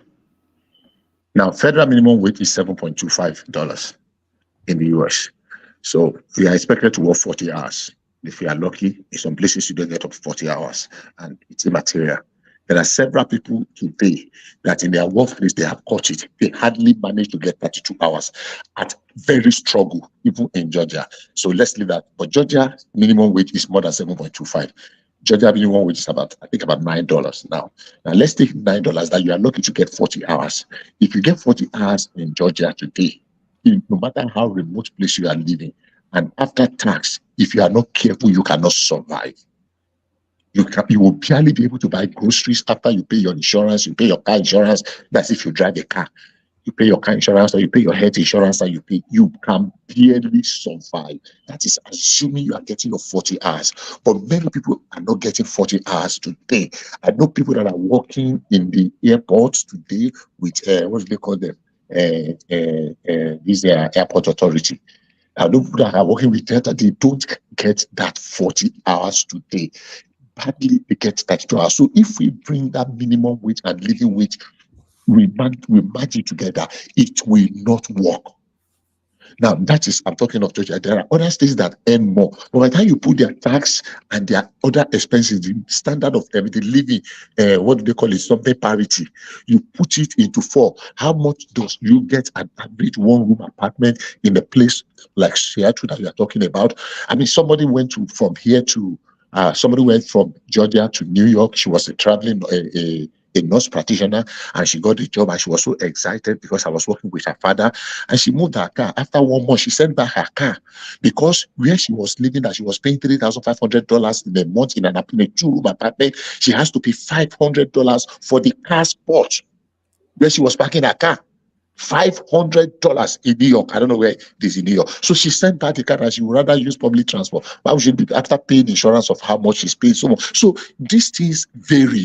It is not one cap fits all. Now back to Nigeria very quickly in 1 minute. The truth of the matter is that we use minimum wage so that we can make our argument to flow. The percentage of workers that are actually in that minimum wage bracket are very, very insignificantly small. Now I'll tell you why. It is level 1, step 1. What is level 1, step 1? You have zero education. That's number 1. You have zero experience, and it is just your entry point. What many people use that minimum wage something to do is the one they used to compensate people. Okay, just bring 2 names, just bring 3 names. That's the majorly where they used to pile up those ghost workers. Because even if they have them, they hardly go to work every day. They have other things they are doing. They are just using that place. And mainly there are sometimes in some local government, in some other institution where they say, so just come as a cleaner, just come as something. Hardly do you see people in that circle. Because ordinary primary 6 is not even level 1, step 1. It's level 4, step 1. As if you have primary 6 at all. It's level, if you have school start, it's level 6, step 1. So when we put this something, yeah, it is okay to use it as a gauge, as a measurement, and it's better we make it to improve this living standard of people. But that should not form. We should be able to get an average, not the lowest of the lowest of the low. Level 1, step 1 is the lowest of the lowest of the low. So when we use it, it makes our argument to look a little bit one-sided. That's what I'm saying. Everybody deserves a fair share of what they're earning. Yes. I'm with you that we might not be able to pay a living wage. What I'm saying is that if you have accurate data to guesstimate what the living wage is, that will actually tell you, okay, I can't pay $10 an hour, but okay, let's say I'm paying 4 right now, but based on my calculations, it's actually 10. I should be paying 10 for living wage. I can say, okay, that gives me an idea of, okay, if I have more money to raise, I can actually at least keep up with that. I know what they should be earning, but I'm currently paying below that. So that gives you an idea of how to improve the pay. Not because you might necessarily be able to pay that 10, but that gives an idea. If I want to increase, I can actually know what the target is, like an idea of what I should be paying if I have the funds. So it's just to properly plan is my whole argument. Like if you have accurate data, you can properly plan for your workers. That's all I'm arguing for. Doesn't mean right. Let me just round up that space. Rational I think I've listened to everybody. I think everybody has a point. It's just let me just correct myself real quick before I move on. I think last year in the city of Seattle, they pay $18.69. Now they jacked it up this effective January 01, 2024 is $19.97. That's how much you need to make within the city of Seattle to be able to live. Very expensive place to live. Very, very expensive, like in the ranks of LA. But I don't know why LA is still stuck in that $16 something cents. That's what they said from what I saw on when I Googled it. So my point is that, you see, this it's dynamic. This for every 5 years, you see, there's so many things we need to fix in that country. Let me answer your question, Bishop, real quick. You said, am I saying that they should not even consider that minimum wage? That's not what I said. No, that's not what I meant to say. I mean, that's the impression of what you're getting from what I said. That's not what I said. That's not what I meant to say. All I'm saying is this, is that you need to fix certain things first before you can talk about minimum wage. If you can do it, you can jack it up or you decrease it or whatever they want to do. It's up to them. But I'm saying is that it's an exercise in futility, because why would you do something? I mean, again, you said something again. You said that review only applies to civil servants. I mean, like, what kind of country are we? I mean, if going by what you say, because I don't know, I've not read it. I'm not really ready. That's the truth. If it's what? It's for civil servants. Is that what it is? That's the truth. No. It's not. You can only compel it to civil servants, but it is recommended nationally. Oh, okay. Okay, so well, because of course they can't enforce it on private business because they are not the ones making their profit for them. Exactly, yeah, but I agree. But then it's one is that why would you? I mean, the minimum wage we talk about here in America, it applies to everybody because the Labor Department here they set a standard that everybody must abide by. At least this is the minimum you must abide by. $7 or $8 something. This is the minimum you can go. And every state too, their own department, the Department of Labor, to set the standard.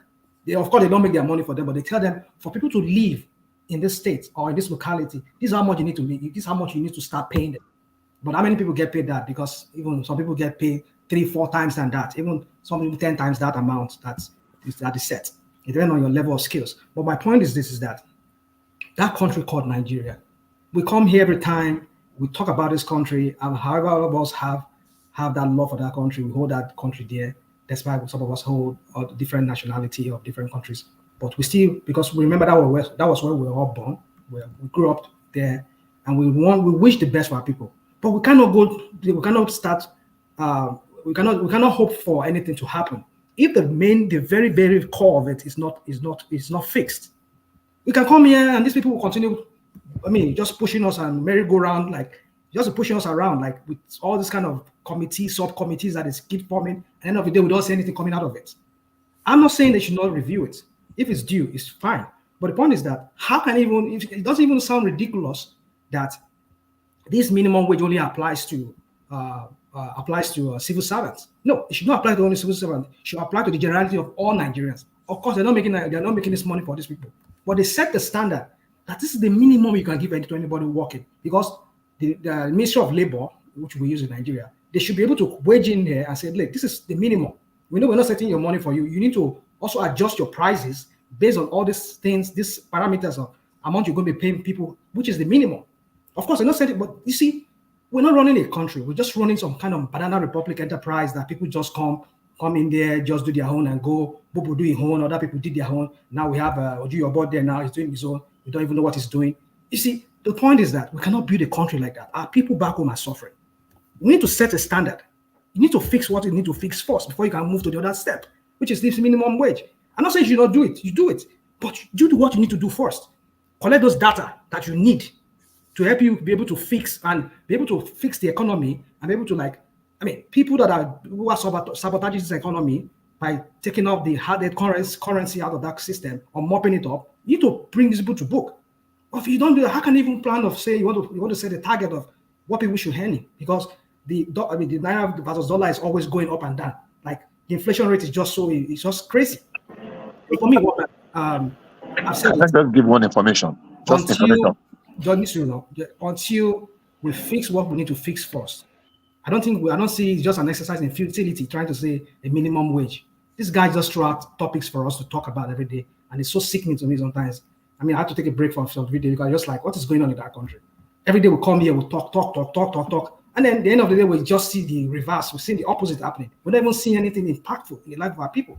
So I don't know, these policymakers in Nigeria, they need to get their acts together. They need to sit down and ask themselves that question: are we really a country, or are we just some kind of enterprise by some criminals who just hijack power from time to time? I leave it at that one, man. All right, brilliant, excellent. Thank you, Rational Mind. Did you want to chip in a very quick word? Yes, a very quick one. I just want to say that I'm looking down. I'm looking down. The minimum wage in the U.S. as we speak today, the least minimum wage state pay is $5.15, and the highest is paying $5.15. $5.15, the minimum wage, and the highest is paying $16.50, and that is DC. And so many states are within that $7.25 and $5.15, and that's the latest minimum wage. So $5.15, yes. Okay, and one man, why do you have that much disparity? Because they factored in cost of living, which is the living wage in different states. Exactly. Yeah, but that's the weighting that I was talking about. Exactly. That was saying was universal. But nobody can survive on $5.15 working 40 hours. No. Not in Georgia, not in Wyoming. I've been to Wyoming. Yeah, Wyoming is $5.15. Georgia is $5.15. You can survive on $5.15 in Georgia. From 5 to 16 is because the policymakers in those states have determined that, but it's based on estimation on what is the livable wage in their own state. That's why you have that much disparity amongst those figures. That's the argument we've been making for the last 30 minutes. Yes, which circles back to the point that we made originally. Thank you, Rational Mind. Let's hear from Prince. Unusual for Prince to be so quiet. It doesn't often interject, but we hear from him occasionally. It's probably at some basketball game. Tell me I'm right, Prince. and not right this time around, oh man. Basketball game. I didn't know it was a basketball fan. I didn't know that. I didn't know you were. It's by. Oh yeah, you explain yourself, Prince. No, my daughter's game. Usually that's where I go to. So. Oh, she plays. What does she play? Is she a point guard or what is she? Yeah, she plays point guard for the varsity team. Oh, cool. Freshman, yeah. Cool. Oh, nice. I was expecting you to come in playing the guitar. This is the new level where but by the way, one man, yes, what you allow happened to our friend yesterday was just was unfortunate. Sometimes you're responsible. You're supposed to save us from ourselves, and just to have Pansat, I don't even know what to start. Playing the guitar, I thought that was quite innovative. Yes, innovative, Umbo. What was that? What happened yesterday? I mean, it was serenading Chioma with the guitar. I mean, on video. Actually, never mind. On video, like, what was this guy? Man. But that's not the first time, though. Sometimes he'll bring it out and play La Bamba. He does that when the mood takes him. Just go ahead. It was just sad. It was nice. I enjoyed it. It was fun. It was fun. Yes. Making fun of him. Yeah, that was fun. Making fun of him. Yeah, that was fun.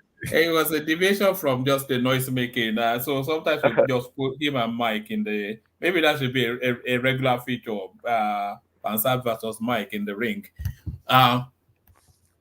So where do you want to come into the conversation, Prince? I'm still insistent that a minimum wage has no meaning unless it's a living wage. Because if it's not a living wage, then you are inviting corruption into that workspace. So you cannot be paying. Look at the army for. Let me show you this headline, which goes on to buttress that point. They are paying the soldiers 50,000 naira whilst they are buying SUVs for themselves. So and the army officer actually putting this out in the public space is saying that they are having to take to criminality in order to augment their wages. So what are you making of this minimum wage that is not a living wage?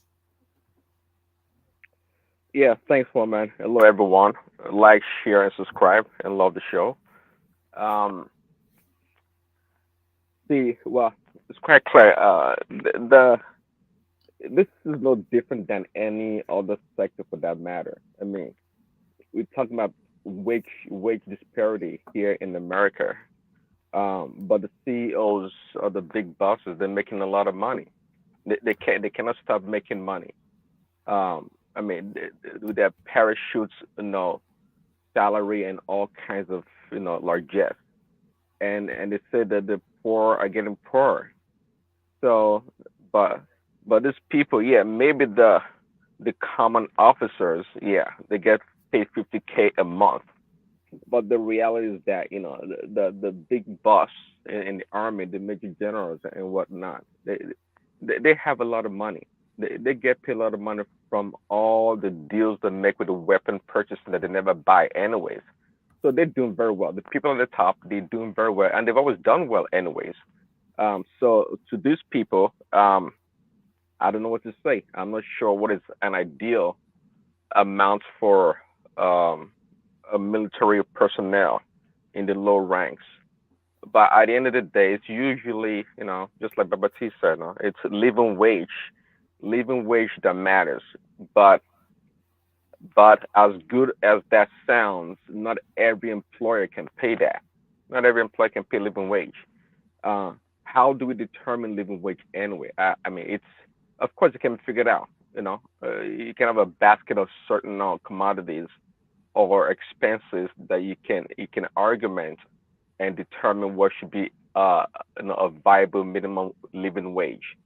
But the reality is that you can't expect a mom and pop store or a small business to be able to pay living wage, in a sustainable way. It's not going to happen. It's not going to happen. Even some states in the United States, they can't pay, a certain minimum wage, because the employers or the states, some states are not very, buoyant. They're not. Not like on the West Coast, where like literally the minimum wage on the West Coast is about $18 an hour average. So when I hear $5 an hour, I don't even know what to make of it. Maybe though in those states it is fine. Maybe it's their mortgage or their rent is not as an exorbitant. You should move to the West Coast. Yeah, why don't you move over to here? Move over to West Coast. You make more money, right? Yeah, that's what I'm saying, on the West Coast, yeah. I'm saying I'm inviting you to move over here so you can make more money. You understand? Oh, really? To Montana, well, it's up to you if you want to say about Montana. But where is the cheapest place to? Where is the best place to live in America? Tennessee. Boston. Boston is the best. I think Tennessee. You live better in Tennessee. In terms of climate, in terms of racial balance. One man. This is the place. One man. For intellectuals too. If you want to be intellectually, they come to Boston. No. Where the fat bottom girls are is really. Oh wow. Okay. Yeah. Okay. I don't know. So for that topic, one man. So for me, right, I think it depends on how you picture it. So it depends on how you picture it. Like someone like me, I live in Tennessee, and my office is in New York. And severally, I've seen severally they've begged me to come to New York, and I don't see any reason why I would live in New York. So sorry, do you live in Murfreesboro in Tennessee? No, I live in Clarksville. The dead city that should be scrapped from the surface of the earth. No, I live in Clarksville. Is okay. Like 35 minutes to Nashville. So you live close to. Murfreesboro is not that bad now. This one you are just bad watching the place. No, I was there. There's no way I can. No, I can't. That was a god awful city. They should be removed from earth. So you live close to Joel of Nashville and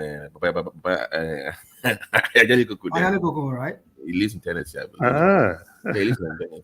Yeah. So for me, you probably ran into him and you didn't even know it was him. So for me, I think it's better for me living in Tennessee, right? Because as I prefer making the New York money and living in Tennessee because it's cheaper for me, Yeah. You pay income tax in both states? No. They don't pay, but they get you in their sales tax is horrible. Yeah, but sales tax is crazy. Yeah. Jesus, their sales tax. Yeah. One more to your question, I'll say that the Pacific Northwest in the whole of the United States probably the best place to live. The weather is great. You don't Northwest. Pacific Northwest, yeah, it's one of the. It's Northwest. Yep. What are you talking about? Northwest. Come on, man. Washington State, Idaho, Wyoming. Are you kidding me? Yeah, it's the best. If to let me. No, Agbado in Idaho, okay. Northwest or northeast, you mean?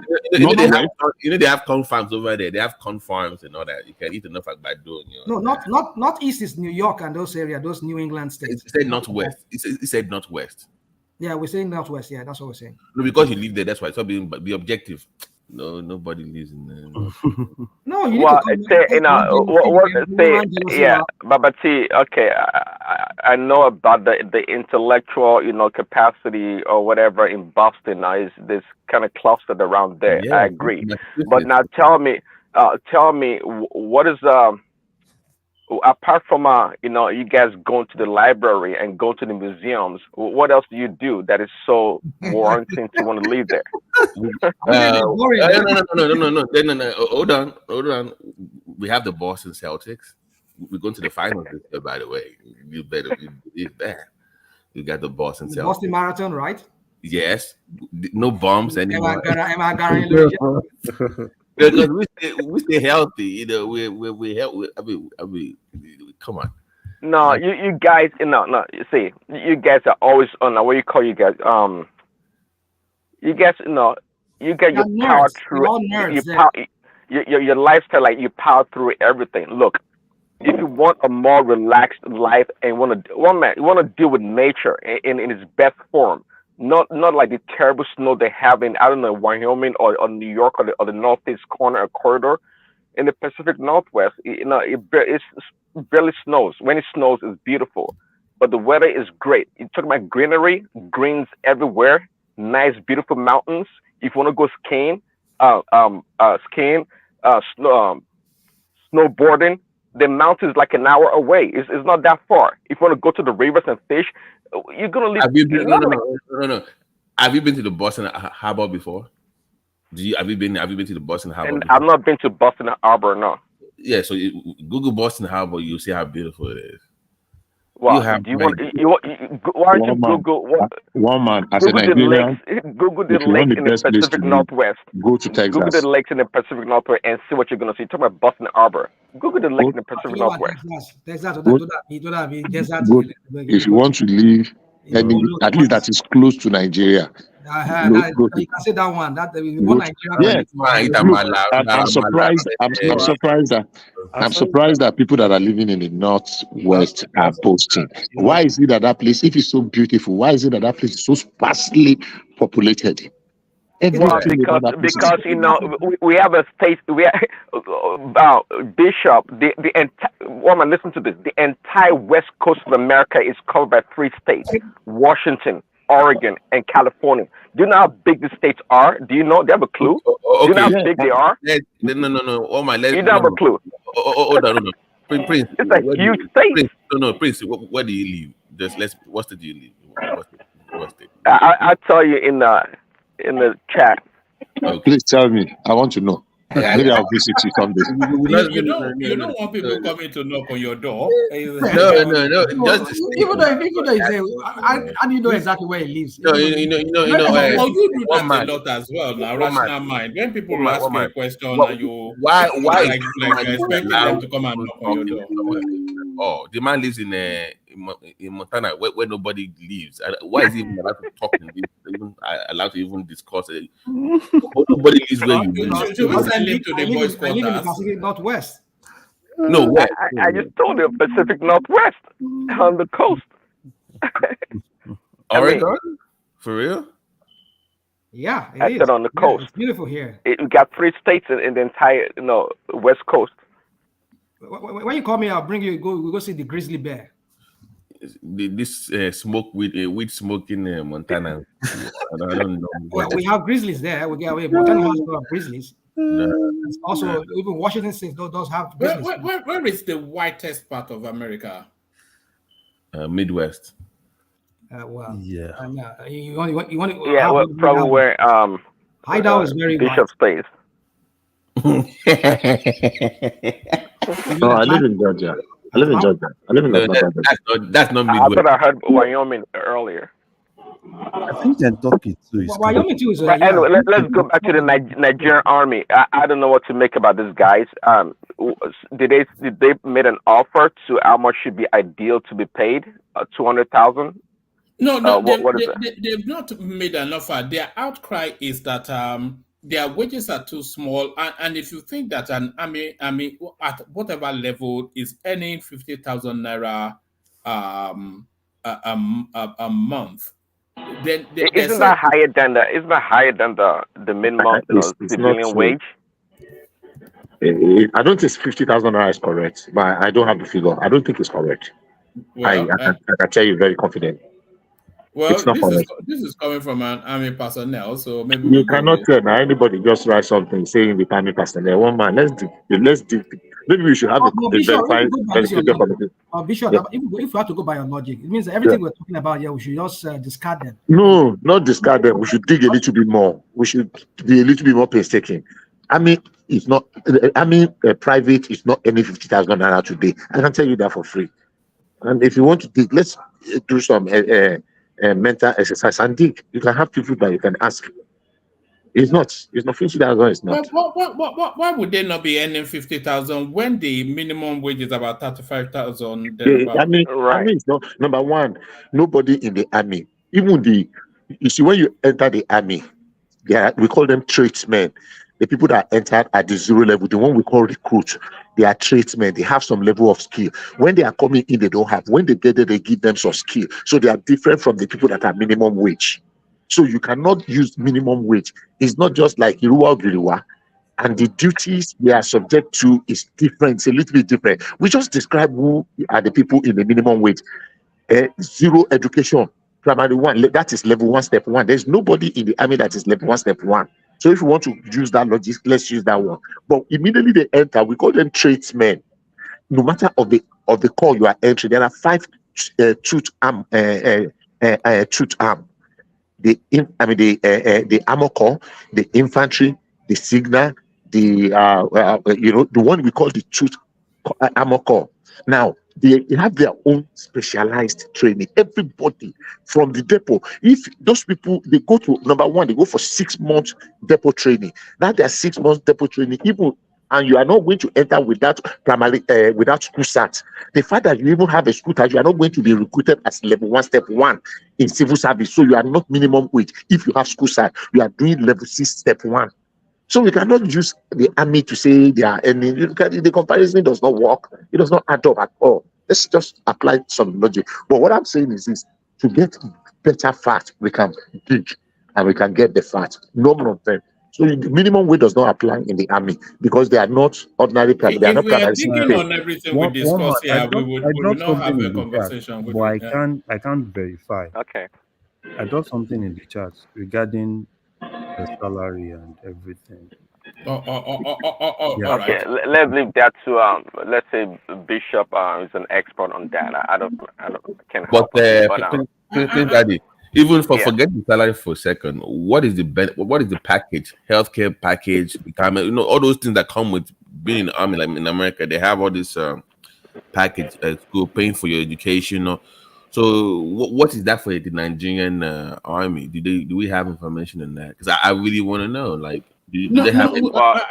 Sorry, let me give you this. I apologize, Prince, for your benefit. Really, police and army salary in 2024. This is from some paramilitary type of organization. So it gives you a table. The Inspector General of Police, he takes 1.2 million naira, and then so that's for the police. And then a police constable, which is at the bottom of that ladder, he takes home 48,000 just approximately. The army, a lieutenant, a second lieutenant or lieutenant, as we call it in Nigeria, 120,000 naira a month. And then a general takes 1.5 million naira. And then a private takes 50,000 naira. So there it is right there. A private takes 50,000 naira a month. So it looks as though there might be some journalists must have done their research before they just come and publish things. Yes. Yeah. So. But back to your Prince. Yeah, so the 50,000 naira is within the range, right? It's the private. I mean, that's the minimum. So, are you ready? So that might not be. Yeah, carry on. Yeah, I mean, again, it's well, really, sometimes I always say, it's sometimes not how much you get paid. It's how much you can actually save or live on. Which we talked about earlier, the minimum living wage that matters. And sometimes people don't mind the lower salary because they can get a really good package. If the healthcare is great, if they have free housing, that's a big plus. Maybe subsidized transportation and whatnot. So it all depends on the package. But obviously, these people that's complaining about 50K, I don't think they're getting all this benefit. That's why they're complaining. I don't think probably justifiable, So, but all I know is that the people at the top, they don't really live off their salary, just like the politicians. Their big bosses, they make a lot of money, a whole lot of money. They're not complaining. They're absolutely not complaining. So, but that is fine. I wish them well. But I was going to say this quickly to the lady Yeah. earlier, the lady that went to what is it, Bahamas? The Perimpe woman, the socialite. Where did she go to have a party? Grenada. Grenada, yes. So, yeah, you played Dr. Batty earlier, and you talked about 10 years ago, I think when she was 40, she had a big party also, and she spent a lot of money. It seems to be a trend for her, at least, celebrating every important milestone.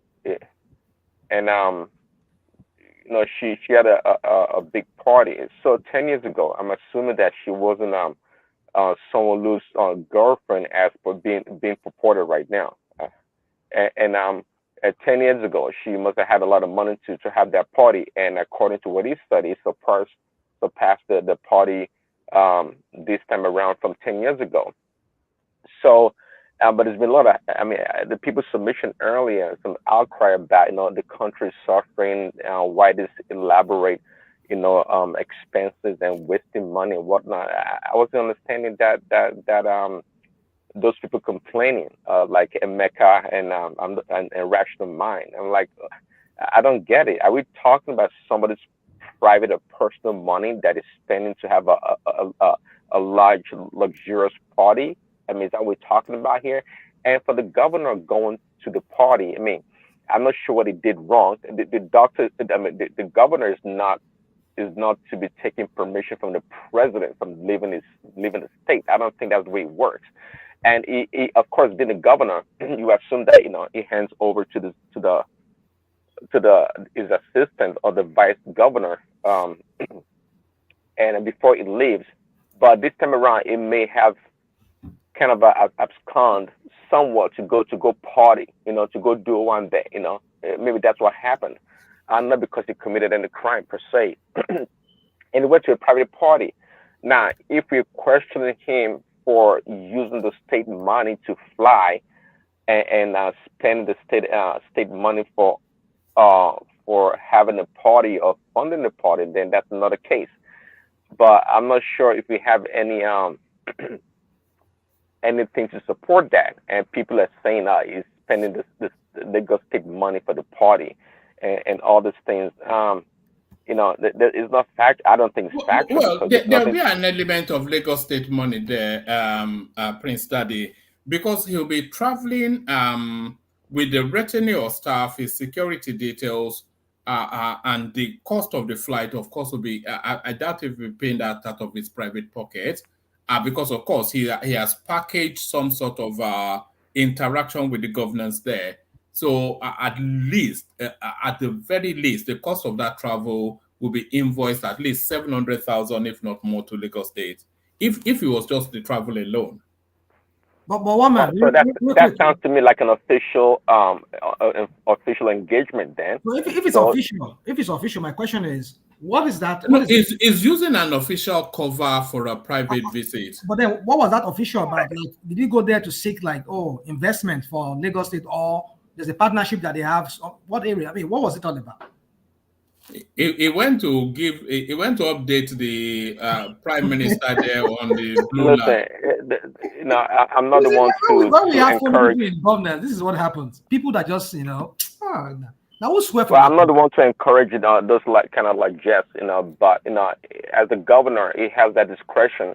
He's more than happy to reschedule. What discretion? He's more than happy to reschedule or move his itinerary to favor or match maybe a personal engagement. I don't think it's a crime. He has that discretion. He can do it. I'll be more. What are you talking about? He has discretion over his schedule. That's what I mean. Is that a crime? Is that a big deal? It's not a big deal. And then, so when he went there, what was the substance of? Well, good question, Rashomai. That is what we should be talking about. If you think he went to Grenada on the bogus. No. You get more concerned about him going to the party, go on a private yacht. Because hold on, the reason why we could not talk about the other side of it, whereby we saw him giving out a toy train, blue line to the president of Grenada, there was no substance to that because we only saw a picture of him. You know what they do in Nigeria? That's what Nigerian politicians, they like to do a photo picture just to show whatever. But after that, did we hear anything that he said? Maybe there's a partnership, or he's trying to get some kind of. Did you hear that? So that was what we're talking about. Did you inquire, do research to find out if there was one? Do you know what there was no searching on the Lagos State website. On the Lagos State website, that he's going there and for a partnership or to discuss some business thing or some kind of Grenada partnership with Lagos State. There was no searching on Lagos State website. So why would I'm not the one to defend someone. Look, maybe it's not updated yet. Maybe the website is not updated yet. That's what you're doing, because you see, this is what some of us do here.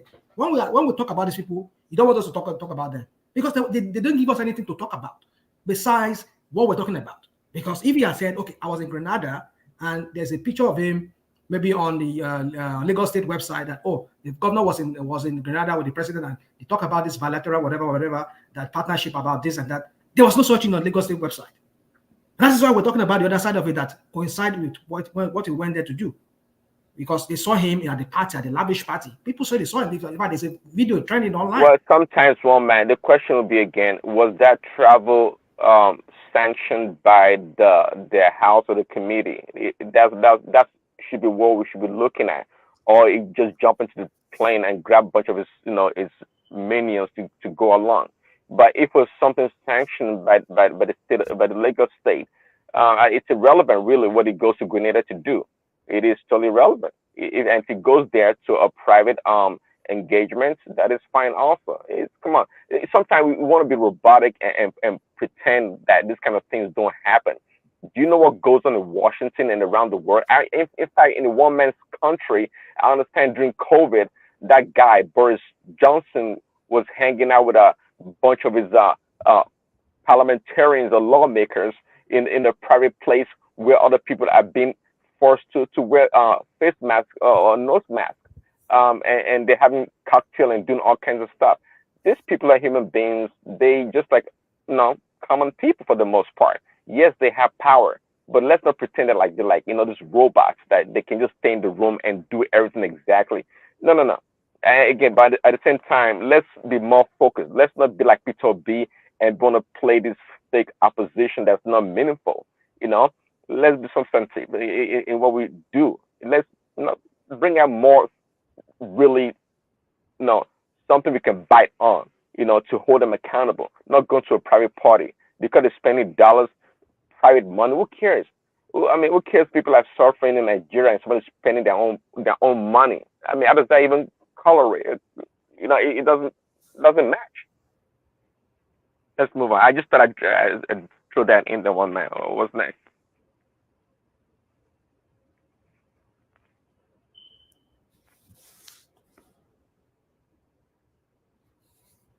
Is one man still there? I think he's muted, perhaps. No, yes, I was muted. You got me right. One man, I'm going to real quick. I'm going to paste Lagos State website. I'll paste their news. Go and see it there, and see if there's anything about. I've been looking at it. There's nothing. There's no such news on there about Sanwo-Olu going to Grenada on an official. Go on his Twitter. Yeah, go on his.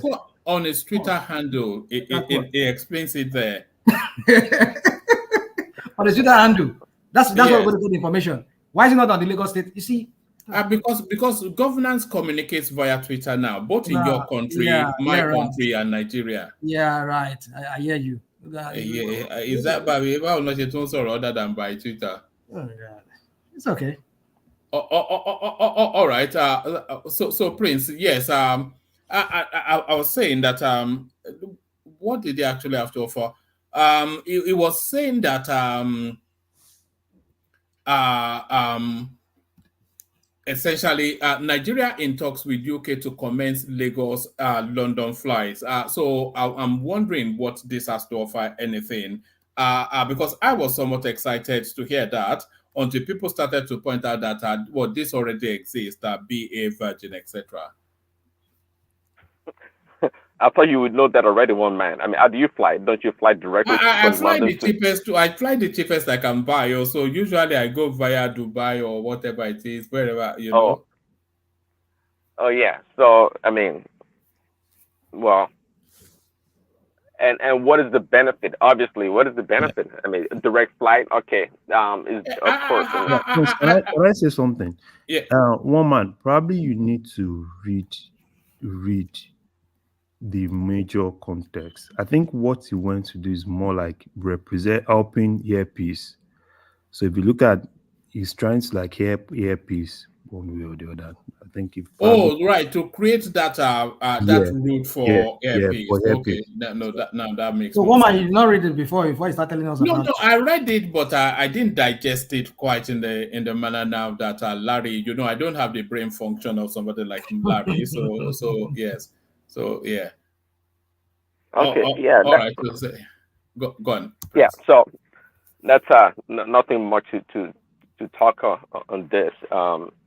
Yeah, but I'll say though, yeah, if it's for Airpeace, that is great. I think Oyema, right, is doing a great job. I think Airpeace, the airline is great, perhaps the best in Nigeria, and I think the last Do administration you think the was government is doing too much for that Airpeace?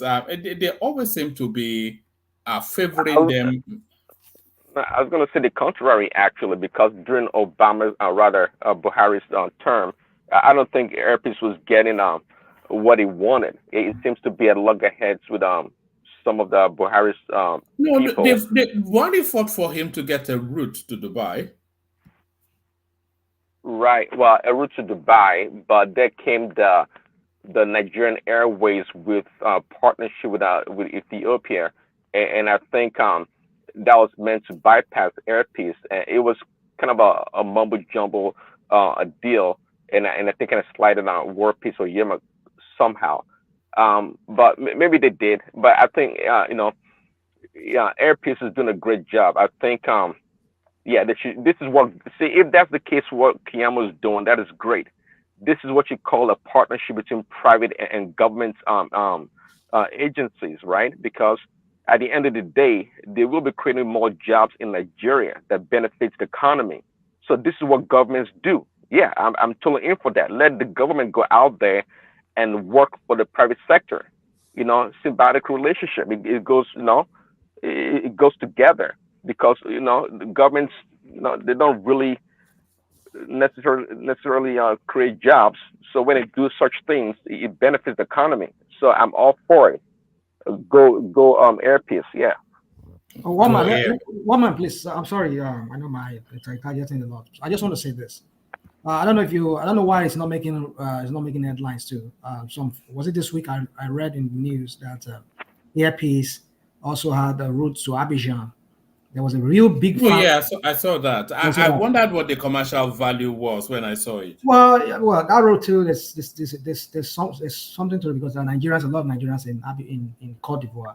It's a very, very viable route. It's a very viable route. Yeah. They welcome them with a big fanfare and all of that.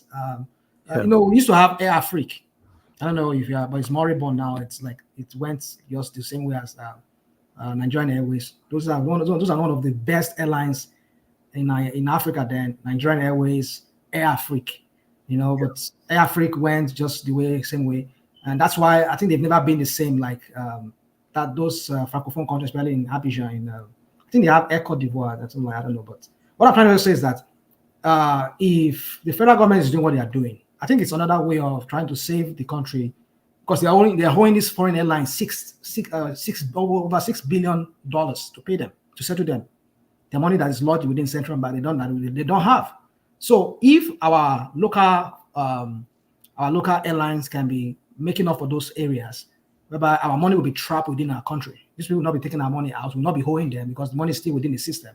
If Airpeace can be having so many of this route, or a chunk of this route, that the foreign airlines, they are also patronized, and they're also flying, and then Nigerians have to buy tickets, maybe in Naira, and they have to change that money back into foreign into dollars or their currency, foreign currencies, and that money has to go out of our system. It's not going to our economy; it's going out of our economy. So if Airpeace can be used to cover some of this route, at least a chunk of those routes, and we can trap those money within Nigeria, I think it's a good move. It's a good move for me. That's how I see it. Because if you're buying tickets now, and these airlines like BA, let me ask you a question, woman. I was in London some few months ago, and I saw New Caledonia. Is it Caledonia Airline? I used to remember many years back in the 80s, we have New Caledonia. Did you still have New Caledonia? Are you there, woman? Oh, woman is not there. So anyway, yes. Is it New Caledonia or British Caledonia? Sorry, it is British Caledonia Airline. Yes, I think it's actually under some sort of Dutch ownership, if I recall. Yeah. Oh, that's one of the best airlines way back in the 80s. I used to remember. So anyway, so my point is that those routes, if the airpiece can be covering it, I mean, like, I would save Nigeria some money. We'll not be giving out that money. Airpiece is cheaper covering it. Airpiece is cheaper, you said? Yeah, very, very cheap. So is that why they don't want to give them that route? Yeah, exactly. The London route happened with the Dubai trip. You know, Dubai, when I said Dubai or Saudi Arabia, when Airpiece started picking Saudi Arabia, it became very cheap. So everybody left for Airpiece. So with this now, if Airpiece can get direct flight to London, it will be very cheap. So, and obviously, you should know what will happen. They will start to use regulation to frustrate them. Exactly. Because it will be very, very cheap. Almost like sometimes you'll be seeing like 300,000 naira difference. You know right, that guy made his money out of Lagos properties. Oh yeah, man. Yes. Huh. He made his money for where? From Lagos properties. He used to be a land dealer in Lagos. Oh, okay. Woman, can I ask you this question? Go on. When you were like, probably the federal government was doing too much for Airpiece. So how will you say what the US government does for Delta? Is it not the same thing? Is Delta not the national carrier? No, it's not. US does not have any national carrier. Yeah, but US does not have IPOB either. So oh no. They don't have what? What did you say? You see? What bad? No, they don't have IPOB now. They say this guy will tell you he wants to secede from Nigeria, and then it's we have IPOB and it's the MAGA now, the Pimp Daddy group. The MAGA group, really? the IPOB we are here. With the IPOB, huh?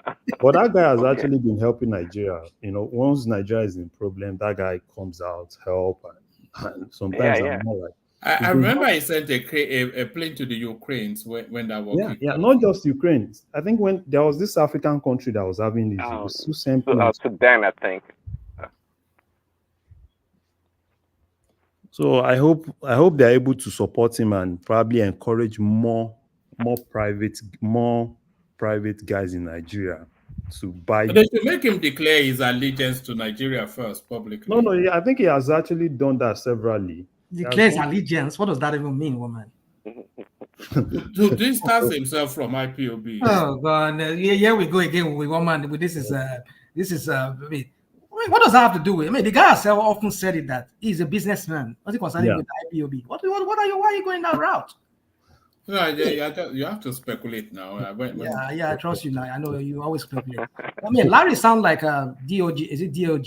A former guy that is from London. It sounds like is that the same? Larry, are you DOG or the DG? No, at all. You remember one man? You remember what I'm talking about? Yeah, I know DOG. Of course, now I remember. The one that owns all these betting shops in Ibadan. No. I'm not. No, our guy in this guy that is from. He said he's from partly from Oyo, partly from. Yeah, I know. He owns a lot of betting shops in Ibadan. Really? Yes. He does buy Jebu too. I think is he not politically connected? Yeah, that's the guy. Yeah. You know, that's the biggest guy. You know, the guy that owned Baba Itebu, you know, he has floated an airline, I think I heard. United Nigeria. Yes. Look at that. I mean, it's a good thing. I wish I had a lottery license in that's just a license to print money just for Lagos alone. Imagine. But you know how many people that you know how many people that are crying, that are betting, that are not even making. No, lottery, not betting. One man, that sector is very, very. There's a lot of rivalry going in that sector. You mean to get the license? That same Baba Jebu. Do you remember the fight he had with this late guy, Kashim? What's his name? Adebut. Buroji. Yeah. You know, they had a very big fight. Very big fight. That's another. That place is another Hoyam. It's that money is. Buruji is not into betting now. He is. He is. Yeah. Which one is his own? What's his name of his own? Yeah, he is. I think he has even in Ghana. He has big something in Ghana, in Nigeria. I think that's the genesis of their fights now. If he say maybe betting, I mean, maybe if he say there's a rivalry between them, maybe because of No. It's betting. Buruji was pro-government. I think Buruji leaked some secrets to the government at that point, and Baba Jebu was that was when Baba Jebu was having issues with the government. You know, at the point he was having issues with Nigerian government. And that was when him and Buruji were really having that fight, serious fight. That even when Buruji died, you know, some people were kind of like, you know, Ogun State people, like probably he has one or two things in Buruji's death and stuff like that. But that place is another. Yeah, you know, there's a lot of mystery and conspiracy theories surrounding his death. Was his son not wrapped up in that Bowen's College? Remember when some kid was? Yeah. Unbelievable. Back to you, Prince. Prince, do you want to speak on Tinubu having sleepless nights on Buhari's looting? From the People's Gazette. Yes, I cannot. What does that really mean? Yeah, we know there was a lot of malfeasance during Buhari's, Mr. Coming to fight corruption, right? And I'm not sure what they did for corruption, really. Because what seems to be imagined is that we knew they looted a lot, but it looks as though they completely decimated that economy, even worse than Tinubu thought. You know, he was coming there, I will inherit the liability and the asset and whatnot, and now he's seeing the figures. Well, I mean, see, a lot of things, sometimes you don't have to be like super smart or brilliant. You can just look at what was going on in the country. Look at Emefiele. We were talking about Emefiele for like, 8 years or so. He was there for a decade, and the CBN did not produce a financial report to the Senate or to the country to see what is going on. We saw all the shitty deals with the Dangote and all the people. So, I mean, I think what were they expecting to find? I mean, it's crazy. What is going on is well expected, but what did you expect Tinubu to say? That he is going to come in and blame Buhari for everything that went wrong? He is the boss now. He has to take the responsibility to fix the economy. But now, you know, their attempt to stabilize the naira is not working. Is it working? Obviously not, because my understanding right now, the naira is about what, $1,200-$1,300 to the dollar. And it was that part of the $3.3 billion that was borrowed in the shell account. Somebody was pointing out something in the comment section yesterday that really struck me. He said with about $700 you'll be a millionaire in Nigeria, and I thought, wow. Yeah. Actually, yeah. I think I saw that also. Yeah. So that's the reality. So by the day, Nigeria is getting poorer as a result of the foreign exchange debacle. But nobody, I don't know if they don't know or what the problem is. But Nigeria's economy, see, you can apply this, Western straight line model to fix an economy or a currency that's skewed in so many ways. Do they have a clue about what is going on? I mean, a month ago, whenever we talked about it, that Tinubu needs to go uncover the people behind it and try to negotiate how they can help him support the economy.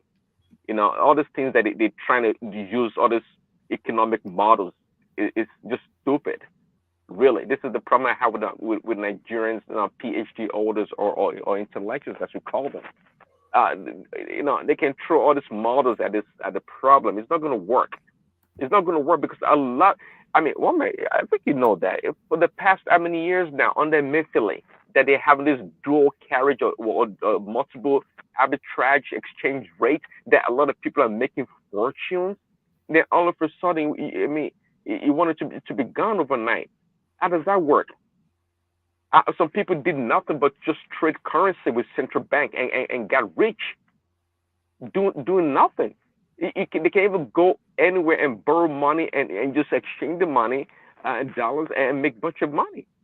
And you guys want it gone overnight. I think some people are not being serious. I'm hoping Tinubu knows better, not to be doing all this nonsense with that. It's a big problem, and it's not unique to Nigeria anyway. Anywhere people are making money, you can't just come over and take the bread out of their mouth. They're gonna fight to the end. Then they're going around borrowing this misery $3.3 billion to stabilize the economy. That was a joke. I mean, that was a big joke. Is it Cardoso and these people? They don't know what is going on. I don't think they have a clue. Thank you very much for that. What do you mean? Cardoso is one of the leading economists in the world. One man, no. Sorry, Rational Mind, check your phone. He's one of the leading economists in the world, though.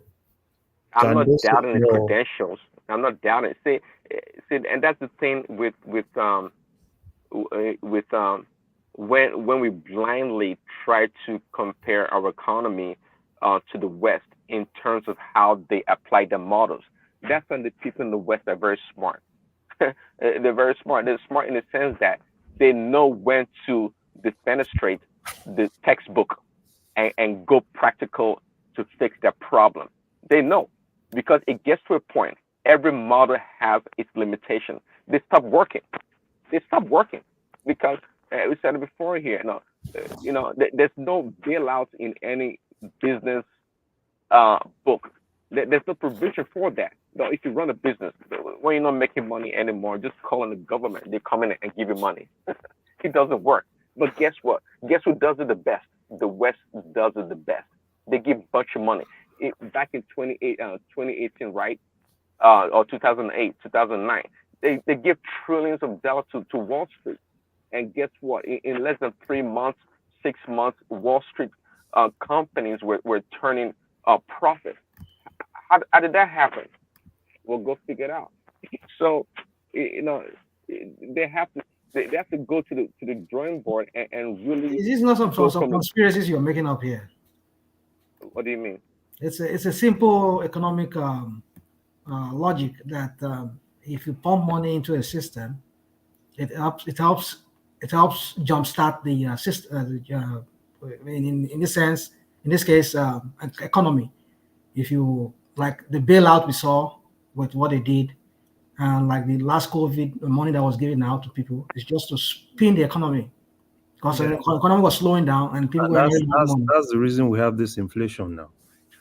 Yeah, we know. But then, if that was not done, then you know the magnitude of the kind of economic. Rational. If you follow my submission so far and the logic behind it, the ratiocination. What I said was that, look, I'm not saying they shouldn't put money in the economy, but guess what? They were giving money to private institutions, businesses, and they turn around and report profit on their books. My point here is that, look, the West, they know when to abandon their economic models and choose a different route that's more practical to fix their problems.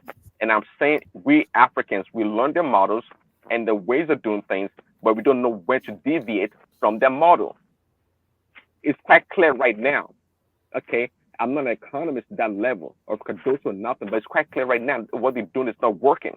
So they have to go to the drawing board and try to capture all the variables in Nigeria's economy that is constituting this problem so they can get to the bottom of it. And I said it earlier also that, look, for almost a decade or so, Central Bank and Emefiele and them guys, they were making a fortune with the arbitrage that existed or still exists in Nigeria's economy. And they made a lot of money. You didn't have to go worry yourself and worry about all the factors of production, wasting your time, where you can just get $1 million and turn it to a whole bunch of money. And that's, easy money, left and right. That's my point here. And you guys want to take it, you want to correct that problem overnight in less than 6 months. How the heck is that going to happen? When we have powerful people in the country, people that have vested interest in every aspect of the country. You got to keep it real. That's what I'm saying. If Tinubu doesn't know that, well, I'll be flabbergasted. If he doesn't know, and I think I know, well, we have a big problem going in our hands. A big, big problem. Yeah, woman, you see, what yardstick do you use to call Cardozo an economist? By virtue of what they tell us. Cardozo, that's you see, there's a lot of things. Well, was he not a top banker in the pomp of his career? Because you worked in the bank, does that make you an economist? Well, it makes you somebody that knows about money. They package some of these guys. Is that what Tinubu is about? It's not packaging. You're not packaging. Because Cardozo, I've always said it here, right? I'm not a fan of all those guys. And you calling Cardozo an economist is even an insult to those that are real economists. The fact that this guy worked in some banks and at the end of the day, those banks ran those banks out of business, and they have the past glories and everything. He worked with Tinubu in Lagos. For me, he's not an economist. Economist where? How? Where did he get it from? So if you're saying you see, that's what I want to get. They said he went to Harvard. So you want to Harvard to read what?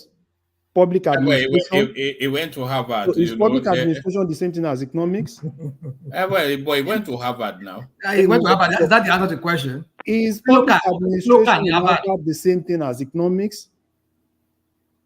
They will tell you that that's what it is. They say it's the same thing. Trust that Badu people now. Yeah. Where is Fulata? This is a guy that has bachelors in managerial and administrative studies. He went to Harvard to do a master's in public administration. So how does that make him an economist? He was the commissioner for economic and planning in Lagos State. So does that make him an economist? You're struggling to answer these questions. It's an economist in the rounds. In the rounds now. How? By virtue of the experiences of his work history. You see, Tinubu is unraveling before all of us. All of us are just saying that this guy is they just packaged this guy and sold him to us. I don't know. Did you listen to that? Larry. I don't know if any of you listened to this. Adetokunbo Pierce, this guy, Lagos State PDP chieftain. The guy was. I love the way the guy spoke today. Was it today or yesterday? He attacked Tinubu, Abi. Yeah, but to go attack Tinubu. No, I'm asking you. If I want to know, that's one of the topics I wanted to discuss here. But maybe when it's my turn, I will come back to that. You see, the point is this: is that we've said it on this platform.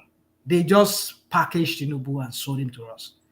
Tinubu of 15 years or how many years ago, like I said, during that election period, it's not the Tinubu of today. Even then, not as if Tinubu was some kind of how do I say, a genius. No, it wasn't. Maybe if Fashola were to be there, maybe Fashola could maybe direct him very well. I think the brain behind the success of his administration back, well, I won't say success, but at least to some extent, he was able to carry himself and a technocrat back then. I think it was Fashola that was behind it. Not all these thieves, all these criminals, the likes of what's his name? This guy that former lawyer here in Atlanta that took his client's money and ran to Nigeria. Nice. Miller. Yeah. So not the people like that. Maybe Fashola is there. I don't know why Fashola is just saying out of this whole thing for him. If Tinubu wants to savage himself, if he really wants to let him bring somebody that really that understands him. I don't know if Fashola can accept his to work with him, because Fashola will not be able to deal with all these criminals around him too. I said if he doesn't want to tarnish his image. I think I watched his interview on TVC recently when they were asking him. He said he doesn't have any ambition to run for president in the future. Is it when he was sitting with those women? No, I think there was it one? No, there was one he had. Was it with those women? I think yes. No, not with those women. Yeah, there was one he had with TVC recently. There was one he had with TVC recently. Yeah, it was with those women. I think he wrote a book, didn't he? And he was trying to. Oh, is that one? Is that the one? I think that's the one. Yeah, you're right. Yeah. So anyway, my point is that I just want to say is that Tinubu, I mean, I've agreed we're going to deal with him for the next 4 years. I mean, that's given. And that's why I just what if you did not agree? How would that affect matters? Well, I agree, I did not agree. Yeah, you're right. It doesn't affect any matter. But the point I'm trying to make is that I just have to accept that fact that he's going to be the president the next, except maybe something else happens. Yeah, for the next 8 years, so not either they impeach him. I know it's hard to okay. Yeah, okay, guys. That cannot happen. So, that can happen. Cardoso went to Aston University, United Kingdom, earning a bachelor's degree, BS in managerial and administrative studies in 1980. Also, master's degree in public administration from the Harvard Kennedy School of Governance, graduating in 2005 as a fellow on the distinguished. So this guy, I think, is it Larry? This guy's not an economist. Yeah, that's what I'm saying. Because saying this guy is an economist. Are you saying he's not an economist, or he did not study economics in university? What yardsticks do you make? Do you pick, right? To say people are economists. All right, let's open him up. He didn't major in economics. All right, I didn't see that. Yeah, but saying he did not study does not mean that he is not one. Let's open him up for a moment. Olayemi Michael Yemi Cardoso, 1957, is a Nigerian banker who is the governor of the Central Bank of Nigeria. He previously served as the commissioner. Are you sharing your screen, woman? Oh, let me share it. Yeah. All right. So Olayemi Cardoso is a Nigerian banker who is the governor of the Central Bank of Nigeria. He previously served as the commissioner for economic planning and budgeting for Lagos State. So that already makes him an economist. Cardoso's private sector career includes banking, stockbroking, consulting, and an appointment as the chair of the board of Citibank. He also served as a member of the Cities Alliance African think tank, etc. So he's an economist now. No. Advisory board of Lagos Business School, chairman board of African Venture, something or the other. He was also an executive lead at Harvard Kennedy School. Okay, I think we get a gist of it. Is an economist now. Nothing points. Hold on. Nothing points to him as an economist. His work history. Commissioner for economic planning and budget. That you work in the bank. Does that make sense? He's an administrator, not an economist. It's an administrator. Good example, Larry. Yeah, exactly. No. If you're a teller and you work in the bank, that makes you an economist, right? You studied Yoruba and you work in there. Not at the. If you work at the policy level of the economic. He's an administrator. Oh, Mama, do you understand that it's not only? Yes, he's an administrator. Yes, that's the best. This guy is far from being an economist. He's far from being one. Say even it doesn't even show that he ever studied to be an economist, though he may have worked in somewhat of a capacity in a unit of an economic planning. This guy is far from knowing the tangibility of the variables necessary to run an economy. You should call on somebody else to do the job. Yeah, but what you need at the central bank is an astute administrator with a good banking history. No. You need anything. You need a good administrator. I agree with that. But I disagree with that. What you need in CBN is someone that is vast with monetary policies. Yeah. Not just mere someone that has worked on the bank, someone that understands monetary policy. And that is exactly what we are lacking here. And that was exactly why I said those were the guys that deceived Tinubu. Because Tinubu believed in them. He thought they were experts. And we knew they were not. Do you wonder why Ali Dume referred to them as Lagos boys? Ali Dume said Lagos boys. What are we saying? Ali Dume finished this guy. Even when they went to screening, Oshiomhole said this thing, but people had to calm Oshiomhole down. Yes, so Oshiomhole said it. Tell me your Someone achievement. say he never is not an The economist. bank liquidated. They liquidated the bank. And you said his achievements. So for me, I've always said it on this platform. I'm not a fan of those guys. Wale Edun, Kadoso, I'm not a fan of those guys. Because even Wale Edun himself, what is latest achievement? Old school achievement is not achievement. Tell me your latest achievement. So, to the speaker, by now, when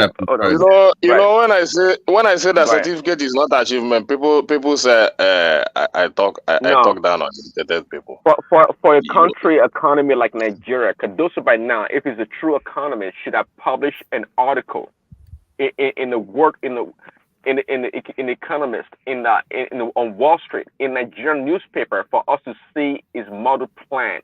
But he gave a press conference a couple of days ago. I said you write a white paper, an article, a detailed one, to read. A press conference is a thesis or what? It's a press conference. No, you need actual data for people to. Yeah, exactly. Yeah. So we have a benchmark of reference points that this is what we're following, and see the trajectory and the deviation from the norm. All these things in this economic model to follow. You tell me you had a press conference. Well, what is that? So that's what we need. If it gives us something, then we know what to hold on to and go by that. This guy, I guess I didn't know myself. I guess Larry is right. This guy's not an economist. I don't think he has a clue what is going on. He has a big job to do. By now, we should have somewhat of a grasp on what is going on. And I keep saying, I don't know anything, but I keep saying that, look, we don't have a real model that will work. We have to go to the grassroots and try to uncover what is going on with the monetary policy. What is his personal achievement in life? What is his own personal achievement? What has he built himself? It was the executive lead at the Harvard Kennedy School Alumni Association. Yeah, Chairman Citibank, Commissioner. It was. What do you mean that's it? Well, we just read the CV. One more question: who would you have preferred instead of Yemi Kadoso? Did you have anybody in mind, like at the time, that you think would have been better? I did not actually, because I do. It's called Kingsley Moghalu. I'm sorry, it's called Kingsley Moghalu. That's what I have in mind. I thought Kingsley Moghalu is a lawyer. No. He's an economist. The man used to work. The man used to work He's for. an example of an all-rounder kind of person. He's an No. Oh, but Kadoso is not, Abi. No. Excuse me. Kingsley Moghalu used to be a deputy CBN governor, right? I believe. Well, he was one. He was one, right? He's more qualified than under Sanusi. Under Sanusi. Yeah, he was. But I'm saying he's more qualified than. Okay, read the CV for us. Can you read the CV? I know. Deputy. Okay, CBN. Let him just read it for us, Matijo. It says Moghalu, but I'm just going to give you his education. Moghalu, or did you want the full CV? Let me give you his education. Go back up. Okay, there you go. Yes,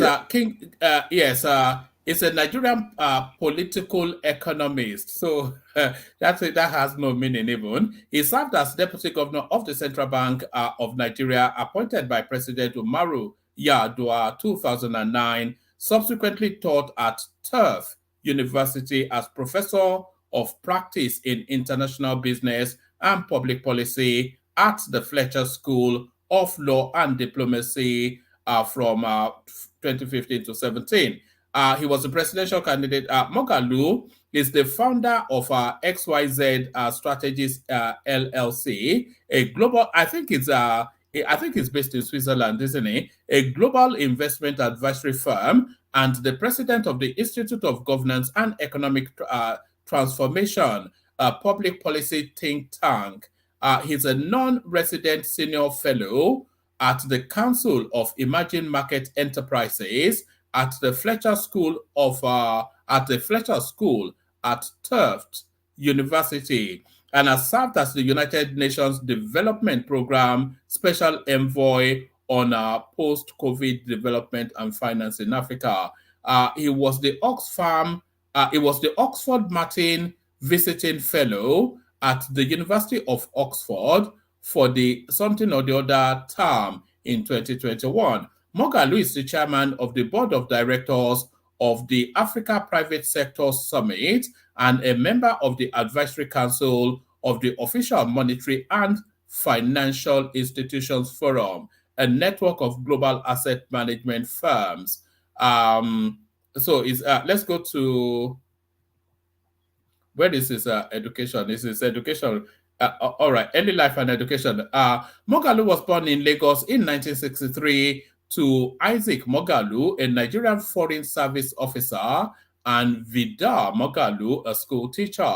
Moghalu spent his early childhood in Switzerland and Washington, D.C., where his father was posted. Isaac Moghalu transferred his service back to Nigeria's eastern region as the country was rocked by a political and humanitarian crisis. Where this is education. In 1970, in the 1970s, Kingsley received his secondary school education at Azima High School in Aba and Federal Government College Enugu. He earned his he's a lawyer, as I said. He earned his degree in law from the University of Nigeria in 1986 and the barrister at law from the law school. He obtained his Master's of Arts at the Fletcher School of Law and Diplomacy. So he's a lawyer. No, you didn't finish it. Where did he get his PhD from?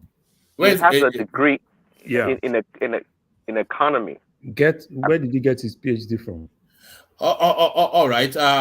Moghalu obtained his Master's of Arts degree in 1992 at the Fletcher School of Law and Diplomacy at Tufts University, where he was the John Gillespie Fellow and a research assistant at the International Political Economy Program. He earned the International Certificate in Risk Management from the Institute of Risk Management. Moghalu later obtained his doctorate of philosophy degree in international relations at the London School of Economics and Political Science. So he has no economic degree. He's a lawyer now, as I said. But do you need an economic degree to be a CBN governor? Well, not really. You see, now you are changing the rules. No. I am not. I am not. When I said it for Cardoso, you already No. He said he went to the London School of Economics. Guys, London School of Economics, right? I only asked the question that give me a different individual. I only asked the question. I think at this point in time in Nigerian history, we need somebody who's an economist to really come and help us out. Not people who are not. He's not even someone that is an economist, right? Yeah, I want to make someone who is more well-grounded and more rounded. And you see, there are people that are economists that are just normal. What of a well-succeeded businessman? Okay. but Walmart, you have to listen to Moghalu. A stronger CV, though. Forget about you have to listen to Moghalu talk about economic policies and break down the variables in an economy. Where did it come from? What did this economic way talk about economic? Since it doesn't have it on the CV. Where is it? It's from the experience now, just like as I was saying about Cardoso. But Cardoso doesn't have that experience. Moghalu doesn't have that experience on the central bank. He has the experience. Do you know Cardoso doesn't have that experience? You know why I don't even respect this whole thing? When this guy left, when Emefiele left, Tinubu brought this other guy to act. He brought a guy that was a mechanical engineer. That guy was already within the system, though. So yeah, it was already. Wait now. It was a placeholder. It was a placeholder. It was a placeholder. Something was getting bad. He brought someone. That thing was getting worse. Now you are bringing this guy because, as far as I'm concerned, right, you can be an economist and not know what to do in CBN. It's only people that are strictly monetary economists that understand this thing. That it's not, you see, when economists say certain, can you just give us a name or give us names so that we know? Just don't say people. Give us names. If you don't like Cardoso, who do you have in mind, or would should Nigeria has what's the population? Give us name. No, hold on. Give us names. They don't have names. Now they just want to do. Can you just say the Cardoso is bad? You give us alternatives. give you alternative. I think Larry is first imagined to be another rational mind, but No. with a softer tone. When you say I should give you, Larry, stay with me. No, let me ask you you say, if you say, let me ask you. Hold on, Larry, wait. If you say A is bad, one man, Nigeria to find a successful businessman. That's what I'm saying. Look for a successful businessman around well-successful businessman. Do you know what goes on in Central Bank? Do you think it's not profit and loss or in Central Bank? If you say A is bad, then you say B is bad. Then give me B. Who is B or C or D? So what I want to ask you is this: are you saying if Tinubu should I give you a name? That is better, right? Should I give you a name? Whole Nigeria, so we won't get someone that can actually help us. Who is the someone? Who is the someone? Who? Look for Koshari Madoka. I can't even say someone except I can see they can recommend. There are people that can recommend. What people? No. You can't. You see all these names, right? I don't even believe in all this. Somebody, this is this person's name. There are people in Nigeria that can recommend people that can man CBN. If it takes you to take the whole professor in Nigeria of economics, put all of them together, recommend somebody. Look for Koshari Madoka. I've told you guys. Tell Tinubu to look for Koshari. All right. What's his CV? He's a businessman. I say businessman. A successful. Look for a successful businessman. Do you think it's a profit and loss matter at CBN? Whatever you want to. I said look for a successful businessman. It's a profit. Yes, it's a profit and matter something. Yes, somebody that goes on in CBN. Yes, somebody that can think very well. I've managed economy well. Look for a successful businessman. It's more than that. Let's not go to the. This is getting absurd. It's not more than these guys you are mentioning. They have not built anything in their personal life. They've not built anything. They're just carrying the certificates, speaking good English. That's what they do. It's more than that. It's more than that. It's not just being a business. It's not more than that, rational man. I'm telling you for a fact. If you want, look for this guy, Atedo Peter side. You can look for him. The one from the creeks, Sapele Water. They stand big IBTC man. You can look for him. That guy is a very intelligent. He's a very intelligent man. All right. We went to International Monetary Fund Institute.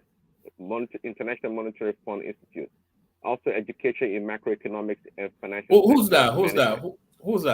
Can you bring up your volume, Prince? Your volume is a little bit low. I don't know what's wrong with your mic. Really? Is it okay now? I don't know. Yes, it's better now. Carry on. Start again. Yes. Yeah.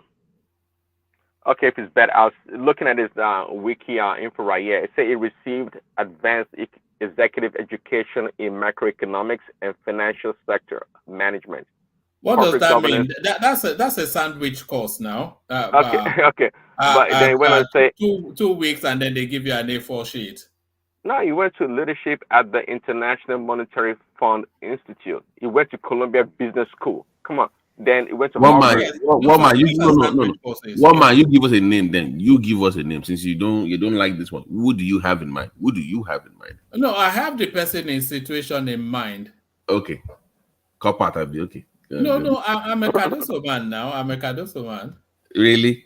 Oh, Lagos, the Lagos boys, I will see the Lagos boys. No, if his name is Yemi, then he must know what he's doing. That's my philosophy. Oh man, do you watch Hope was on my yesterday on with Ichewa Gambale? I saw snippets of it. I'll probably watch it later in the day. It looks as though he put up a good performance. Which good performance? You would have watched it, and if you can pull it off and show the last comment of Ichewa Gambale, it's just few seconds. Just last few seconds. The last comment of Ichewa Gambale at the end of that after he has interviewed Hope. All right, I'll do that. But whilst I'm doing that, let Prince Daddy continue with his thoughts. Prince, back to you. Yeah. I think really right now, I'm not sure about Cardoso. I never knew him. I can't offer anyone as a replacement because I don't know. But I know. I mean, they need somebody that's more practical that understand how these things work. I mean, this guy Cardoso seems to be very international, So you would think that someone Nigeria is not just facing internal problems with its monetary policies. What Nigeria does affect, it's part of the global economy, of course, and you need somebody that just has that brain to be able to juggle all these different parts and find an equilibrium, really. And I don't think at this point in time, Cardoso is the person. That's all I can say. Because, I mean, it's getting ridiculous. It's just that Nigeria don't like to reward the good, the people that really wants to do the job. I tell you, appoint somebody like Atado Peter side. You will see the work he will do in CBN. If you will agree to work, go look for the guy. What work has Atado Peter done before? What work has Atado Peter? He's the IBTC man now. You don't He's the Stanbic IBTC man now. And so what? And so what? You don't even know Atado Peter side. Atado Peter tried all the patronage. Hold on. Atado Peter tried massive. I beg you, let's leave growing a bank out of this issue. Atado Peter has his bank is one of the best today. I beg you, forget it. With patronage and bailouts. What are we talking? You are not talking to facts. The one you appointed liquidated the bank. Bailout from what, Bishop? Bailout from what? Let him tell me the bailout. Hold on. Let him land. Let him just make that point. So I said, what are you? Just hold on, rational mind. I asked him, what is it? What is Atado Peter's size achievement that you are making him to sound like he's a messiah? And he said he's running what do you call it? Stanbic IBTC. We know the origin of Stanbic IBTC, and we know the patronage and the survivor grant out he got out from government. We know what Jonathan single-handedly did for Atado Peter's side, and the patronage and the bailout. I mean, whether bailout or backbone or survivor that he got from government. So, what specifically has Atado Peter's side done? You're not talking about bailout. Support and all that. When we say the same thing for Dangote, you begin to say we are not what bailout? We are not patriotic. I'm telling you, somebody that did something. He's building IBTC bank. That's what I'm asking you. Is it the IBTC bank that you are talking? Is it the IBTC that makes it to qualify to be the CBN governor? Is that it?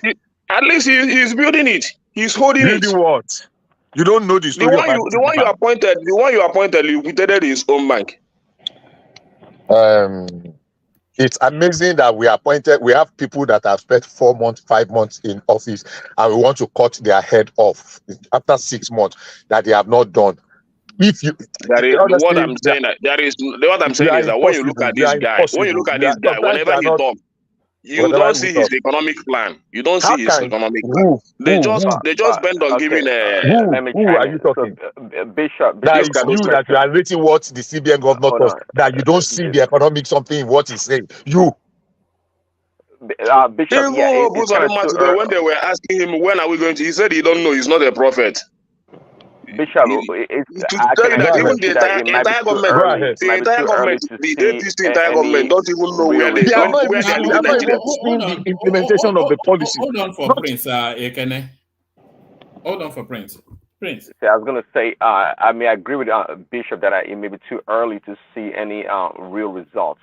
But do you think that Cardoso has a good grasp of the economy or what it needs to do? Do you see anything out there that suggests that based on what is going on at all? It seems to be doing trial and error at the moment. That's what I would say too. I agree with that. You see, the truth of the matter is this: it's like the adage they used to say, when you want to climb a staircase, you cannot see the whole of the stair from the first step. When you climb to a certain level and you see challenges, you adjust. You might need to adjust your speed. You might need to adjust your grip on the railings. You might need to adjust your step. You might need to adjust the kind of shoe or change the kind of shoe. But hold on. But can we agree that you are trying to build a staircase? At least you have a project. Of course, they are trying to build an economy. But unfortunately, we should realize that everything is not on hold. That, okay, let's suspend everything. You are not spending money. You are not buying food. You are not buying gas. You are not just let's see how we can build. We have to do both pari passu. They are going together. So we are navigating a troubling water. It is not only us that our economy is troubling. We know that this turning around the fortune of Nigeria is, and I've always said this in anywhere I have opportunity, it's not going to be a stroll in the park. It's not just going to be handed over to us on a platter of gold. It's going to come with some very terribly painful with decisions. this kind of inflation. With this kind of inflation, our inflation, look, listen to me. Our inflation at 28%, we know it's bad, but we have people that their inflation has gotten to 100% in other African countries and even globally. We have people that inflation have gotten to 200, 300%. We should get to 100%. I never said that. I am telling you that our inflation at 28% is not something that just happened overnight. It's something that we have been patching and patching. It's just like we have cancer and we have been treating with Panadol and Cafenol. Something that requires a lot of chemotherapy and even probably you that understand this administration, what is the economic policy and what's the end of it? Because you cannot be telling me that we do this, we do that, we are getting there without telling me this is the plan and this is what you have read about the administration that tells you that. Let me provide a solution. Let me provide a solution to you. Do you know, if you want to be very drastic about this economy, 3/4 of our workforce in federal government should go? Do you know that? Do it now. What do you do it? Look at you. Then do it. Lay people off. In this kind of economy, you will now say, oh, it's because of joblessness. Unemployment is 77%, it's 80%. In the recent of the world, if you want to cut the number of workforce, both in the civil service, somebody said something a few days ago. I want to quote where the man said it, that they were talking of that in one of the states, that they're saying that the number of their school, out of school, he said, but when they did a serious critical census, they discovered that their primary school student was just about 50% of the population that people were crying, always shouting about. Now they have over the number of the teachers they have employed is more than over by 50%. Now the only question is this: do you sack those 50% of the teachers? There are people in the civil service today that are not adding value. But the only reason why they are being retained is because, look, if you still sack them, you are still adding to the unemployment and the poverty in the society. So government is spending a whole lot of money just to stabilize the system. Now, it's not good. It's not Eureka. It's not time to begin to sing Kumbaya, but it's time to be considerate, even in our criticism. Look at the reality, even in our own homes, where we have issues. You are earning so much, maybe you are earning 100 or 200 or 500,000, and all of a sudden ties change, and you begin to earn like a half of what you were earning before. Your children are going to be cut off of some luxuries, but you are not going to ask them to stop school. Let me land my thought. You will not allow people to cut into your thought, but you always do it. Let me land my thought, please. You always do it, but if it is you will insist. No, let me land. Let me land. So let me land my thought. I know. I'm continuing, so don't tell me to continue. So things sometimes it is going to. I always say, and I've said, it's going to get tougher before it gets better. But we're thinking that the fortunes of Nigeria can turn over in 2 months, in 3 months. We've been having this something since almost 3-4 months ago. The government is just 6 months, for crying out loud, and we're expecting that. And that's why I said that this position when it's that we took a driver from Oshodi going to Ibadan. We say, oh, he's not fast enough. When we are just halfway to go back. Remember that Tinubu did not say to get to 6 months, bro. He said you will hit the ground running. He said you will hit the ground running. Is he sleeping? Is he sleeping? Is he not running? So you are expecting inflation to come. Hold on now. You are complaining. Hold on, everybody. You are complaining. You are complaining. Everybody hold. Let's have one voice at a time. Ekene, when he said he will hit the ground running, did you understand that to mean that he will fix the country just from the first day? What I understand is that he will start from day one to make things better for Nigeria by hitting the ground running. Look at this guy. There is no other way.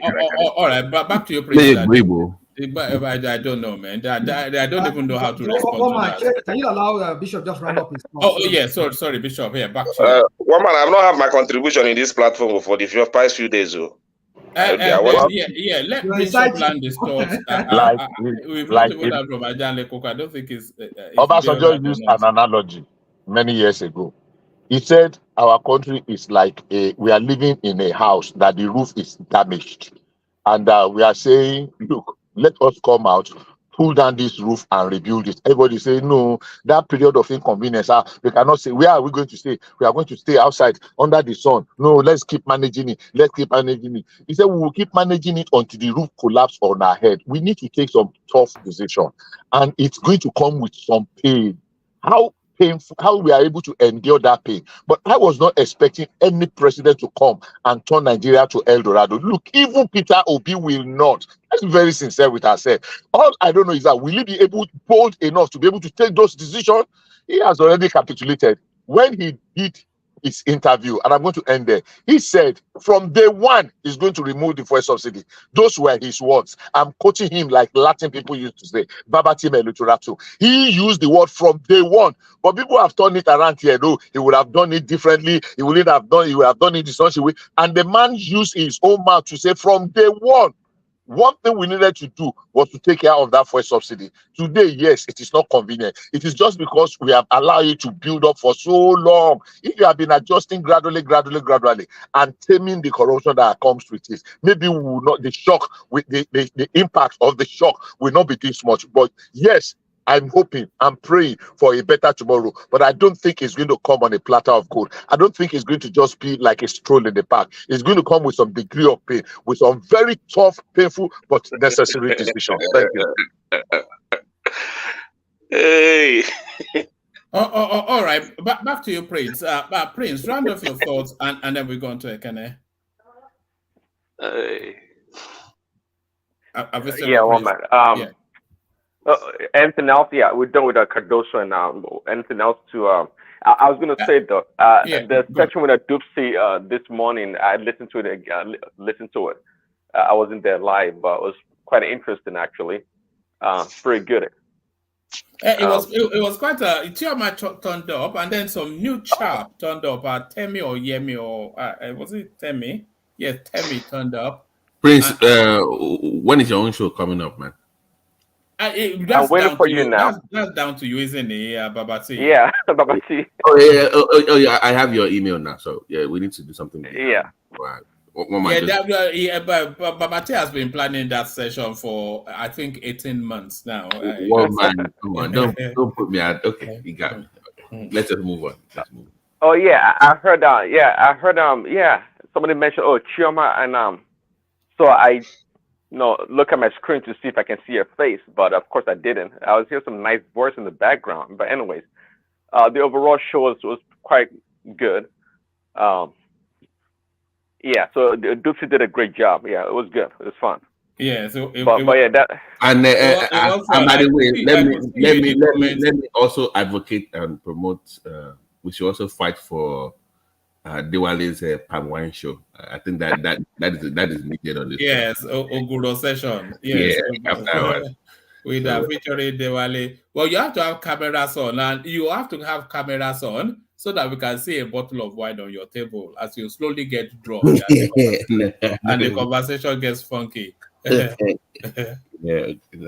Okay, well, man, we can move on to the next person. Thanks. All right, brilliant. Yeah, we go on to Ekene, but on our way to Ekene, let me just flash up. Wednesday, we have Segun Showunmi, one of the leading candidates to become the next PDP chairman, joining us to come and talk about Nigeria and the politics of it. So I'm going to send the link to the comment section. So I'll encourage everybody to go and turn on the notification bell and get yourself ready so that we can have a robust. Let's have as good a session as we had with Daniel Bwala with Segun Showunmi. He needs no introduction to anyone. He'll be joining us on Wednesday, 10 p.m. UK time. So 10 p.m. UK time, Ekene de Megida. Can you try and get this guy,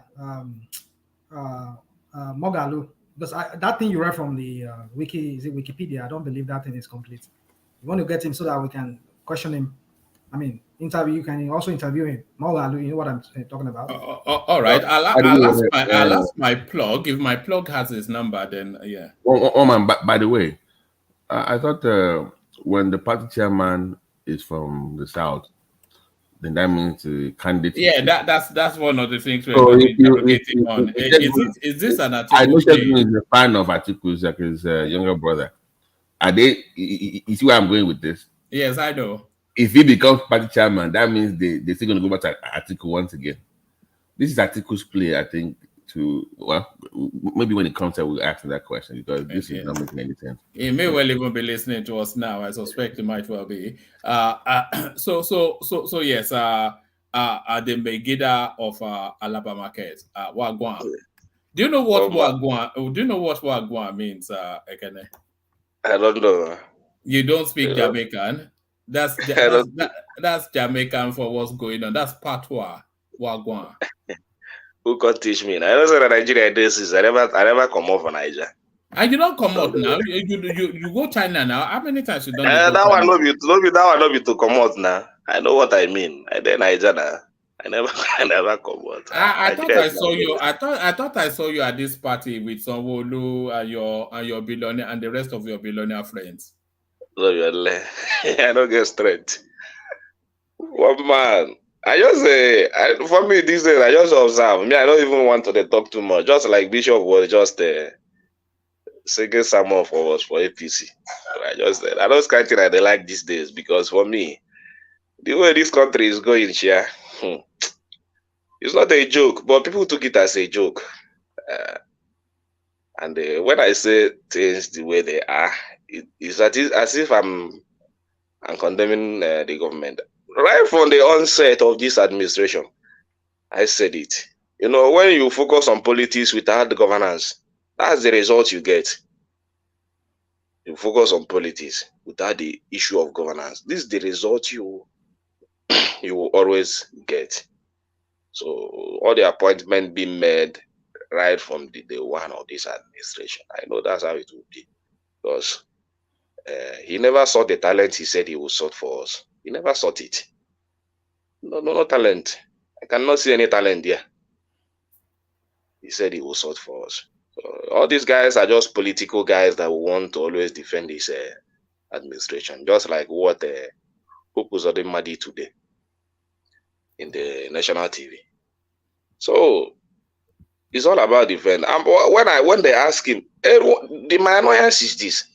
When they begin to ask these APC guys, to what end? What is the plan? And when are we expecting this? They say they are not prophet. All they know is that Nigeria will suffer to get better. What kind of statement is that? Even if it will take us the whole 4 years, tell us it is 4 years. But you say you don't know. No, they can't tell you that now. What they can do is to put in motion things that will get the country out of the mires. And they try and make that. They can't tell you that on September the 13th, 2030. That is, what are you expecting? I mean, you're a businessman. They have to set an agenda now. They don't know how to set agenda again. No, they are telling you that this is the trajectory of recovery.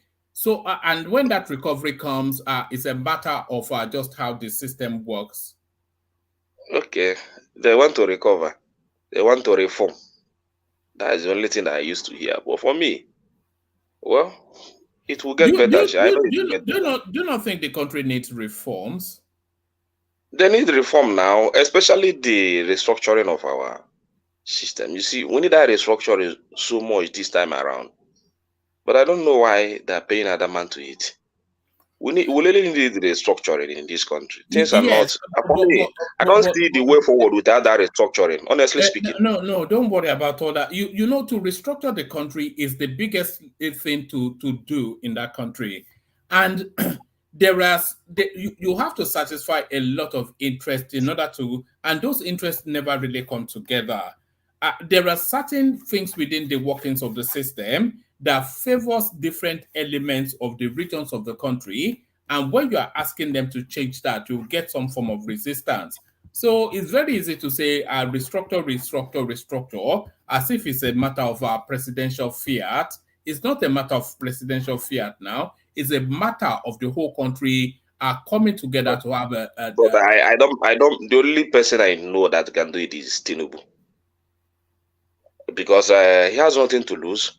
And I think he has the boldness. If he has the boldness to challenge Buhari, he should have the boldness to talk about restructuring. So if he cannot do it, who else?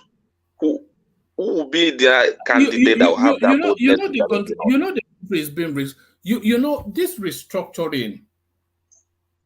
When people are talking about restructuring, I think people feel that it should be just one fell swoop act, like you just swing an axe at it and chop it up. But that's not really how it works.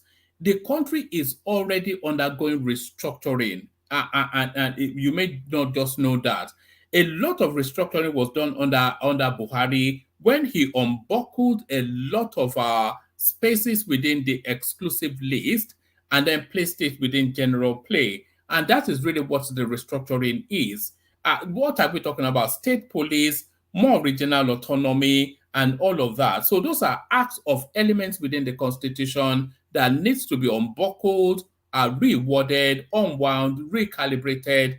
And do you remember when they did a road show taking the Constitution around the country? So a lot of these things already in the works. I think Jonathan started it now. So it's just a matter of bringing back those confab report and just put some amendment.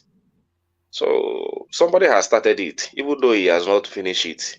So I think he can still continue there, bring those reports, put some amendment, and move the thing forward. You know there are maybe about 5 spaces really that needs restructuring. State police, so if they are able to do that, that's restructuring right there.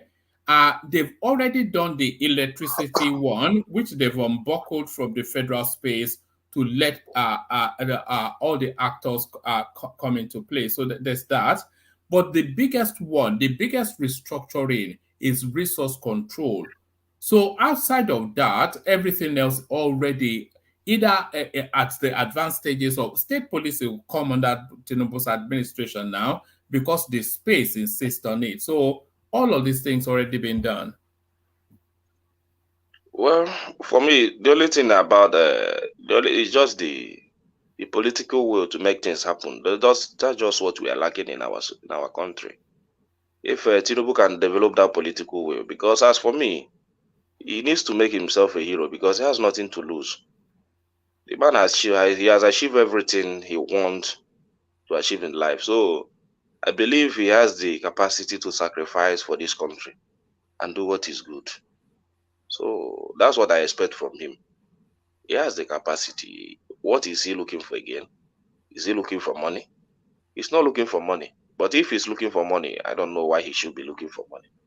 The only thing I would have wanted him to do now is just have the boldness, the capacity to challenge those cabals that Uzodinma is talking about today, because Uzodinma said these cabals are against his government. The cabals are fighting him. All the policies he made about both the Naira exchange rate and the removal of fuel subsidy, that the cabals are the one truncating the progress of it. Then when they were asking you, who are those cabals? Mention those cabals. So he should have the capacity to challenge those cabals that Uzodinma was talking about on Sunday politics. So, and he cannot even mention the cabals. Does it really mean that we still have many cabals in this government? And they are not ready to mention the cabals. He said the cabals are challenging the monetary policy, the exchange rate, the fuel subsidy removal. Then who are those cabals? For who pulls Uzodinma to come on national TV and be shouting cabals, cabals, cabals? Who are those cabals?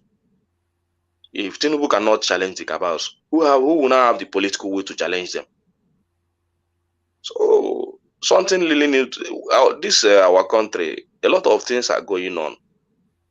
We really need somebody to have the courage to challenge these guys, to make things happen. Even if it requires that person want them to do that. Because the only fear that will be catching him if I challenge these cabals now, what will happen in my second tenure? Which they are already challenging him now that he should consider his second tenure gone. if you dare move a Lagos State CBN to Lagos State and the FAN to Lagos State. He's not moving CBN to Lagos or FAN, just a branch of it. I don't know even that branch of it, they're against it. So they have already challenged him that he should forget his 2027 ambition. But if he should just keep those things at the back of his mind and do what he's supposed to do. Because I believe that those decisions he made, a lot of Southerners are behind him. So he should look at the people that believe in what he's doing and do it without looking at their faces. So, but now it seems that decision has gone cold because of the challenge the Northerners has given him, which is I don't like it. You should have the boldness. If you don't have the boldness to do those things, who will now do it? Who will now do it? So that is it, one man. We have a long way to go. They say the cabals are too much. Also, the man said we have a lot of cabals. That's what he said yesterday. That the cabals are the people. But things will get better. So we are now hanging it on the cabals. And that's the reason why we are not growing our economy. So also the man said is the cabals. That's the challenge we have. And that's the challenge of this present government. But he still believes in Tinubu to do miracle. So that's the only thing I had yesterday. That the problem we have in this nation is the cabals. So maybe we should go and be looking for those cabals. Because he fails to mention their name. When they ask him, who are these cabals? He didn't mention their name. At least if he would have done it good and mentioned the name of those cabals, then we, the citizens, will now chase them. We'll now chase those cabals and catch them by ourselves and remove them out of the way so that the man can perform. But the cabals don't have name. So maybe you should go and listen to the interview. That's what Hope Uzodinma said, that it is the cabals. And you believe him when he said cabals, you believed him? What do you want me to say? That's what he said now. What do you want me to say, Rational Mike? APC and their propaganda. Is it not the same narrative they were spinning around during when Aisha Buhari was talking about his husband? That some people have hijacked his husband administration. And then you hear again where they're repeating this. See, these people are just bunch of people that are clueless. Yoruba people say, "Oh, they just don't know. They're not ready to do anything." I agree with the National Man, because if you remember, when the minister of mines, Alaki, said, "Well, all those mines are being controlled by the cabals, so then resign if you don't have any. You are the minister, for God's sake. If you have people mining gold, diamond, and metals in your country, and you say, well, I can't do anything about it because the cabals are the one running it, then why are you there? Can you wulu? You come down now."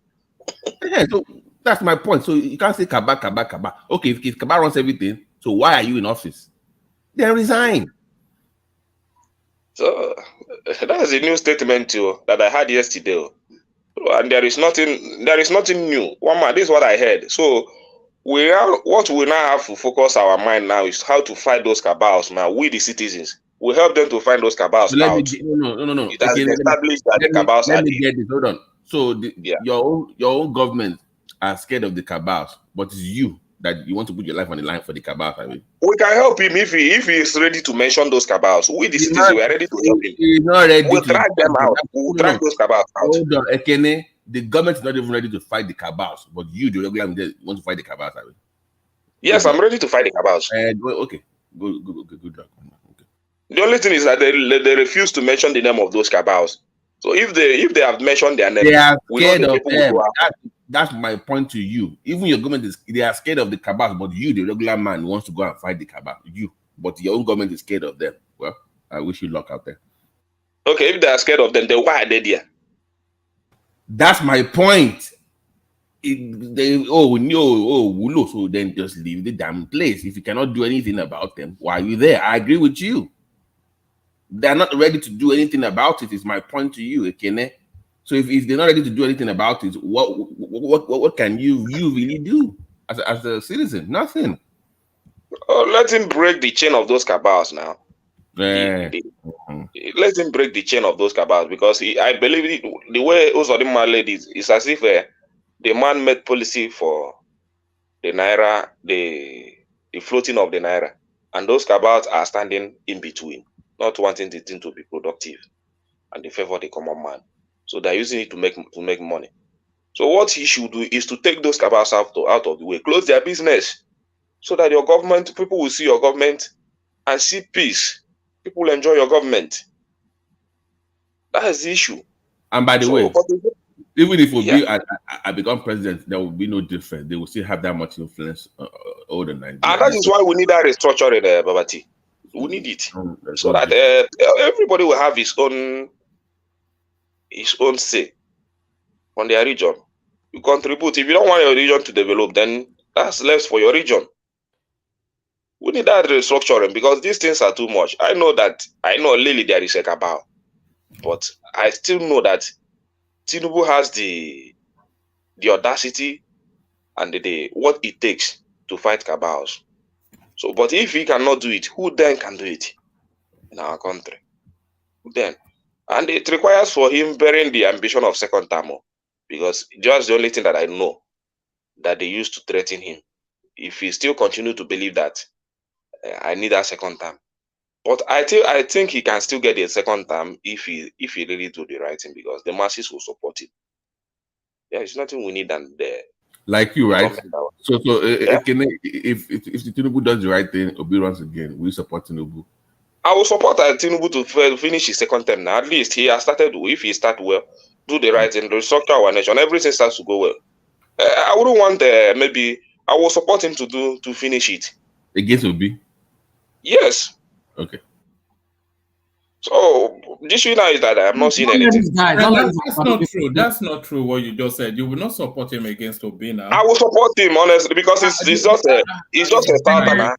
And they don't let these people pin you down with this their rhetoric. No, that's what I mind. That's what I mind. I want them to pin me down. The reason is this, because I know that they'll come for you later. From them they need.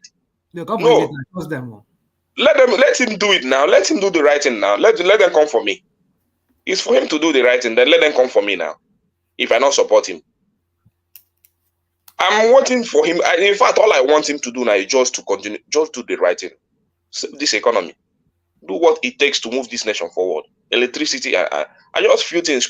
Pick a few things: electricity, economy, and security. Just achieve these few things in the space of these 4 years. Then let me not support him. Let them come for me. That's what I want him to do. Well, man, we have this on tape, right? We have this on tape. So yes. Do we believe it for a moment? I don't think we do. Why wouldn't you believe me? Why wouldn't you believe me? Because you are what does it do? You are fanatical about Peter Obi. That's why. No, not being fanatical. I will still love my Obi. I still support Obi. But that doesn't mean that these are the reasons why I love Obi, just to perform. I don't love him just for loving sake. I love him just to come and they perform. So if the same thing still happens with Tinubu and he perform, I will still love him now. Is he not old enough to be my father? So let him treat me as a son. Do what you are supposed to do for the nation as a father. So why wouldn't I love him? So that's my take. There is nothing too hard to support. There is nothing there. But when if what I believe in him right from the beginning, that I know that he will not perform, and he is now showing the sign that he's not going to perform, why then going to support him? He's making me believe. What he's doing now is that he's making me believe that what I believe towards the course of the campaign, that he's not going to perform, he doesn't have the capacity. That's what he's still making me to believe. So I want him to change that narrative by performing. But he seems like he's not changing the narrative. So I still believe that he's not going to perform until he performs. Oh, there is nothing there, Wama. It's just his performance. His performance will change a lot of mindset. So that's what it is. All right. Let's hear from BT, and then we start to wrap it up. Just skip me for now. I can't really speak for that on the phone. All right, brilliant. Let's wrap it up. Take it to the back where we are able to free flow a lot with better ease. How about Ajale Koko? Ajale Koko not there. No, Ajale Koko was dropped. Oh, okay. Yes, Ajale Koko was dropped. One man before I conclude. Do you know that speaking of these cabals, the naval chief of staff have been accused of collecting bribe? It wasn't accused of collecting bribe. It was accused of bunkering. One man, we are all shocked at that story. It was a very shocking story, isn't it? Imagine that. And they sanctioned him. Have they at the government? Why would they? What do you mean sanction him? Sanction him for what? They move him out of the duty now. For why? Let him go for investigation. By who? The government now. Is it not part of the cabals they're talking about? I wonder if you are trolling us sometimes. Let me give you this, Ekene. We are committed to upholding integrity. Federal government probe all theft allegation against naval chief. So there is already in hand. So I mean, what do you want them to do? So anybody that gets accused, they sack him, or what's the? Yeah. By the way, one man. Yeah, I have one thing I want to talk about just for because you asked me to speak this. Yes. After the victory against Cameroon, Victor Osimhen was pulled to the side by the doping agency, the same way they did Tobi Amusan, and he was drug tested. They took a sample after the performance against Cameroon. Hopefully, nothing is found, but I think it's kind of like targeted. I thought they were over celebrating that victory against Cameroon as though they'd already won the cup. Yeah, I mean, no, I hope they are not too busy drinking to forget. It was the press shot to deliver and stuff like that. But hopefully, because I want him to come to Arsenal, so hopefully nothing is found. I think he's on his way to Chelsea now. Chelsea are pushing everything. Yeah, I've been seeing Drogba around him. I've been seeing Drogba around him maybe 5 minutes. I'm like, well, Chelsea's going to get this. But I want him to come to Arsenal. But if Chelsea, I don't think Drogba is doing that work. Yeah, Drogba is yeah. Does Arsenal have the? How much do you think he will command? Is it nothing? About 120 million. Yeah, exactly. 120 million. The Arsenal does not have that kind of money now. Yeah, we will sell his user. The only person that could have afforded him was Newcastle, but with this financial Saudi money now, Saudi money. Who cares about Newcastle? Why would you want to go to Newcastle? Maybe one man, I thought that prediction we made that day that there was going to be a token for it. I predicted 2-0 now. I don't remember you saying that, Ekene. I see one man. You don't remember me saying that? I said Nigeria is going to win 2-0. I remember you saying that Nigeria will lose. I think one man, to be honest with you, I didn't say Nigeria will lose. So I said Nigeria will win 2-0. Go and look. If you can go back to that tape, go and check it now. It was even some APC supporters are not confident that Nigeria is going to. Wow, what has APC got to do?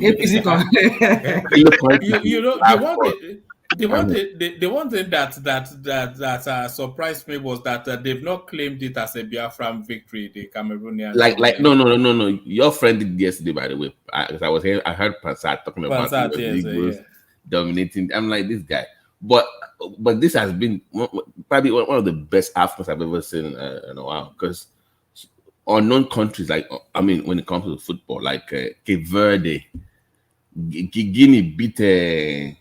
Egypt was knocked out today. Yeah. But I'm like, all these mushroom countries just beating the hell out of all this the big boys. If we can get past Angola, we will win that cup. If we can get past Angola. Angola is tough. They have the top 2 goal scorers in the competition right now. They have so I don't know. They're not Cameroon, so I'm not sure we will go past. But if we do, well, I don't know. But It's been a Even very long. this Cameroon we played, I think Cameroon is the weakest team in this. I don't Not see the them usual playing Cameroon, right? Not the Eto not the usual Cameroon. Cameroon I used to know. Yeah, those Eto days, and yeah, this were like the real Cameroon. These ones are very inexperienced. Those are puppies. Yes, can do joins us. I think gentlemen, I want to come and bully Emeka again. I really have to go. Thank you. You have to go. You just showed up, Kando. You just showed up to tell us you have to go. Kando, no, Kando. Before you even start, No. Actually, I'm sorry. I was responding to people in the meeting. Sorry.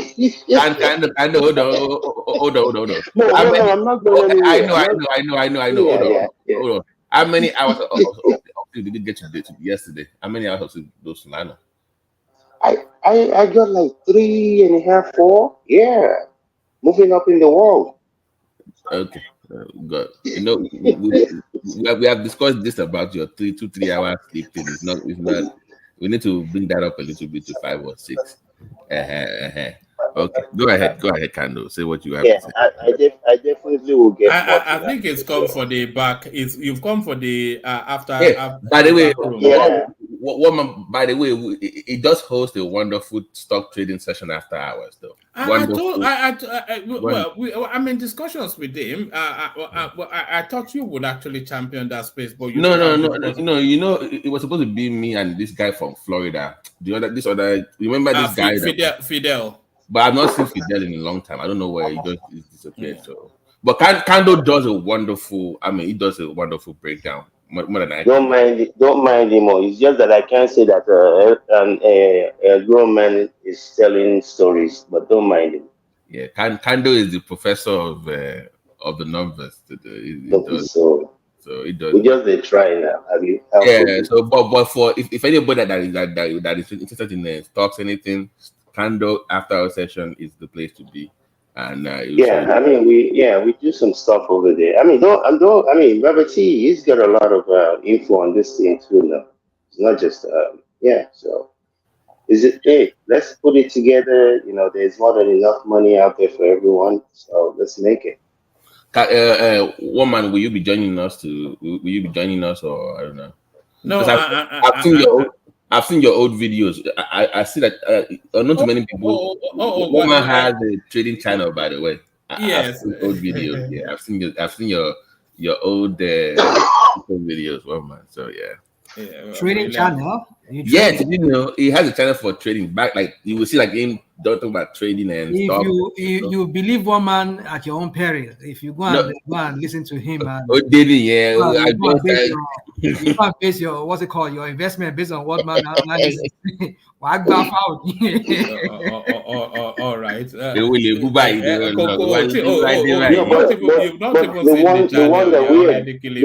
one that we're doing though, we're not really looking at long-term investment. We're just looking at opportunities in the market to take advantage of what's available and hopefully get some. We don't look at 20-50%.